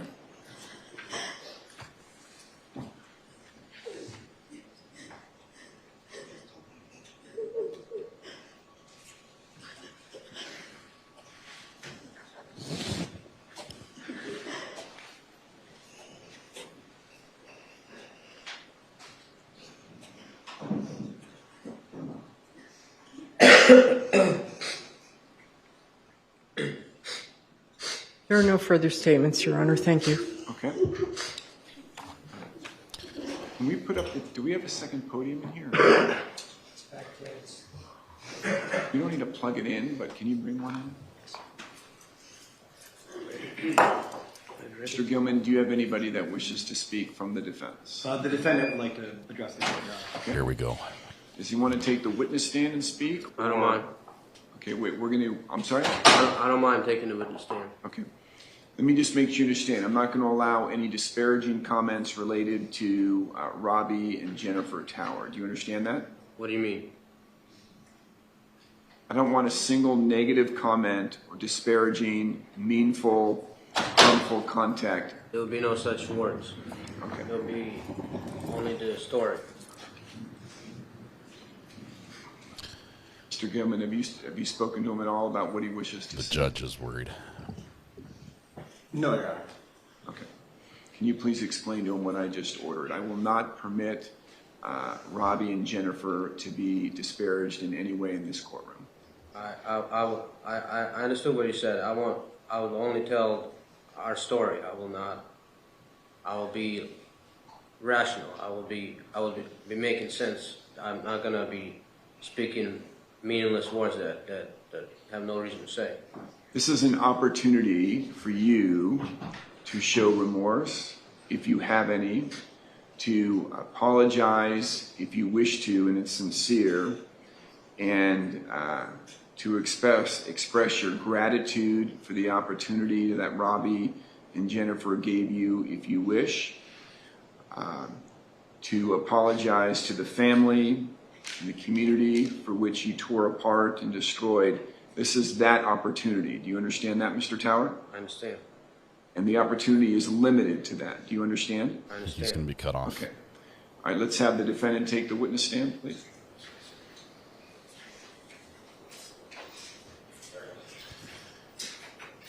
Now, I believe he doesn't have to take the oath.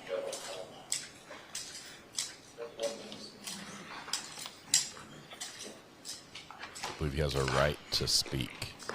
He doesn't have to be sworn in. That's my understanding on this. Remember? You want to assist? I'll do what I can, Your Honor. Can you please just state your name for the court reporter? Dima James Tower. And given what the court has talked to you about, what is it that you want Judge Crew to know prior to imposing a sentence? What I have to say is our feelings block out our intellect, so I must ignore the irrational testimonies I heard about the life that I had with adopted parents of mine, and prior to that, I must only speak the truth. However, I've been told that I have limited time, and there's much to say that I expect these adults to understand me talking to them as adults to adults. I had 2 years and 2 months of dwelling on this. And the conclusion I have come to is not only that everything evolves around God, that we must understand that we live in an unmanly world. And what this means is... Mr. Tower, I'm not concerned about what world you believe in. Do you wish to offer an apology and remorse to the victims? Yes, I am. I'm getting to that. Yes. Right, cut right to it. I don't want to hear what world you think you live in. Well, I'm going to cut right to it. Thank you. The remorse that I have for my adopted parents is, it might be unshown. That doesn't mean it's not felt. Because when I committed these acts of crime, I lost my mind, and somebody might think that I knew what I was doing. I did not know what I was doing. It was. Tower, do you wish to offer an apology? I am on offering an apology. I'm explaining an apology. I'm explaining an apology. I'm in the middle of apology. Apology is that the truth is that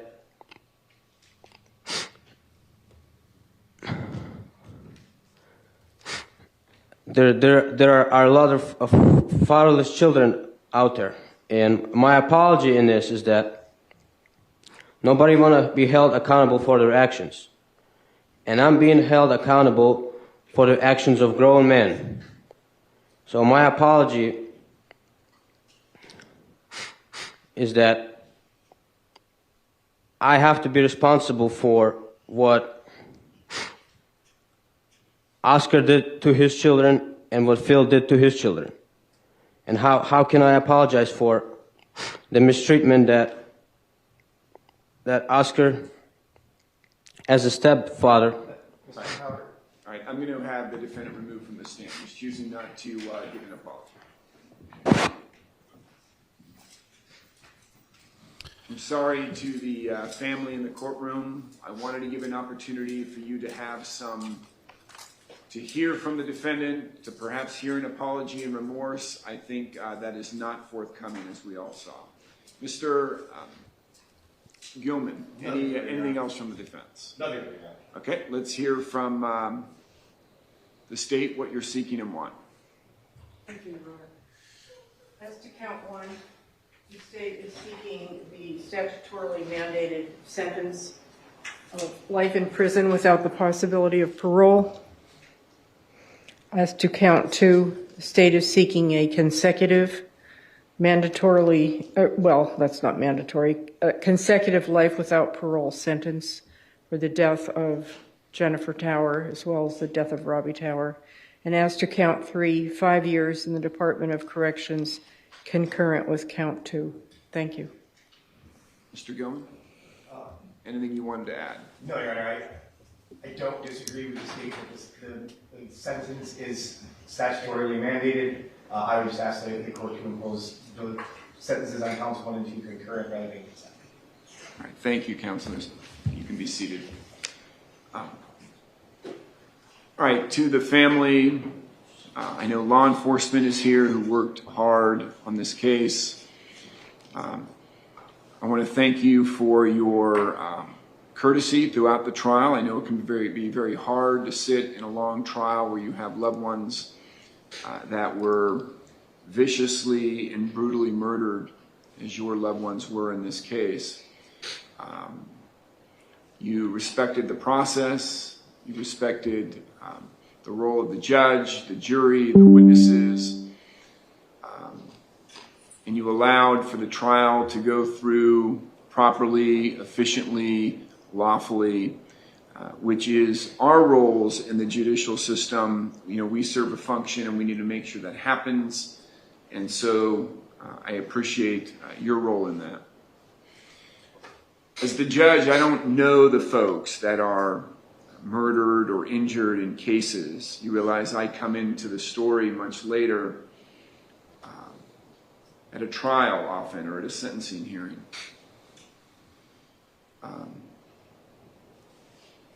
I can tell you that the role of a judge is very difficult sentencing most days.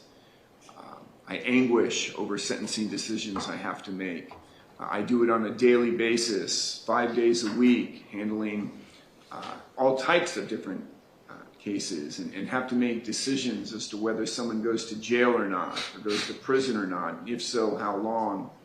And I think you can imagine in many cases, most cases, that can be difficult. You see the human compassion in people, and you see mistakes can be made. Today, obviously, is not one of those days for me. Sentencing today is very easy, and I think it was Miss Lisa Huff, or actually no, it might have been Laura Ely, I'm not sure, maybe both, who had great insight in their statements that there's a role that the court has, and that is to punish and also to provide for the safety of the community. What I enjoyed this afternoon was, even though it was brief, learning about the terrific lives that this, I'm going to call them Robbie and Jennifer, lived. They seemed, and many of you used these words, that they were selfless. Some of you said that they gave the shirt off their back for others. They ministered to children and others, going as far as Ukraine and Russia to help those in need in South America. They were babysitters. They were a happy husband and wife. They were children to the parents we heard from, brothers, aunts, uncles. They just really seemed like terrific people. And it is a shame that in this great country that we live in, that we lost two shining stars. I hope that, and one of you mentioned this, that they live on in your hearts, in your memory, and I hope you realize that. I know you do. The grief, the anger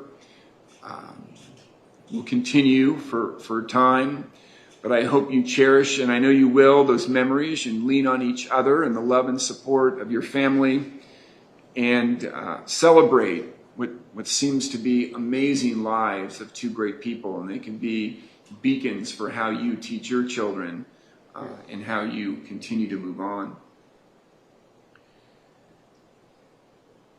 Mr. Tower, I don't know what else to say. You seem to be an evil spirit, an evil person. Evil spirit because you're talking foolish. Who doesn't seem to have any... I'm full of remorse.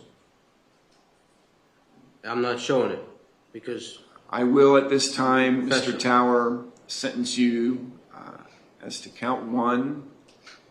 This is for first-degree murder of, count 1 was Robbie, is that right? Yes. Of Robbie. Proper name is Robbie. Of Robbie Tower. I will sentence you to life in prison.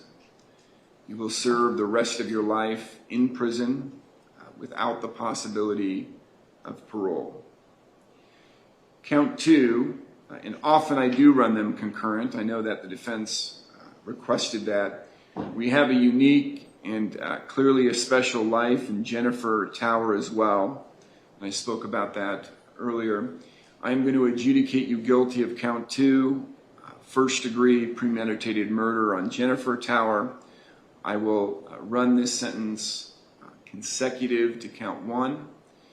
I will sentence you, Mr. Tower, to life in prison without the possibility of parole. So 2 back-to-back. Count 3, the sentences. fleeing or attempting to elude law enforcement with lights and sirens. I'll adjudicate you guilty. Let's see, this is what degree felony? State Third. Sentence you to the maximum of 5 years in prison to run concurrent with count 2. I will order that you have no contact whatsoever with Robbie and Jennifer's family, aunts, uncles, cousins, nephews, parents, siblings. Wow. I will order restitution and reserve as to the amount. I'll order as a civil judgment against you court costs, a prosecutor fee and public defender fee of $100 to each. Are there any other statutory terms that I'm leaving out? State. No, Your Honor, but I do have a score sheet for count 3, which is the only count that requires a score sheet. Mr. Gilman, anything I left out? No, Your Honor. All right, Mr. Tower, you have 30 days to appeal the judgment and sentence of this court. If you cannot afford an attorney for that appeal, one will be appointed to represent you. What about the truth? Good luck to everyone. Court will be adjourned. He's being fingerprinted now.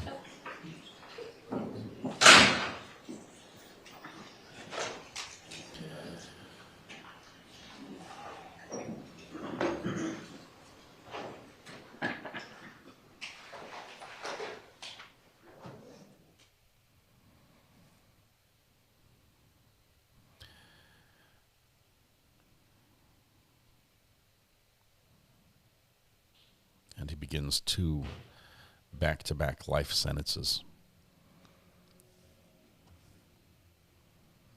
So life and then another life sentence after the first one.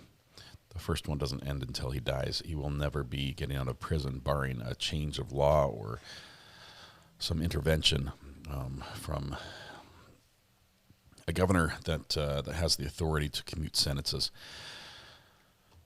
Did he say, what about the truth? Yeah. He said, what about the truth? He still wants to tell his story.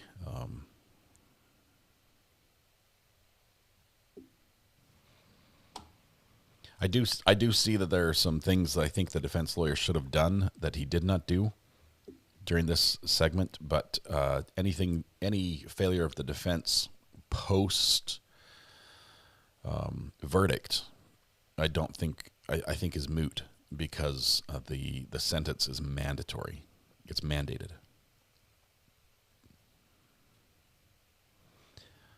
So it would have no effect. And it doesn't look back. Whew. There we go. No death penalty in this case. The state did not ask for the death penalty. As you can see on my desk, I have 2 very cold fajitas that Mrs. R.A. made for me during the sentencing. There's no way I could eat that during the sentencing. That was just too emotional and intense.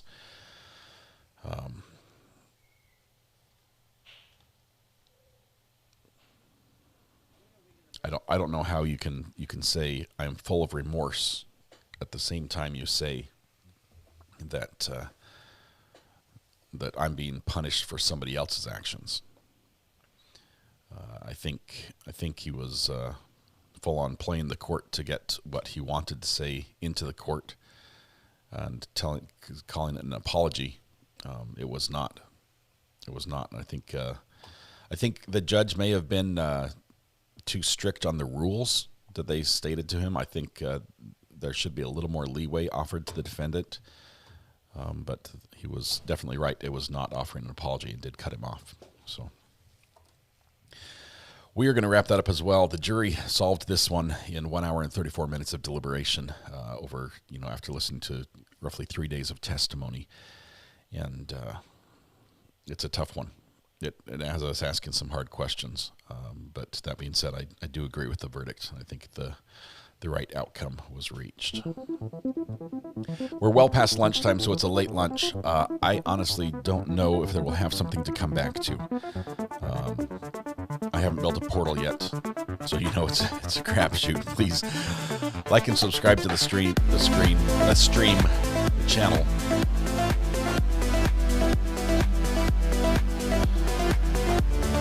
I ordered the pink mug last night for delivery to England. Awesome. Wonderful. I did see the order come in. We had one come in. Pink mugs were going to England, to Texas. I think a black one, or I don't remember what color, went to North Dakota. I think we had a dozen or so mugs get ordered yesterday alone. So excited for you to get it. Hope you enjoy it. Let's call it a week. It has been quite a week. Mods, I hear you on that one. You can take the rest of the day off.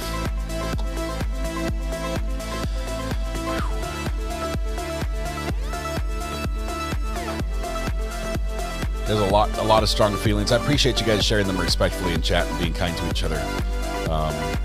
I guess more than ever, I'll just say, tonight when you go home, please hug the people you love. Smile at someone, make their day just a little bit better. Please stay safe till we go live again. Monday, we've got the Brian Walsh case coming up, but it starts in 2 weeks. So we've got 2 weeks of some smaller cases and maybe some court hopping before the big Brian Walsh case, which the judge just ruled on today. Will go forward. Jury selection is starting next week, and we'll take a little bit of time, and then there'll be a break and then trial. So, guys, we'll have a lot more true crime cases to follow. Apparently, crime is still happening. So be good to each other. We'll see you guys on Monday. Have a good one.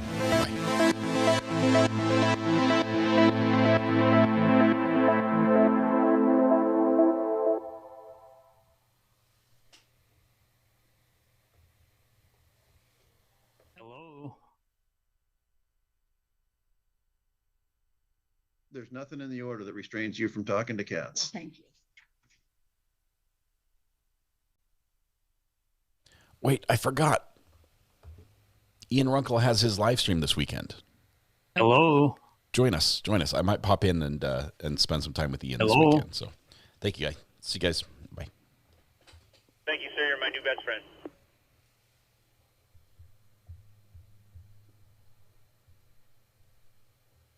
Because we here in Canada hate you and hope for bad things for you because we hate you.